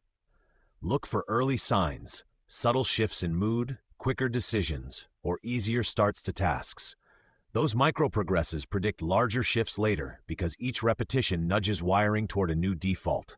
Stay consistent without punishing yourself. If you miss a night, return calmly the next evening. Over time, kind persistence wins. The brain rewards repeated patterns, and your cumulative effort compounds into visible change. Be patient with measurable timelines. Many people notice meaningful shifts within a few weeks, but some changes mature over months. Consistent attention is the reliable path to lasting transformation. 7.6 Simple experiments to see what works. Simple nightly experiments help you see if the practice is working. Try 7 nights of faithful practice and note any differences in thought or mood. Committing to 7 consecutive nights creates a clear test window that balances time and momentum. Each evening you repeat the 3 words, you send a consistent message to your subconscious. That regularity gives the brain a fair chance to notice and begin to adapt. Think of it as planting seeds rather than expecting instant trees. During these 7 nights, pay attention to subtle changes in thought loops, moods, sleep quality, and small behaviors. Note when an idea feels lighter, when anxiety softens, or when you act differently in familiar situations. Small shifts are significant data points. At the end of the week, review what emerged without judgment. Even modest differences, less reactivity, brighter mornings, easier focus, are signs the practice is beginning to work. Use that feedback to adjust tone, timing, or imagery for the next 7 nights. Keep a 1-line sleep log, words said and 1-word effect on morning. A simple 1-line sleep log makes tracking effortless and revealing. Each night, jot down the 3 words you used if you varied them, the time you said them relative to lights out, and 1 single word capturing how you felt the next morning. This minimal habit removes barriers to consistency and creates a powerful dataset over just a week. Because entries are short, you're more likely to maintain the record. Over several nights, patterns emerge. Certain timings might correspond with calmer awakenings, or particular words might evoke brighter mornings. The 1-word morning note forces reflection without over-analysis and preserves emotional accuracy. At the end of 7 nights, scan your log for repeats and correlations. Use that quick feedback to refine your ritual, perhaps adjusting phrasing, delaying or advancing your timing, or pairing the words with a brief breath routine. Small tweaks guided by simple data accelerate meaningful results. Experiment with tone and image. Find the combination that feels most natural. The emotional tone and mental imagery you pair with the 3 words matter. Try saying them softly, firmly, lovingly, or with neutral calm, and notice which approach resonates. Tone influences how your nervous system records the suggestion. Warmth soothes, firmness builds conviction, and calm fosters receptivity. Alongside tone, experiment with a simple mental image. It might be a warm light, an open door, a steady breath, or a small scene of your desired outcome. Keep images uncomplicated. The brain responds best to clear, repeatable symbols rather than complex daydreams. Test different combinations across nights. Soft voice with a light, firm voice with an open door, or neutral with breath. Observe which pairing leaves you relaxed and hopeful in the morning. When a tone-image match feels natural, the words carry more emotional weight and integrate more easily into your subconscious expectations. If sleep is poor, focus first on basic sleep hygiene before blaming the practice. If you notice poorer sleep after starting the practice, don't immediately fault the 3 words. Often, newly heightened awareness of sleep patterns makes existing issues more visible. Begin by checking basic sleep hygiene.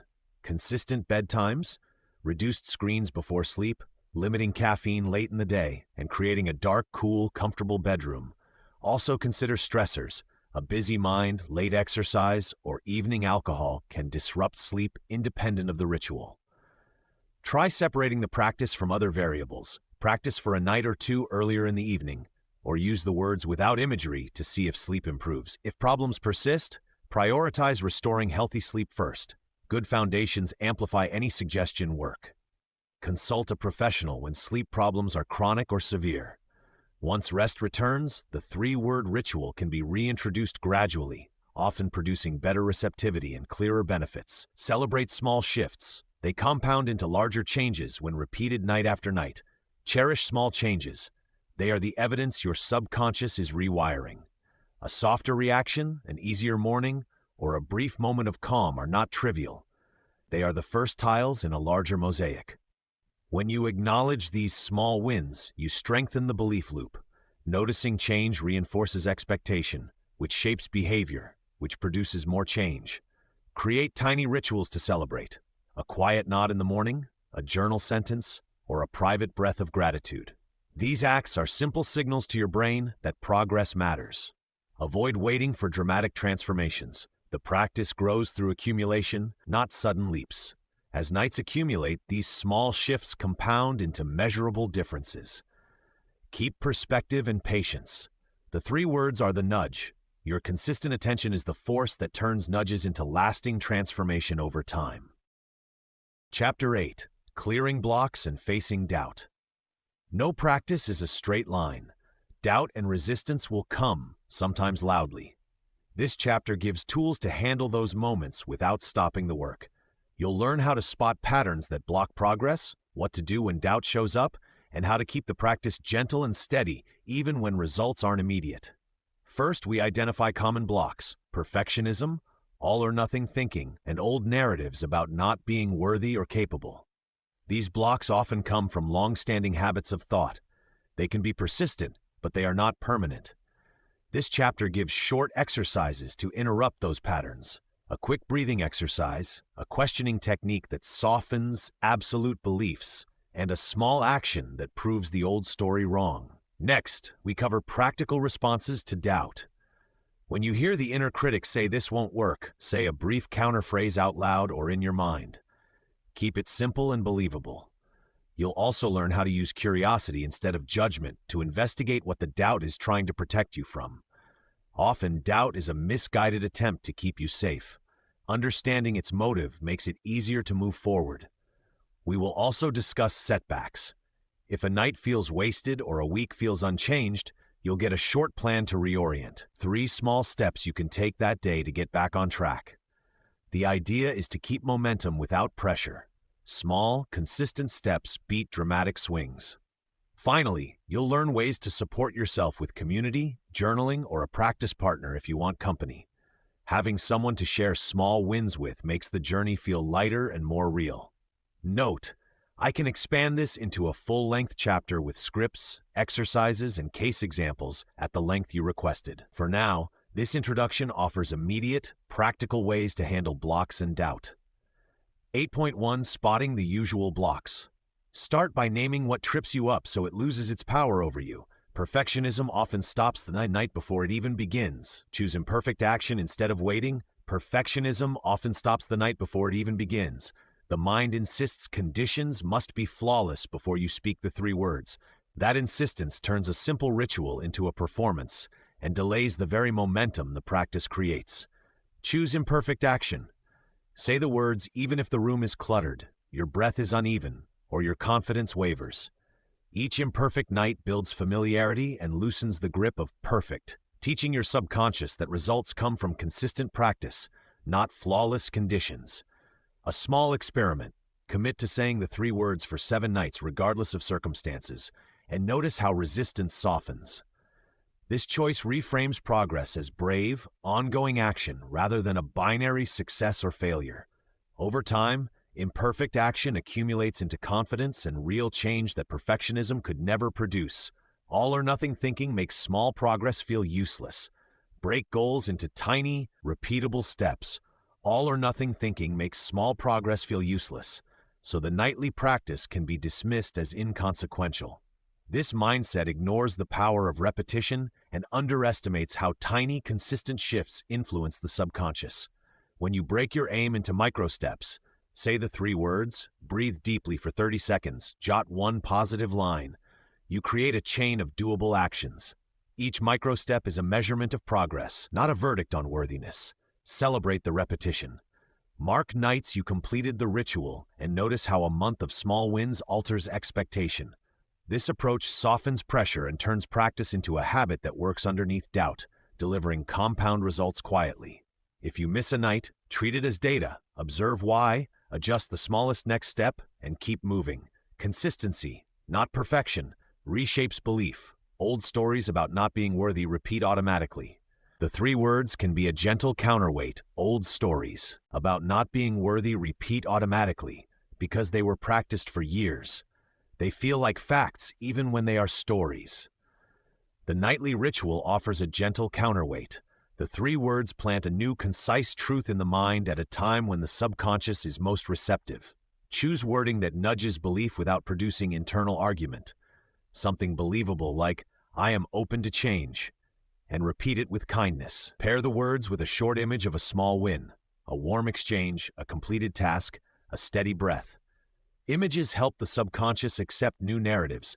Over days, the repetition loosens the automatic replay of the old story and replaces it with moments of proof, gradually changing how you feel about yourself. Be patient. New narratives take time, but respond well to steady, compassionate practice. Fear disguised as caution will sound reasonable. Ask what it would cost to try anyway. Fear disguised as caution sounds reasonable. It lists risks and feels like responsible planning, making it persuasive and sticky. When that voice shows up, pause and ask a short, practical question. What will it cost me to try anyway for 7 nights? Name both potential losses and potential gains aloud. This balances the story and often reveals that the risk is smaller than it felt. You can also ask, if I do nothing, what will I lose in 6 months? That perspective shifts caution into an informed choice rather than paralysis. Try a tiny test. Say the 3 words tonight and observe one concrete effect tomorrow. Small experiments demystify fear and build trustworthy evidence. If fear persists, meet it with curiosity. Ask what it wants to protect and thank it for trying to keep you safe before returning to the practice. Learned helplessness shows as resignation. Track one small success to prove change is possible. Learned helplessness appears as resignation. You stop trying because past failures convinced you efforts won't matter. This is a conditioned response, not a fixed truth. The nightly practice is a tool to create disconfirming evidence. To break the pattern, choose one small, measurable success to track each day. A complete night of the words, a 5-minute breathing check, or a journal line about one positive outcome. Record it visibly, a check mark, a short note, an app, something that shows accumulation. Seeing progress counters the narrative that nothing changes. Over time, those small proofs rewire expectation. Learned helplessness loosens when your history includes reliable, tiny wins. If a day feels empty, count any attempt as data rather than failure. Adjustment and repetition are the engine of change. Keep a gentle curiosity. Momentum grows from small acts. 8.2 Quick interrupts for old patterns. Use brief, practical tools to stop a looping thought and restore calm. 3 deep breaths with a slow out breath resets your nervous system and clears the moment. 3 intentional deep breaths is a small practice with a big physiological effect. Inhale slowly through the nose, letting your belly expand rather than lifting the chest. Pause a beat at the top, then exhale long and soft through the mouth or nose. Repeat this cycle 3 times, making each out-breath a little longer than the in-breath. This pattern signals safety to the vagus nerve, lowers heart rate, and reduces the rush of adrenaline that fuels looping thoughts. It also creates a tiny break between stimulus and reaction, giving you space to choose a response rather than replaying old patterns. Use it when doubt begins to spin before sleep or anytime a thought feels overwhelming. Keep it simple. 3 slow breaths, attention on the exhale, and a gentle return to the present. Overnights, this small reset becomes a reliable doorway into calm and receptivity for your 3-word ritual. Label the thought aloud. Say, "That's doubt," to remove identification and shrink its influence. Naming a thought aloud, "That's doubt," "There's fear," or "That's perfectionism," creates psychological distance. When you label a mental event, you stop treating it as an accurate reflection of who you are, and instead see it as something passing through your awareness.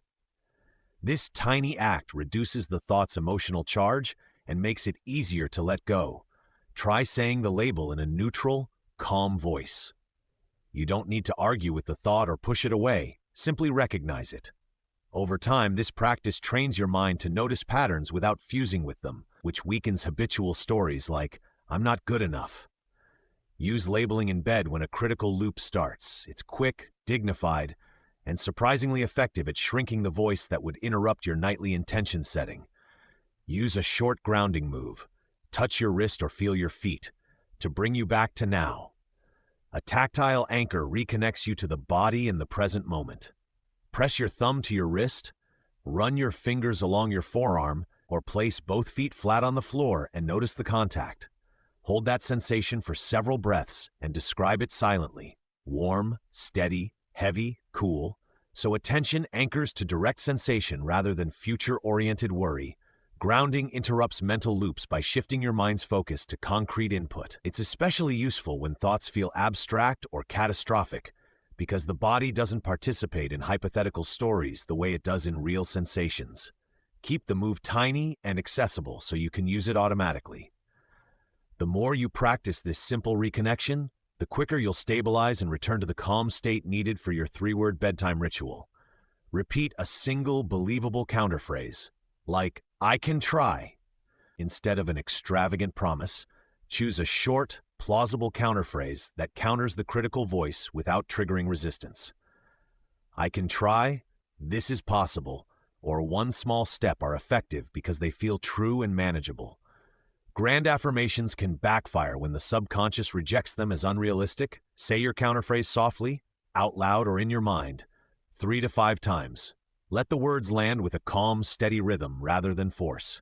The aim isn't to bully doubt into silence, but to offer a kinder, more functional narrative that the mind can accept and act on.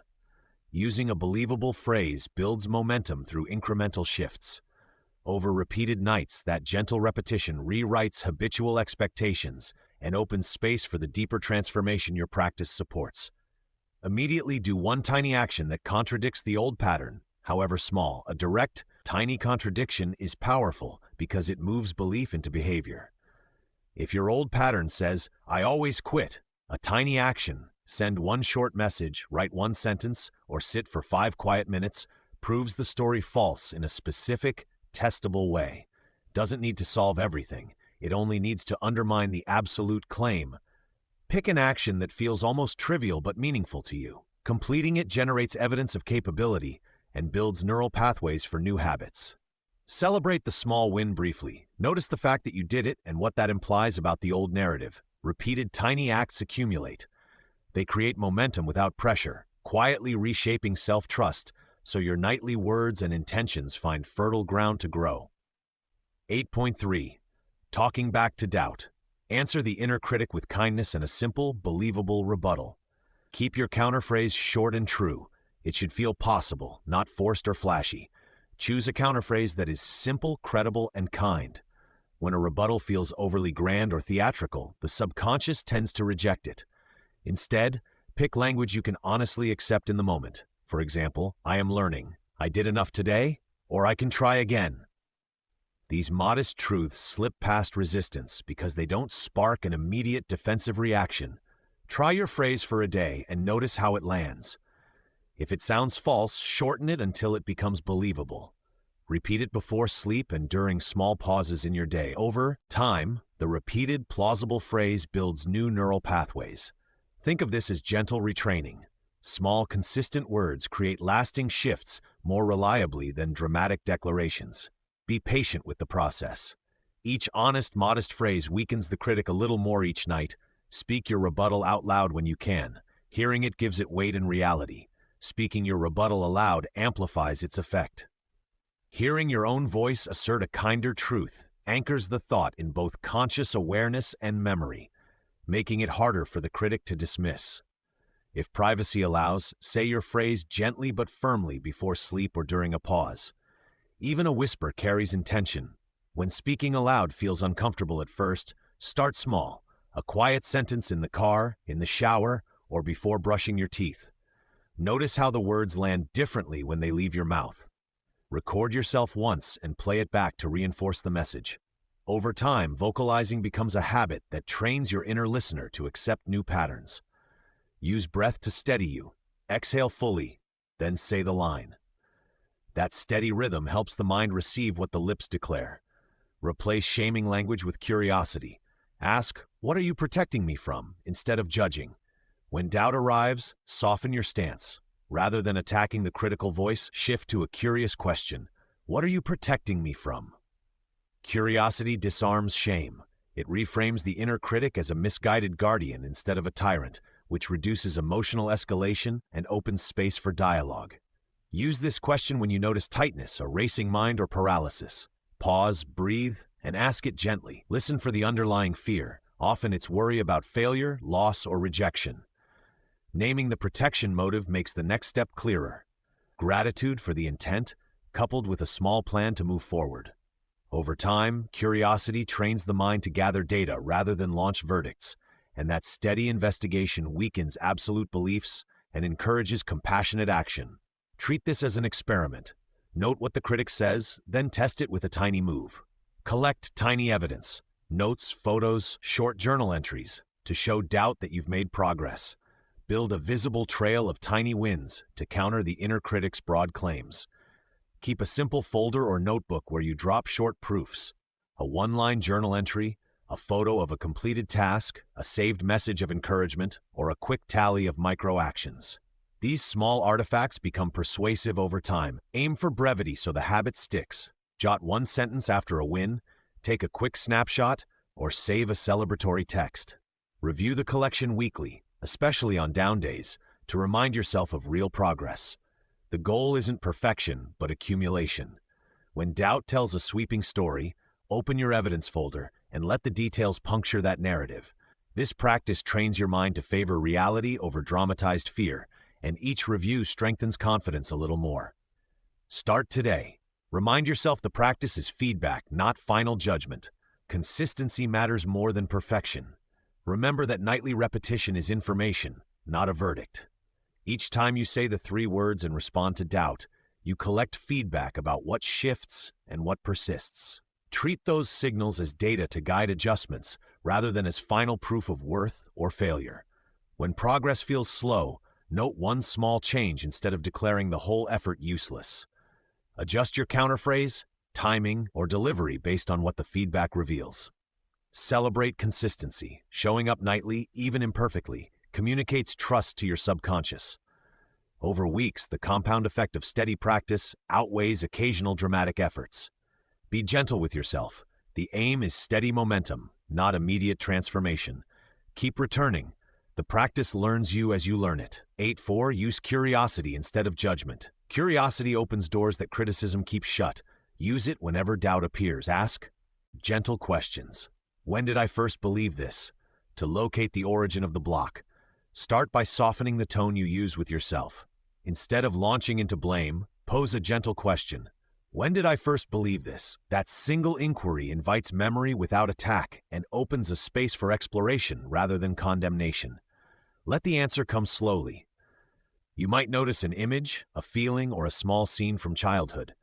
If nothing appears right away, that's okay. Stay curious and patient. Urgency only tightens the block. Write or speak the memory aloud without judging it. Observing the origin helps you understand why the belief stuck and gives you something specific to address, rather than fighting a vague, overwhelming enemy. Make it a nightly curiosity. Small, steady, and kind. The origin often gently reveals itself, and that information becomes the starting point for change. Notice physical sensations without labels. Body clues often reveal what the mind is protecting. When doubt rises, shift attention down into the body. Instead of naming the feeling anxiety or fear, simply notice where sensations appear. Tightness in the chest, a fluttering stomach, tension in the throat. Describe the sensations quietly. Warm or cold, heavy or light, moving or still. Naming physical qualities without judgment creates distance from the story your mind is spinning. Body clues often point to an attempted safety strategy. Tight shoulders may mean bracing. A hollow chest could mean shrinking away. When you map these signals, you can experiment with small opposite actions. Soften the shoulders, breathe into the chest. These tiny shifts teach the nervous system it's safe to relax, reducing the fuel that feeds doubt and allowing your nightly practice to land more deeply. Write for 3 minutes about the doubt without stopping. The act of writing loosens fixed beliefs.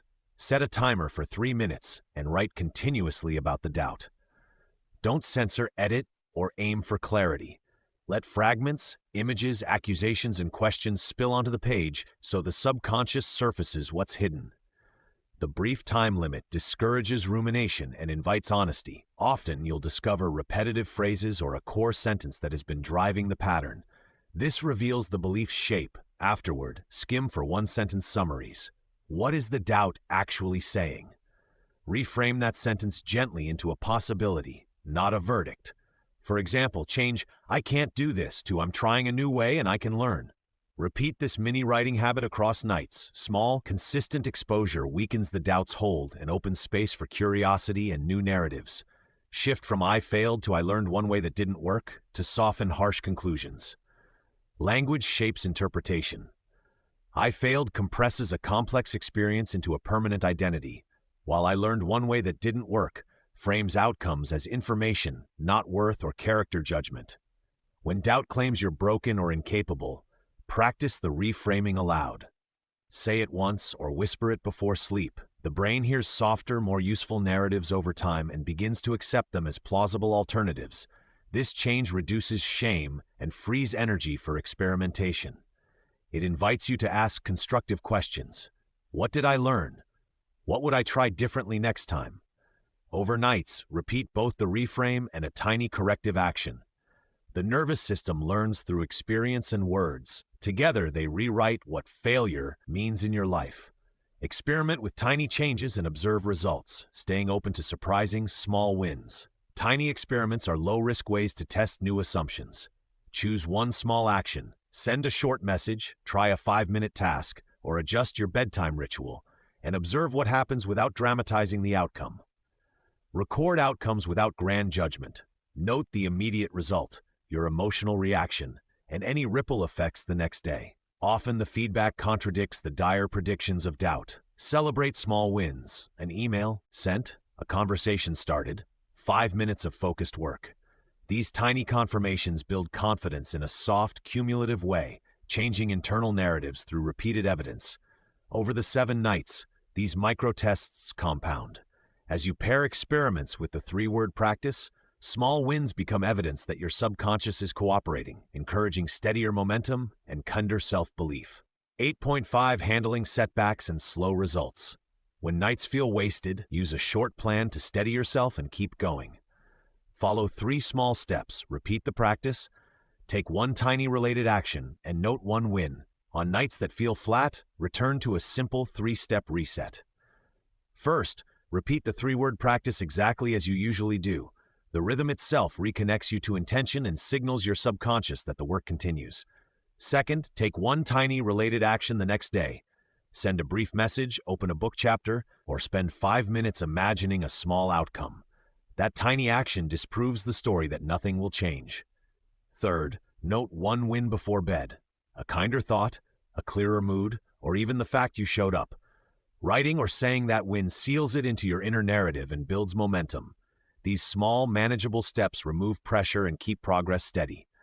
Repeat these 3 small steps whenever doubt spikes. Consistency compounds into meaningful change. Track consistency, not immediate miracles. A simple streak builds trust with your subconscious. Focus on consistency more than instantaneous results. The subconscious learns through repetition. Each night you say the 3 words, you are training neural pathways and energetic habits.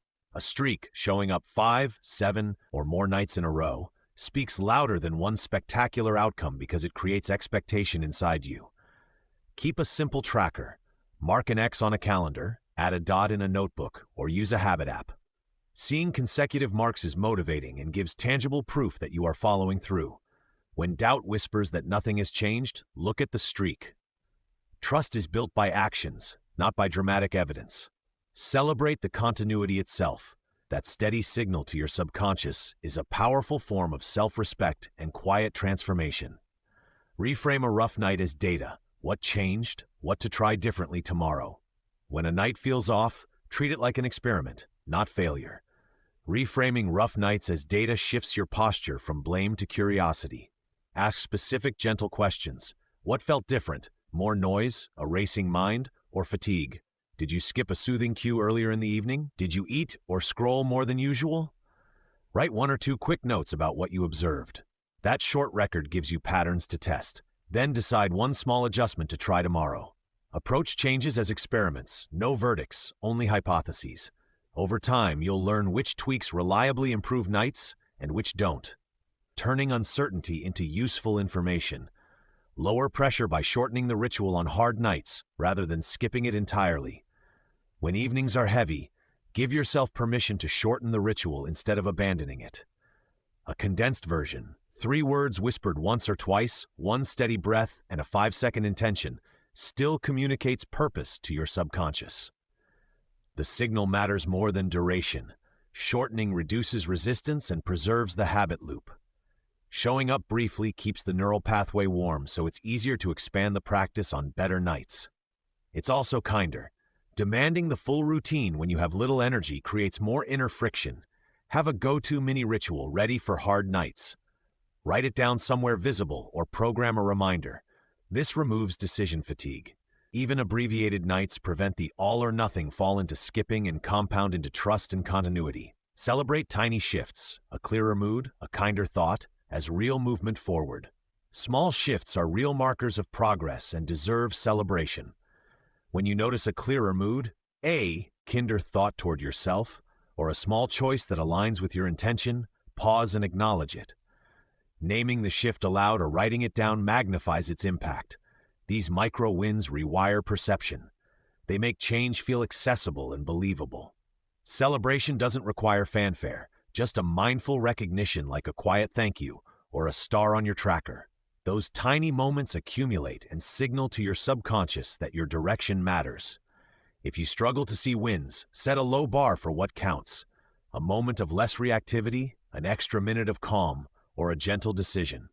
Over weeks, these tiny affirmations build momentum and lead to larger shifts as a natural unfolding rather than a sudden miracle.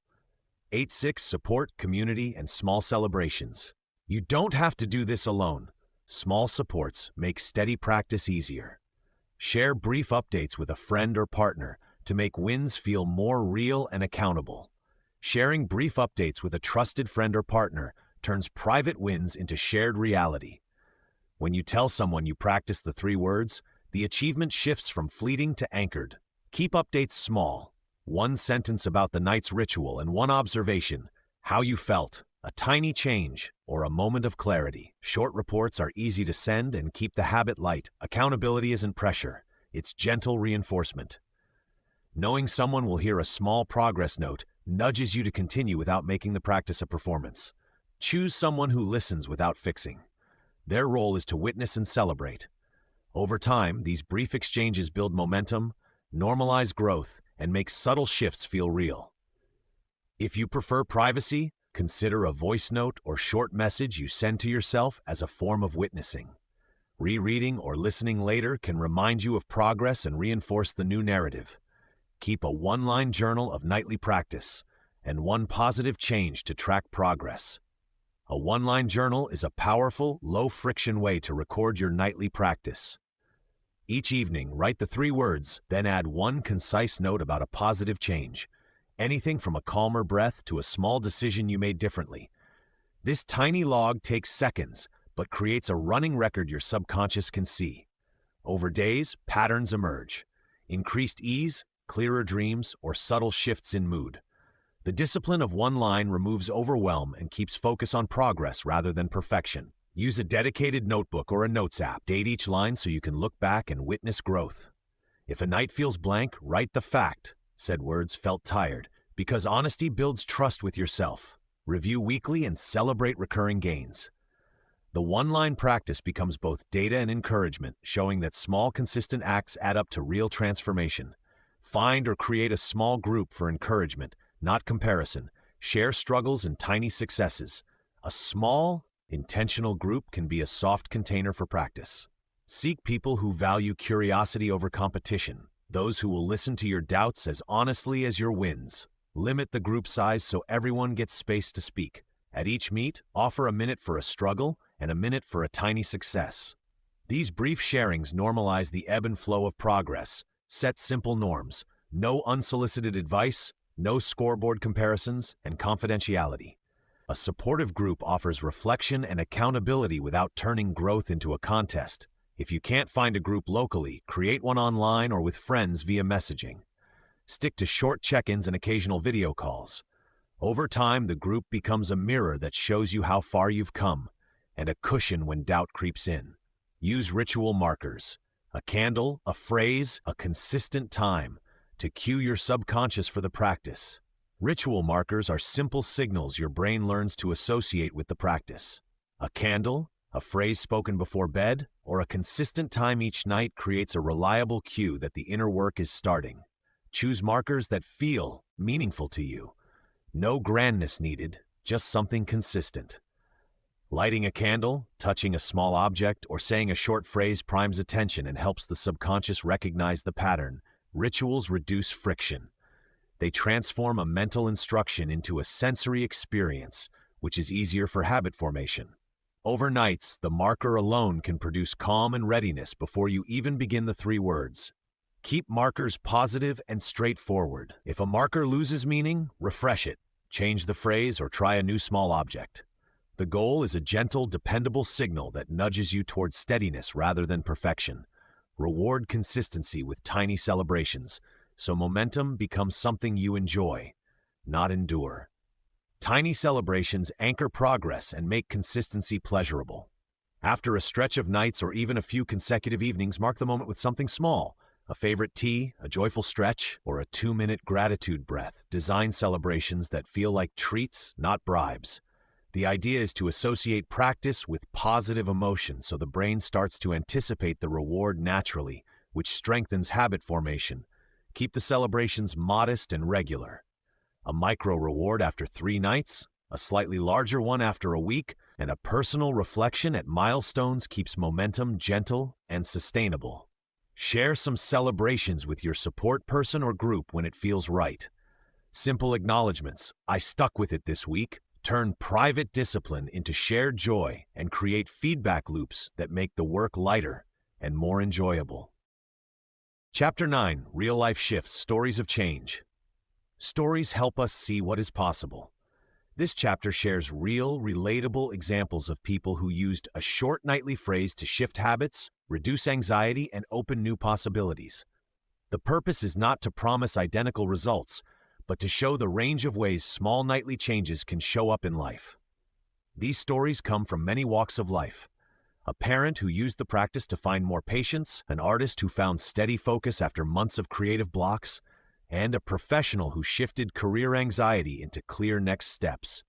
Each story includes the intention used, the obstacles faced, and the subtle signs that change was happening. You'll notice common threads: consistency, small actions taken during the day, and a willingness to adjust the wording to fit personal truth. We'll also highlight moments when the practice triggered unexpected outcomes: a chance conversation that led to a job opportunity, a new friend who appeared at the right time, or a sudden release from a long-held worry. These surprises show how shifting your inner tone changes the kinds of opportunities you notice and accept. Each story concludes with practical takeaways you can try. What wording worked? How often did they practice? What small daytime actions supported the nighttime ritual? These examples give you models to adapt, not rules to follow. Your life is unique. The practice should fit your rhythm.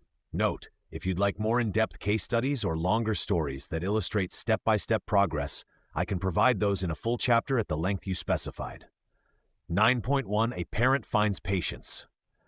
Short nightly phrase helped a busy parent shift stress into calm and more patient moments. Intent: I rest, I trust, I respond with love. Repeated each night before sleep. The parent chose a simple, grounding trio: I rest, I trust, I respond with love. Saying these words before sleep created a gentle pivot from hectic doing to quiet being. Each repetition was short enough to remember in a fog of tiredness, yet carried a clear intention: to prioritize rest, cultivate inner trust, and choose loving responses instead of reactive ones. Overnights, the phrase became a bridge between conscious hope and subconscious habit. It softened the internal tone that normally triggered impatience. By morning, the parent noticed a subtle shift in the first moments after waking, a quieter inner voice and a willingness to pause before answering a child's demand. This intent framed both sleep and waking behavior, making patience a practiced response rather than a heroic exception. Obstacle: irregular sleep, exhaustion, and default reactivity slowed visible change at first. At first, progress felt glacial. Irregular sleep and sheer exhaustion blunted the practice's effects. Sometimes the phrase was mumbled between feeds or late-night chores and barely registered. Default reactivity, automatic snapping when stressed, continued to appear, reminding the parent that the nervous system needed time to recalibrate. Rather than giving up, they acknowledged these obstacles as normal. They treated the practice as a seed planted in imperfect soil. Growth would happen, but not instantly. The small ritual persisted through fragmented nights, and occasional failures became data points rather than reasons to stop. Accepting setbacks reduced shame and kept the momentum alive. Signs: fewer sharp replies, easier bedtime routines, and longer moments of presence with kids. After a week, the parent noticed tangible signs of change. Sharp replies diminished in frequency. When stress rose, there was often a breath, a brief pause, and a gentler tone. Bedtime routines became smoother as the parent's calmer energy made children less anxious and more cooperative. Presence lengthened in small, meaningful ways. A 5-minute story without distraction, an unhurried bowl of cereal, an extra hug discovered in a doorway. These were not dramatic transformations, but cumulative, reassuring shifts. Each moment of calmer interaction reinforced the nightly phrase, creating a positive feedback loop that made patients feel more natural and sustainable. Day supports built small breaks into the day and asked for help when needed. The parent paired the nighttime phrase with concrete daytime supports. They scheduled tiny pauses, 2 minutes of breath work after a nap, or a short walk around the block, to reset throughout the day. These micro breaks reduced overwhelm and made it easier to respond rather than react. They also practiced asking for help. A relative to pick up a child occasionally, a neighbor to swap short childcare favors, or explicit communication with their partner about needs. Framing help as a practical complement to the phrase reduced isolation and amplified change. Together, small daytime actions and the quiet nightly ritual created a manageable strategy for lasting patience. Takeaway: steady repetition plus tiny daytime shifts turned a calming phrase into real patience. The clearest lesson is practical. Consistency matters more than perfection.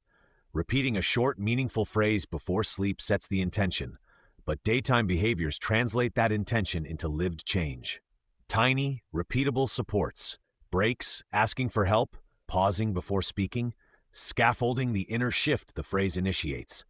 Patience emerged as a habit shaped by rhythm and small choices, not a sudden personality overhaul.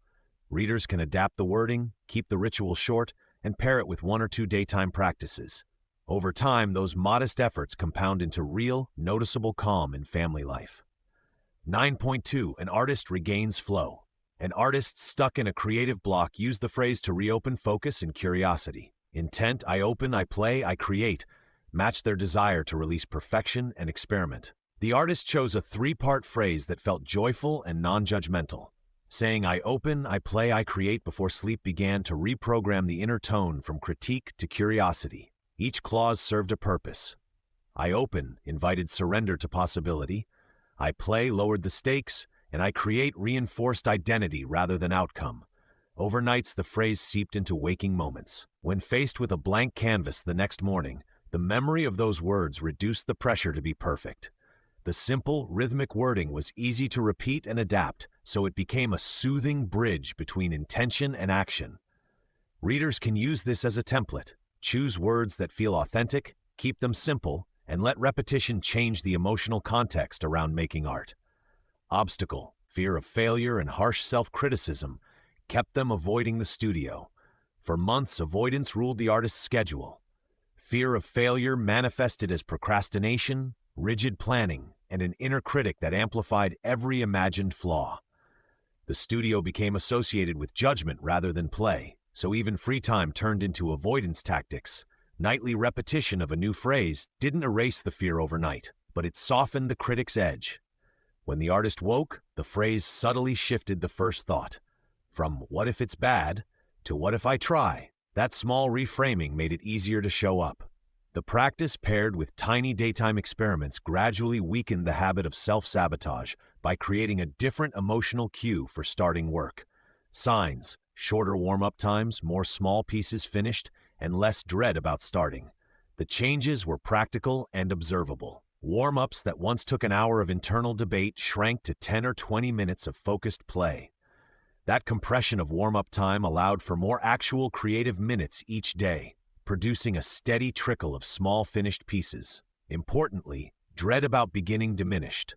Mornings were met with curiosity instead of dread, and completion, rather than perfection, became the metric of progress. The artist began to notice momentum. One small success led to another. These signs are subtle but reliable indicators that the nightly phrase was altering the subconscious expectations around creativity.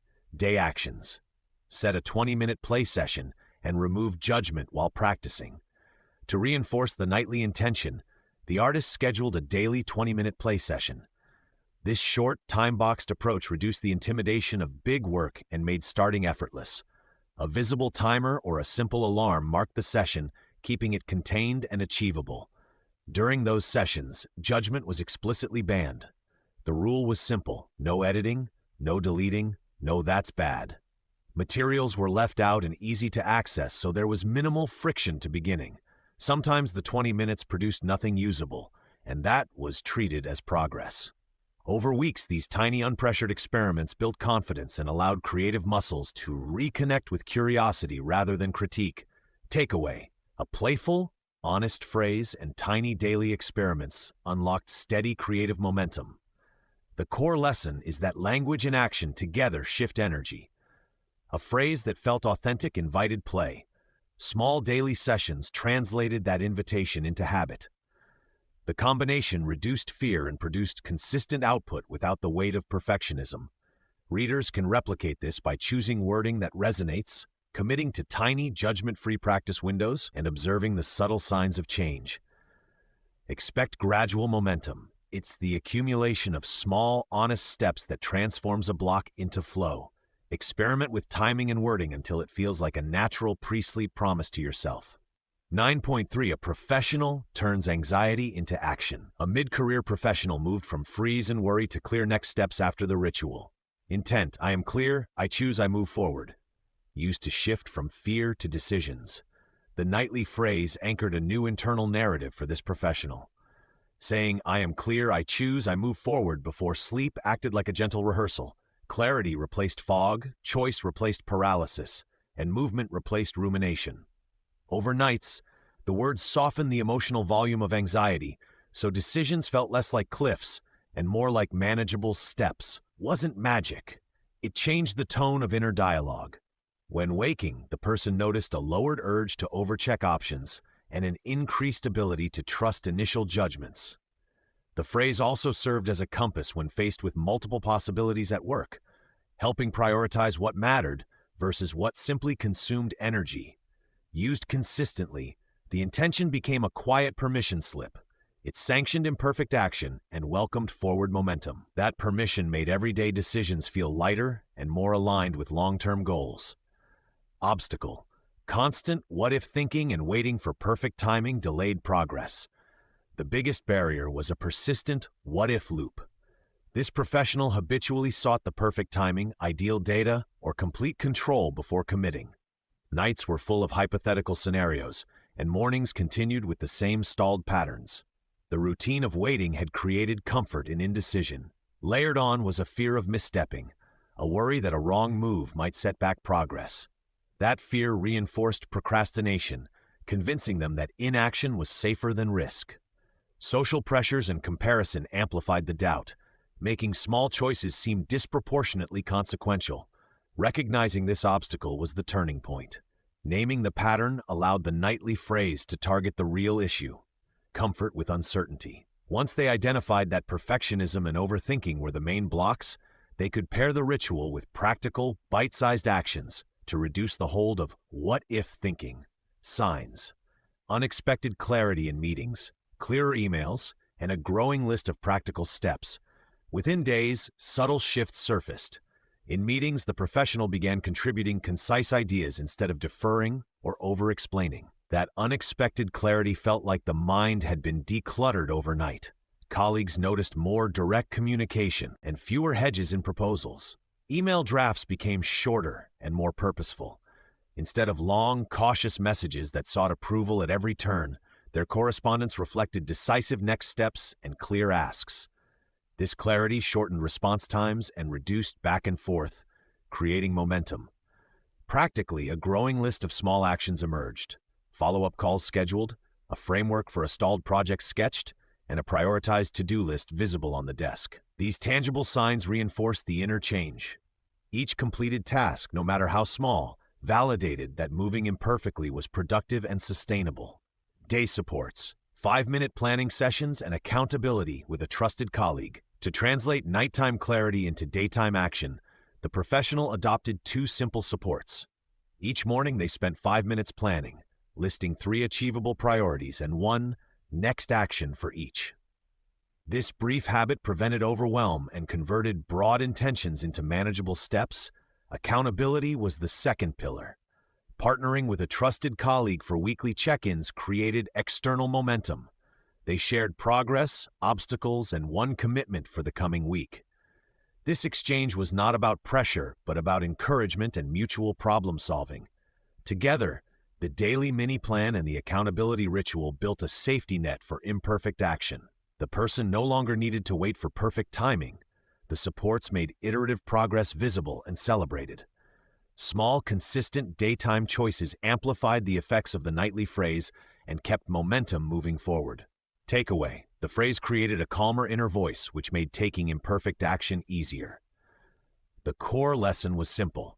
Calming the inner voice reduces the perceived cost of mistakes.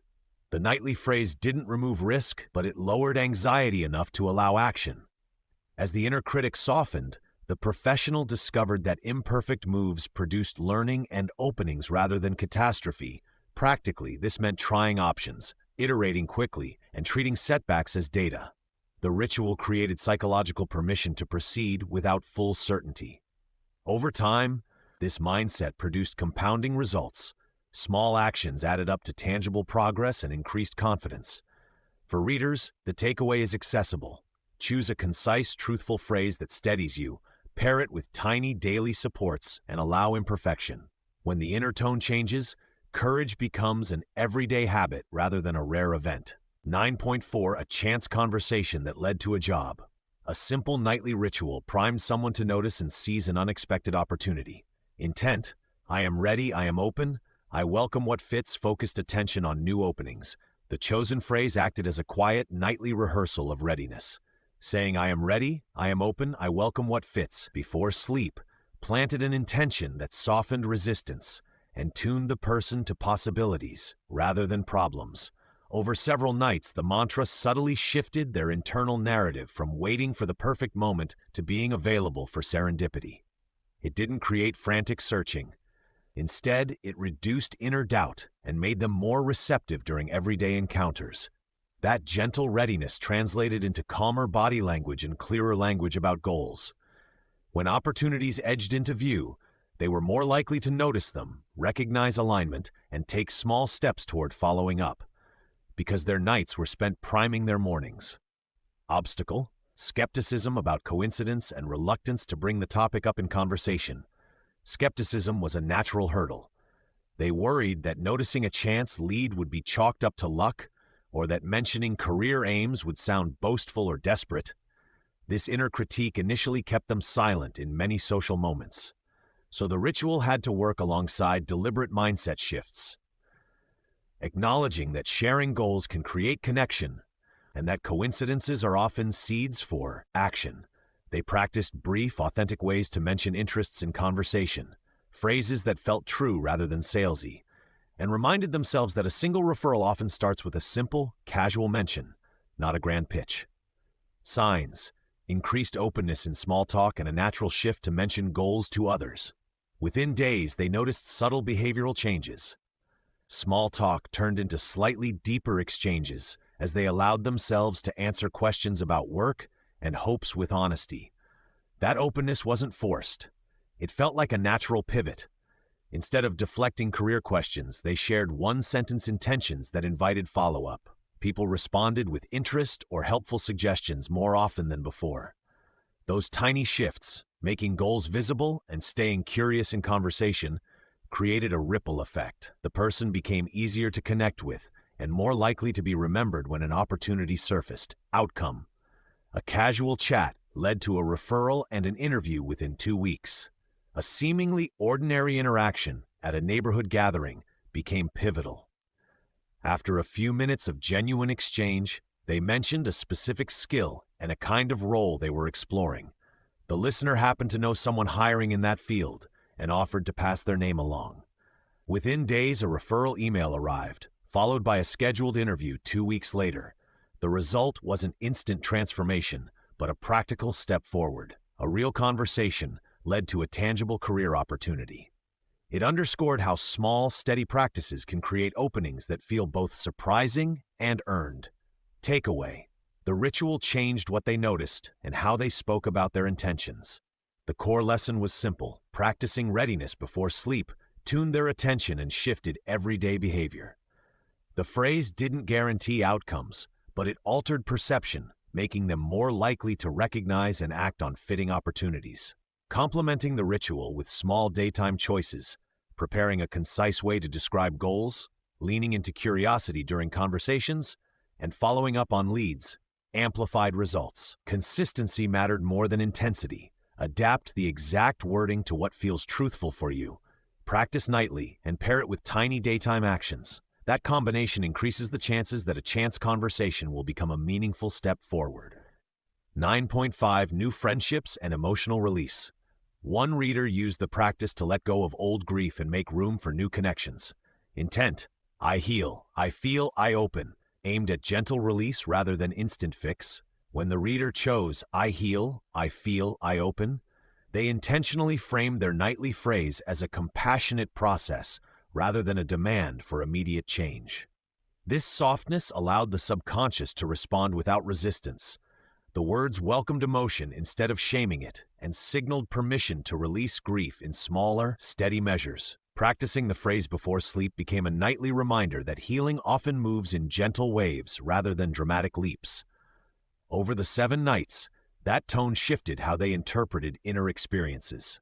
Tough evenings were met with curiosity instead of panic, and dreams occasionally surfaced memories that needed attention.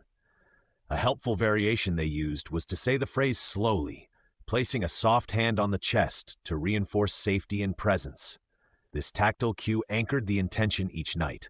Obstacle: fear of vulnerability and the habit of isolating during hard times. Fear of vulnerability and the habit of isolating during hard times were the main obstacles. Those patterns had been reinforced over years, protecting the self by shutting down, avoiding conversations that might feel risky, and defaulting to loneliness. When the nightly phrase began to stir feelings, the reader's initial instinct was to pull away rather than explore what surfaced. Breaking this habit required small, deliberate choices. They set micro goals: respond once to a text from someone they trusted, share one honest line in a journal, or accept an invitation even if it felt mildly uncomfortable. Each tiny risk rewired familiarity with connection. The practice didn't erase fear overnight, but it softened its grip. Over days, vulnerability stopped feeling like a threat and began to feel like a bridge, imperfect, but usable. That gradual recalibration is what allowed new friendships to emerge. Signs: spontaneous invitations accepted, easier emotional conversations, and lighter evenings. The signs of change were subtle but unmistakable. Spontaneous invitations accepted, easier emotional conversations, and lighter evenings. Initially, the reader noticed small shifts, saying yes to a coffee invite they would previously decline, or staying in a group longer without feeling drained. Emotional conversations became less avoidant. When grief or sadness surfaced, they could speak about it with a friend in shorter, clearer ways instead of shutting down or over-explaining. Nights felt lighter. The habitual internal rehearsal of worries before sleep diminished, and the phrase helped move feelings through instead of bottling them. These outward behaviors reinforced the inner work. Each accepted invitation created a positive loop of belonging. and every calm conversation reduced the fear of exposure. Together, these signs mapped a gentle reopening to others, showing how consistent language at night shifts daytime experience. Day supports. Journaling a sentence about gratitude and saying yes to small social offers. Daytime supports amplified the nighttime practice. The reader made a short, manageable habit of journaling a single sentence about gratitude each morning or afternoon. That tiny act anchored attention on what's present and available, counterbalancing the tendency to ruminate on loss. They also practiced saying yes to small social offers, a walk with a neighbor, a brief call, or an invitation to a casual meetup. These were not grand declarations, but low-stakes openings that trained the nervous system to tolerate closeness again. Together, the journal and the yes moments created momentum. The journal stabilized mood and documented tiny wins, while the yeses created opportunities to practice vulnerability in safe, bite-sized ways. They also reviewed the day's small connections before bed to reinforce progress and gratitude, which made the nightly phrase feel more believable and real. Takeaway: honest wording plus small daytime openness created space for new people. Soft, honest wording plus small daytime openness created space for new people. The lesson is not that phrasing alone fixes everything, but that compassionate language shifts your internal climate, so you notice and accept opportunities you previously ignored. Adopting a tender phrase reduced pressure and made practice sustainable. Pairing it with tiny daily actions, journaling one line, saying yes to low-risk offers, built trust in the self and in others. Over time, these small choices multiplied into real invitations and conversations. If you try this, choose words that feel true, keep daytime supports tiny, and celebrate micro wins. Practice steadily for at least a week, be curious about small signs, and remember that each person's timing differs. Honor your pace and adapt the phrase if it ever feels forced. The combination of night intention and day courage opens doors gently, often when you least expect it. Num 9.6 Common Threads and Practical Next Steps. Across stories, simple consistency, small daytime actions, and phrase alignment mattered most. Thread: short nightly repetition shifted inner tone, which changed attention and choices during the day. One simple pattern emerged across these stories. A short nightly repetition recalibrated the inner tone, and that shift steered attention in new directions during waking hours. Repeating 3 focused words before sleep acted like a gentle suggestion to the subconscious, so people began to notice opportunities, feelings, and possibilities they had previously overlooked. As attention shifted, choices followed naturally, not through force, but through a subtle reorientation. Small decisions, how to respond to a child, which email to write first, or whether to try a new technique, reflected the new inner tone. These were not dramatic, overnight makeovers. They were steady nudges toward more aligned behaviors. Recognize the signals: increased curiosity, fewer reactive moments, and quieter inner criticism. Those signs indicate the ritual is influencing day-to-day attention, which is where real sustainable change begins. Practice tip: pick 3 sincere words that feel true and comfortable to repeat nightly. Choosing 3 words matters most when they feel sincere and effortless to speak. Words that resonate emotionally, simple, honest, and present tense, anchor the mind without resistance. Examples include phrases like "I am calm," "open to flow," or "trust my path," adapted until they land naturally. Test them for a few nights. If a phrase feels forced or creates internal pushback, tweak it. Short, non-ambiguous words are easier for the subconscious to hold. Comfort creates consistency. Consistency creates momentum. Place a gentle reminder by your bedside and commit to repeating the words with breath and intention. The ritual's power grows when the words are both meaningful and comfortable enough to become a nightly habit. Support tip: pair the ritual with tiny daytime actions like 5-minute experiments or notes. Nightly repetition becomes more potent when paired with small daytime follow-ups. Tiny actions, a 5-minute experiment, a quick note, or a single intentional question, bridge subconscious priming and conscious behavior. For example, if your phrase is "I am curious," try a 5-minute creative experiment after lunch, or jot down one new thing you observed that day. These micro-practices reinforce the message your nighttime words plant. Keep a simple log or sticky note to capture small wins and shifts. This creates feedback that strengthens belief. Over days, these brief actions compound into noticeable patterns of change. Start with one tiny habit and let it grow organically. The aim is not perfection, but regular, manageable steps aligned with your nightly intention. Adjusting wording. Tweak the phrase if it feels forced. Honest language sticks better. Language that rings true matters. If your chosen words provoke resistance, edit them until they feel authentic.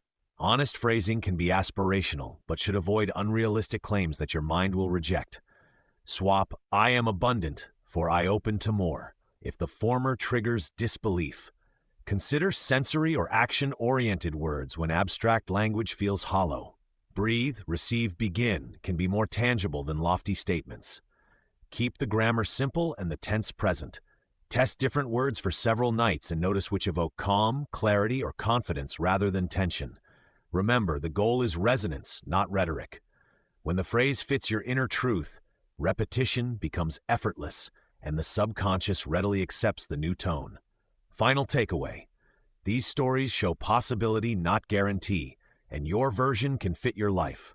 The stories in this chapter illustrate what's possible when a short nightly ritual is practiced with intention and consistency.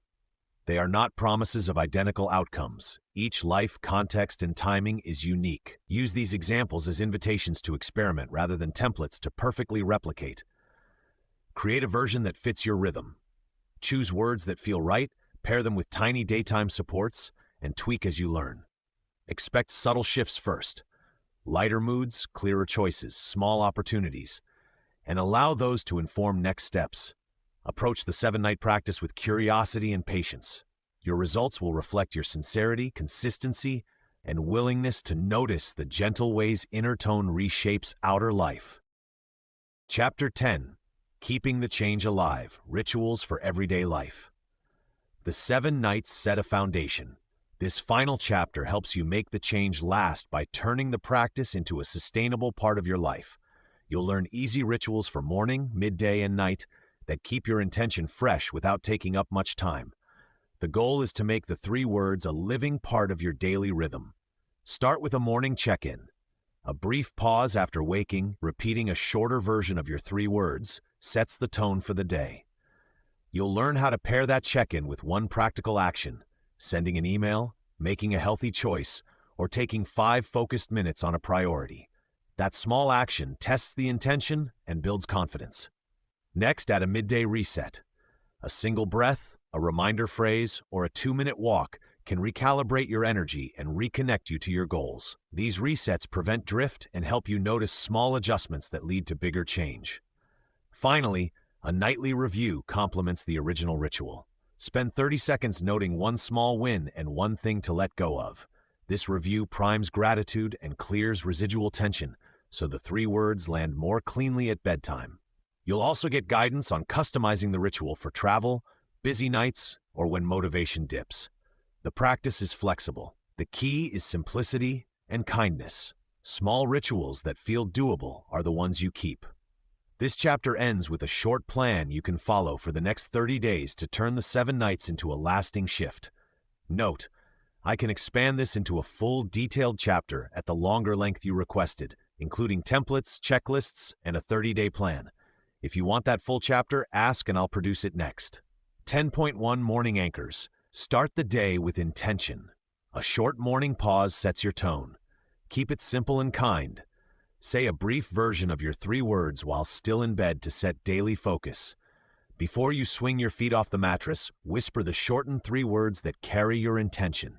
This gentle moment anchors your focus before the chatter of the day begins and signals to your subconscious the theme you intend to carry forward. Keep the phrasing short and sweet, 3 syllables or a compact phrase that feels true. Repeating it once or twice while you tune into the sensation of your breath makes it more embodied and less like a to-do. Over time, this simple morning whisper becomes a mental compass, aligning choices and attention without forcing effort. Follow the words with one tiny action, like drinking water or writing one sentence. After you say the 3 words, immediately take one small practical step. Drink a glass of water, write a single sentence in a journal, or open an email you've been avoiding. That small action tests the intention and creates momentum. Choosing something achievable keeps resistance low and converts intention into habit. The tiny victory affirms you can follow through and builds confidence. Over days, those micro actions compound into meaningful progress, reinforcing the power of the 3 words in tangible ways. Pair the anchor with deep breaths to ground energy and calm the mind. Combine your morning phrase with a few slow, deep breaths to root the intention in the body. Inhale for 4 counts, hold briefly, then exhale fully. Repeat 2 or 3 times while saying the words inwardly. Breath slows the nervous system and makes the message less abstract. When the words are felt in the breath and chest rather than only thought, they integrate more easily into your day.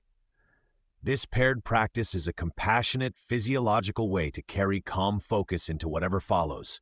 Use a visible cue, such as a sticky note by your alarm, to remind you gently. Place a small, visible reminder where you'll see it first, on your nightstand, alarm, or bathroom mirror.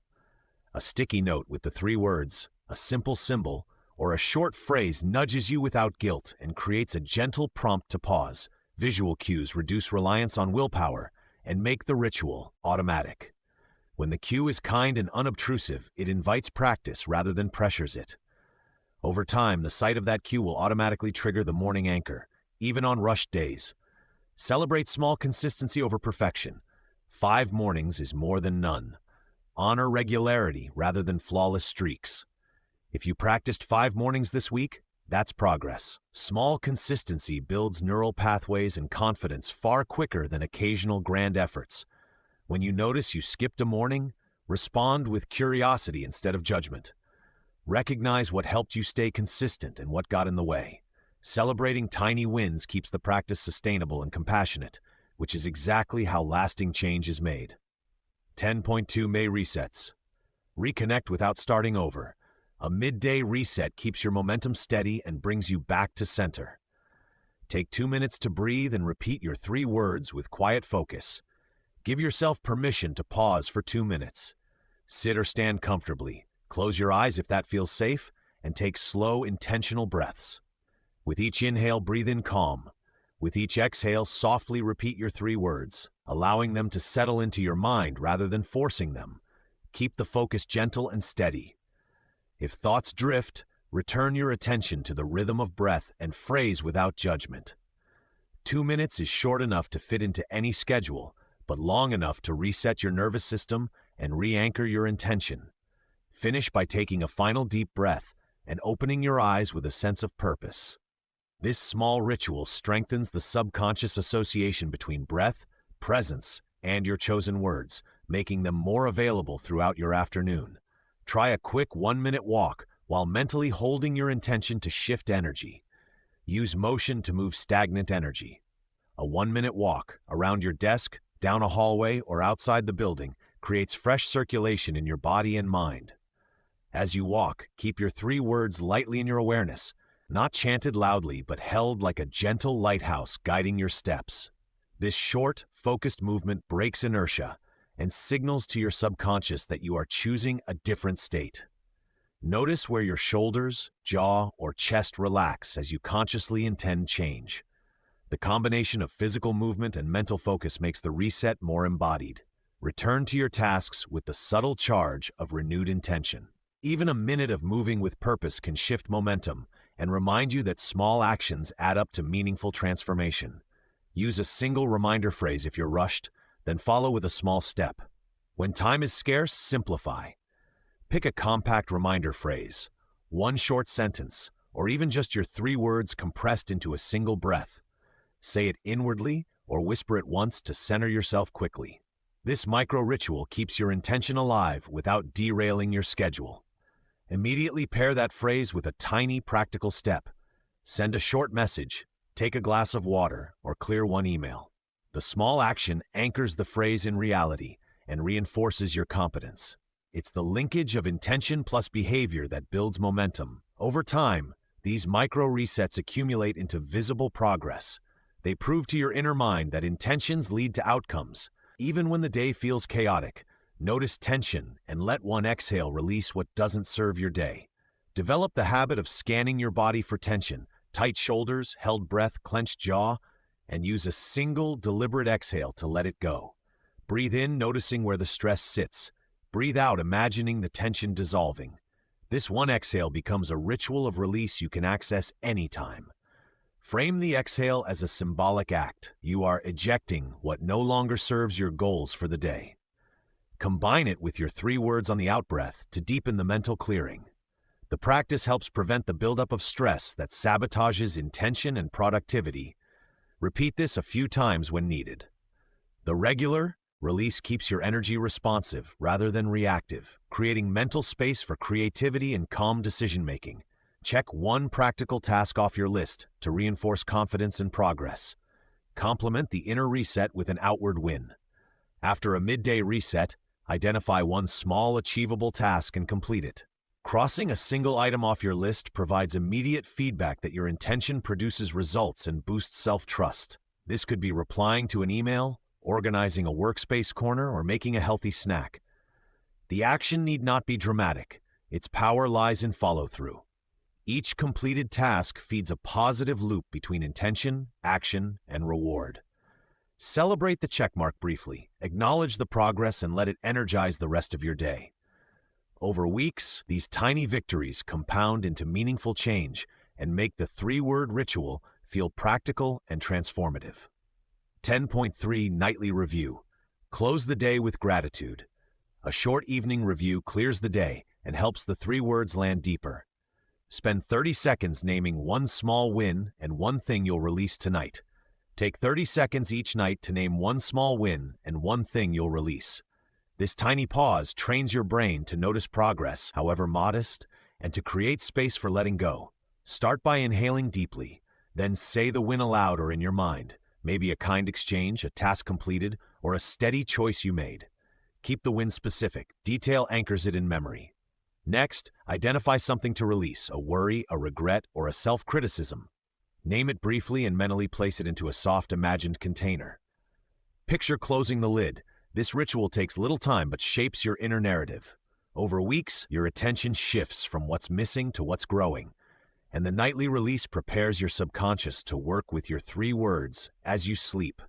Allow gentle gratitude to follow the win, amplifying positive neural pathways. After naming your small win, invite a moment of gentle gratitude. Let it be simple, a soft thank you to yourself, to someone, or to life itself. Gratitude doesn't have to be grand.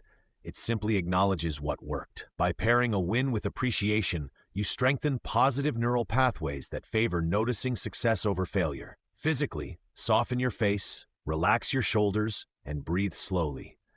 The body's calm registers with the brain, deepening the grateful feeling and making the memory more accessible. Over time, this tiny habit rewires your inner commentary. You begin to find more moments worthy of thanks, and those moments fuel confidence. Even on hard days, finding one small thread of gratitude gently shifts perspective without denying reality. Set aside judgments. Say your 3 words with kindness as you prepare for sleep. Before you speak the 3 words, make a conscious decision to release judgment.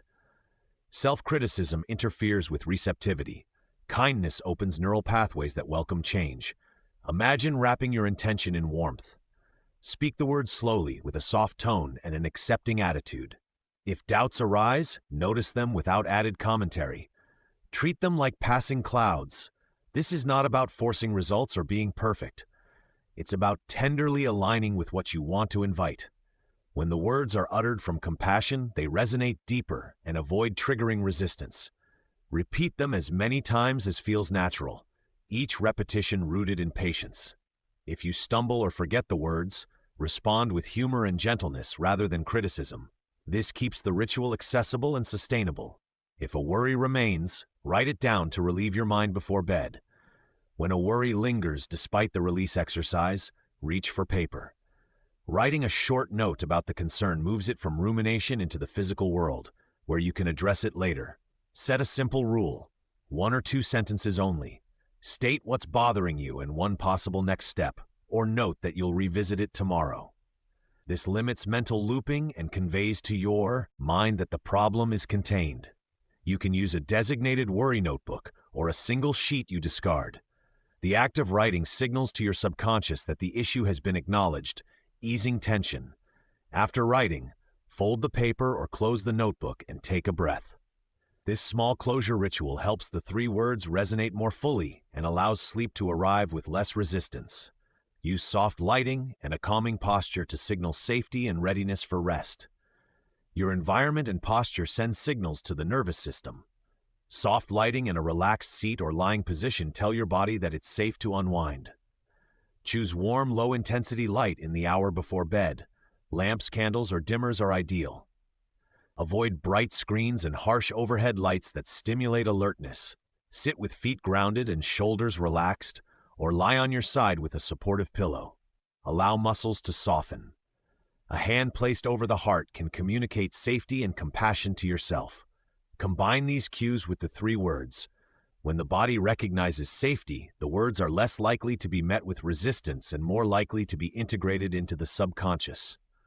Over time, this pre-sleep setup becomes a dependable signal. Soft light, calm posture, gentle intention, sleep follows. 10.4 Small actions that test the intention. Small tests build trust. Let action confirm your words with gentle evidence. Choose one tiny task each day that aligns with your three-word intention. Pick a single tiny task each morning that naturally echoes the three words you say before sleep. The task should be simple enough to complete in minutes. It might be a brief phone call, a short stretch, choosing a healthy snack, or writing one sentence toward a goal. The point is alignment, not scale. By choosing one task, you focus attention where it matters. This tiny commitment acts as a bridge between subconscious intention and waking behavior, proving to yourself that the words have practical force. Keep the task visible, a sticky note, a calendar reminder, or a one-line to-do entry. Over days, these small actions compound. They strengthen belief and make the three-word ritual feel lived rather than theoretical. Celebrate completing the task with a quiet acknowledgement, a breath, a smile, or a whispered thank you, and let that gentle reward seal the connection. Make the action measurable and immediate, like sending one message or choosing fruit. Define actions that are both measurable and immediate so you can see the link between intention and outcome. Measurable means you can answer a simple yes/no. Did I do it? Immediate means you can do it within minutes, avoiding the space where excuses grow. That clarity transforms vague wanting into tangible proof. Examples: send one message to reconnect, pick a piece of fruit instead of a snack, stand and stretch for 2 minutes, or write one sentence toward a project. Each of these has a clear start and finish, so the brain registers completion and reward quickly. Track these small wins in a notebook, notes app, or habit tracker. Marking a check or a timestamp amplifies motivation and trains your subconscious to expect follow-through. Over time, measurable immediacy becomes a habit that supports the three-word practice. Record the outcome quickly to create a feedback loop of proof and motivation. Capture outcomes immediately after the action, so the brain links effort to result. A quick record, typing a single line, ticking a box, or saving a 10-second voice note, turns fleeting experiences into concrete data. This evidence counters doubt and feeds the subconscious with proof that your three-word intention translates into real action. Keep records minimal and regular. Note the action, the time, and one short result or feeling. For example, called Anna, felt relief, or ate fruit, more energy. The brevity makes the practice easy to maintain, even on packed days. Review these notes weekly to notice patterns and celebrate momentum. The feedback loop of action, record, review builds confidence and refines what small tests work best. Over time, this simple habit generates steady trust in your changing inner landscape.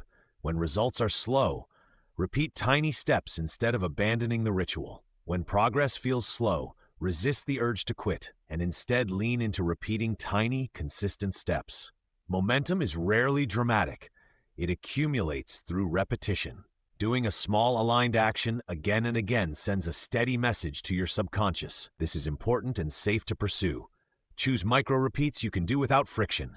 Send another brief message, swap one snack for a better choice, or sit for 2 calm breaths before a task. These repeats are refinements, not failures.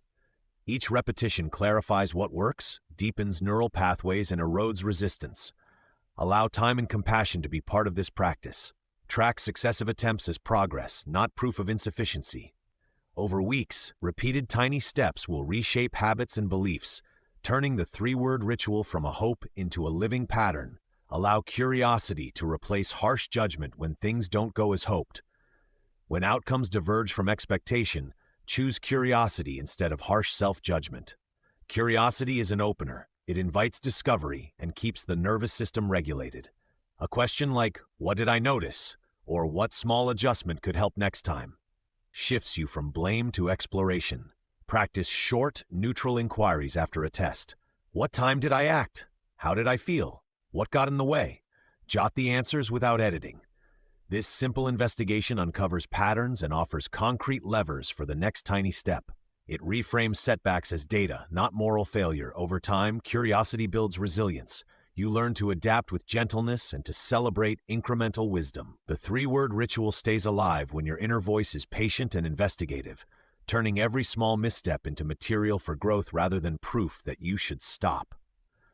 10.5 Adapting the ritual. Travel, busy nights, and low motivation. The ritual flexes to life's messiness. Prepare simple alternatives for rough days.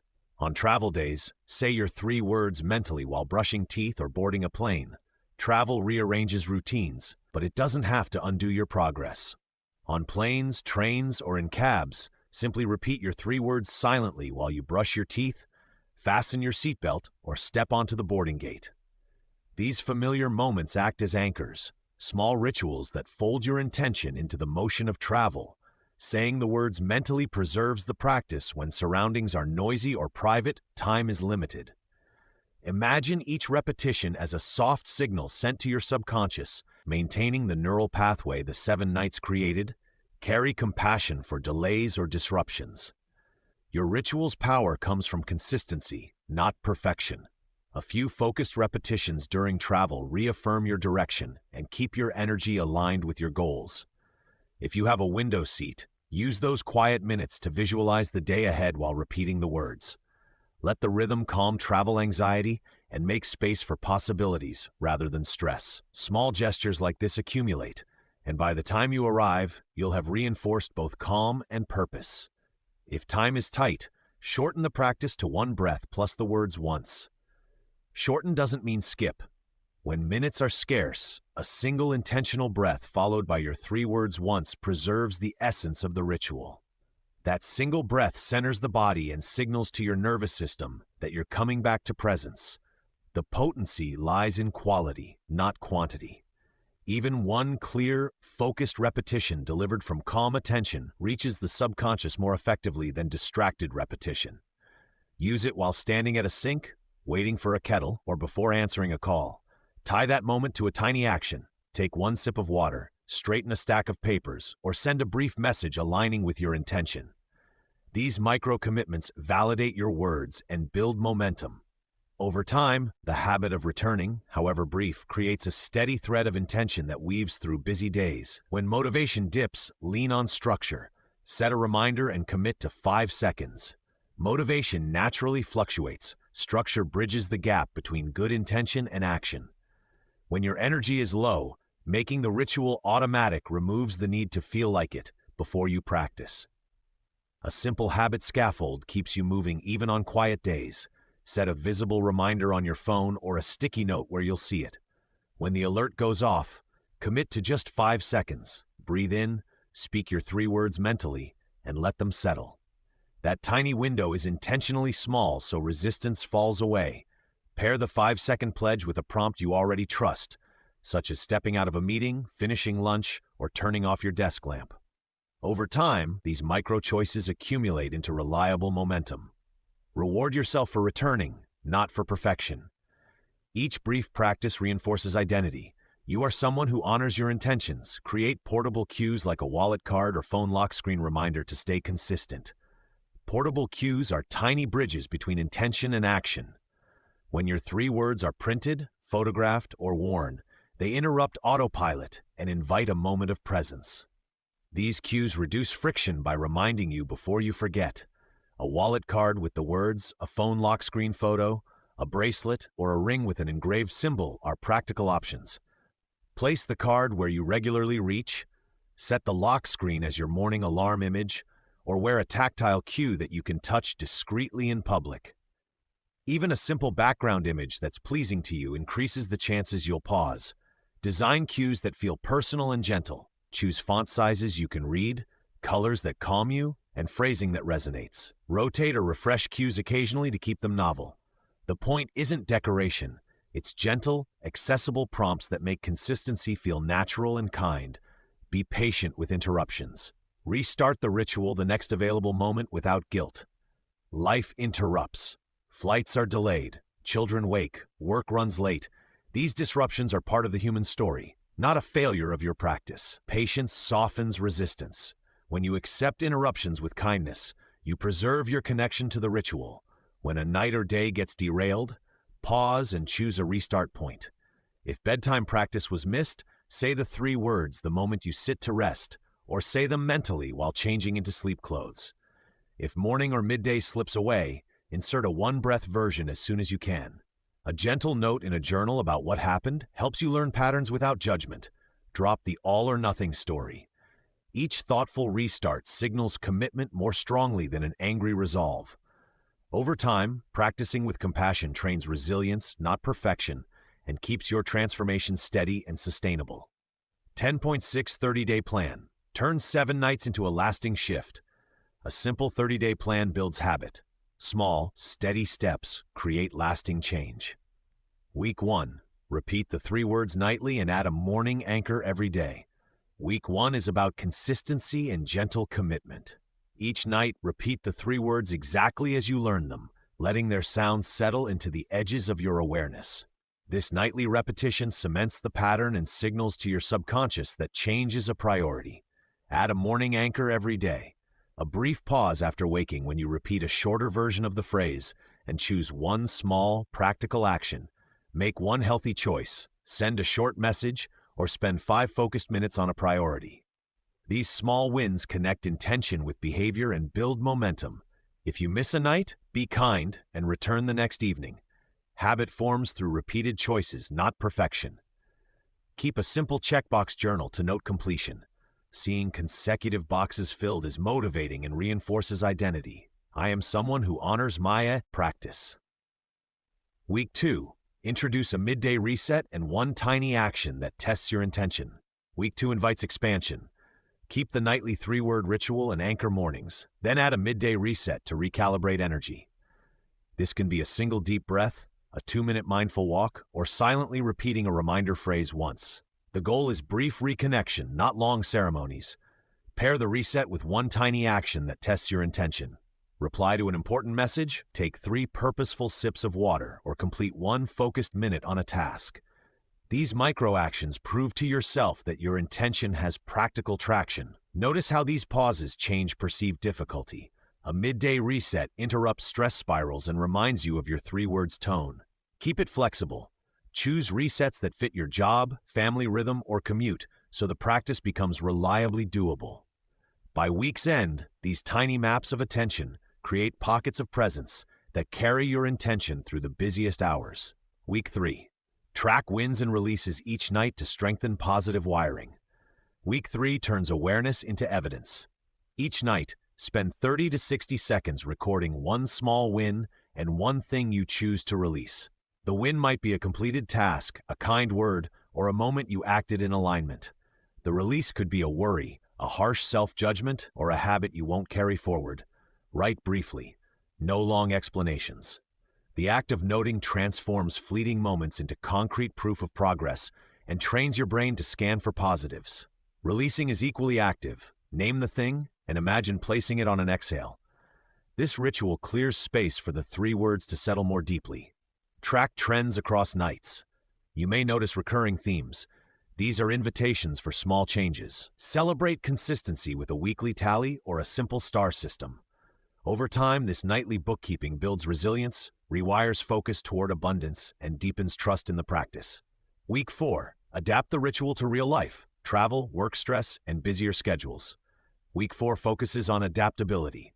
Life gets messy. Travel, deadlines, family demands, and your ritual must bend without breaking.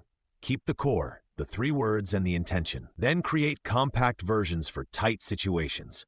A whispered repetition, a mental image during a commute, or a single deep breath before a meeting. When traveling, anchor the practice to cues like the hotel bed or the airplane window. Under intense stress, shorten the ritual to 5 seconds of focused breath plus the 3 words. On busy nights, trade the full review for a single gratitude note. Consistency matters more than length. Experiment and personalize. Choose triggers that fit your rhythms. Alarm tones, a kitchen timer, or the end of a meeting. When motivation dips, remind yourself that missing a day is data, not failure. Return with compassion and minimal friction to preserve momentum. Finish with a short reflection and commit to a maintenance rhythm that feels doable.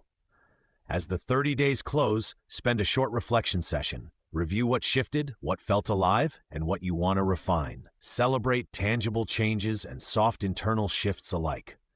This reflection is not an exam. It's a compass that directs what you keep and what you let go. Commit to a maintenance rhythm that fits your life.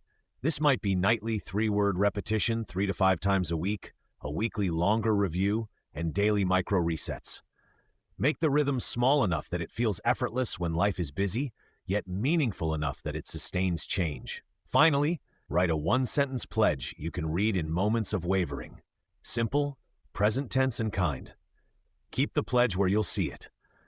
Small, steady stewardship of your practice is the path from a 7-night spark to a lifetime habit. Final thoughts.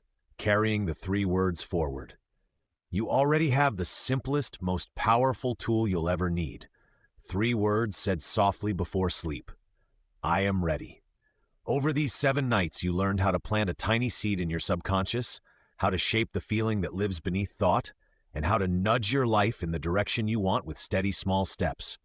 That quiet nightly habit is not magic. It's practice that asks only for a little attention and patience. Remember what makes this work: the timing of the hypnagogic state, the clarity of a short phrase, the feeling you add to it, and the small rituals that cue your nervous system to listen. Night 1 starts the intention. Night 2 softens resistance. Night 3 opens gratitude. Nights 4 to 7 deepen the habit, and let the change become less about willpower and more about new wiring in your mind. Along the way, you learned how to notice doubt, answer it with kindness, and keep moving even when results are slow. This is practical spirituality. Sleep gives your mind a chance to rehearse and accept what you plant. Morning anchors and midday resets help you test the intention in waking life. Tiny actions, 1 message sent, 1 healthy choice, 1 small task completed, create proof that supports the inner shift. When you collect those little wins, the story you've told yourself for years begins to change. If anything felt awkward or small at first, that's expected. The subconscious accepts consistency far more readily than big drama. When setbacks happen, treat them as data. Repeat the practice, do 1 tiny action that aligns with your intention, and note 1 small win. Use curiosity instead of judgment. Ask what the block is protecting you from, then gently choose a different response tomorrow. Here are 3 simple steps to move forward tonight and beyond. Tonight, say I am ready with 1 steady breath, add a quick image or feeling, and let sleep take the rest. This morning, repeat a brief version in bed and do 1 tiny action that reflects your intention. This week, track 1 small win each night and celebrate it. A line in a journal, a note to a friend, or a quiet smile to yourself. Keep the practice flexible. Short on time? Say the words once with feeling. Traveling? Say them mentally while you brush your teeth. Low motivation? Commit to 5 seconds and start there. The point isn't perfection. It's showing up enough times that your nervous system learns to trust you. You don't need dramatic proof to know it's working. Notice small shifts in mood, clearer decisions, calmer nights, kinder self-talk. Those are the signals your mind is changing. If you want extra support, share a 1-line update with a friend or keep a simple streak on your phone. Momentum grows when you enjoy the process instead of pushing through it. Thank yourself for the curiosity and persistence that brought you here. This practice is a gentle invitation to be present with what's possible and to take tiny actions that prove that possibility. Sleep, say your words, and let the quiet do its work. You're ready.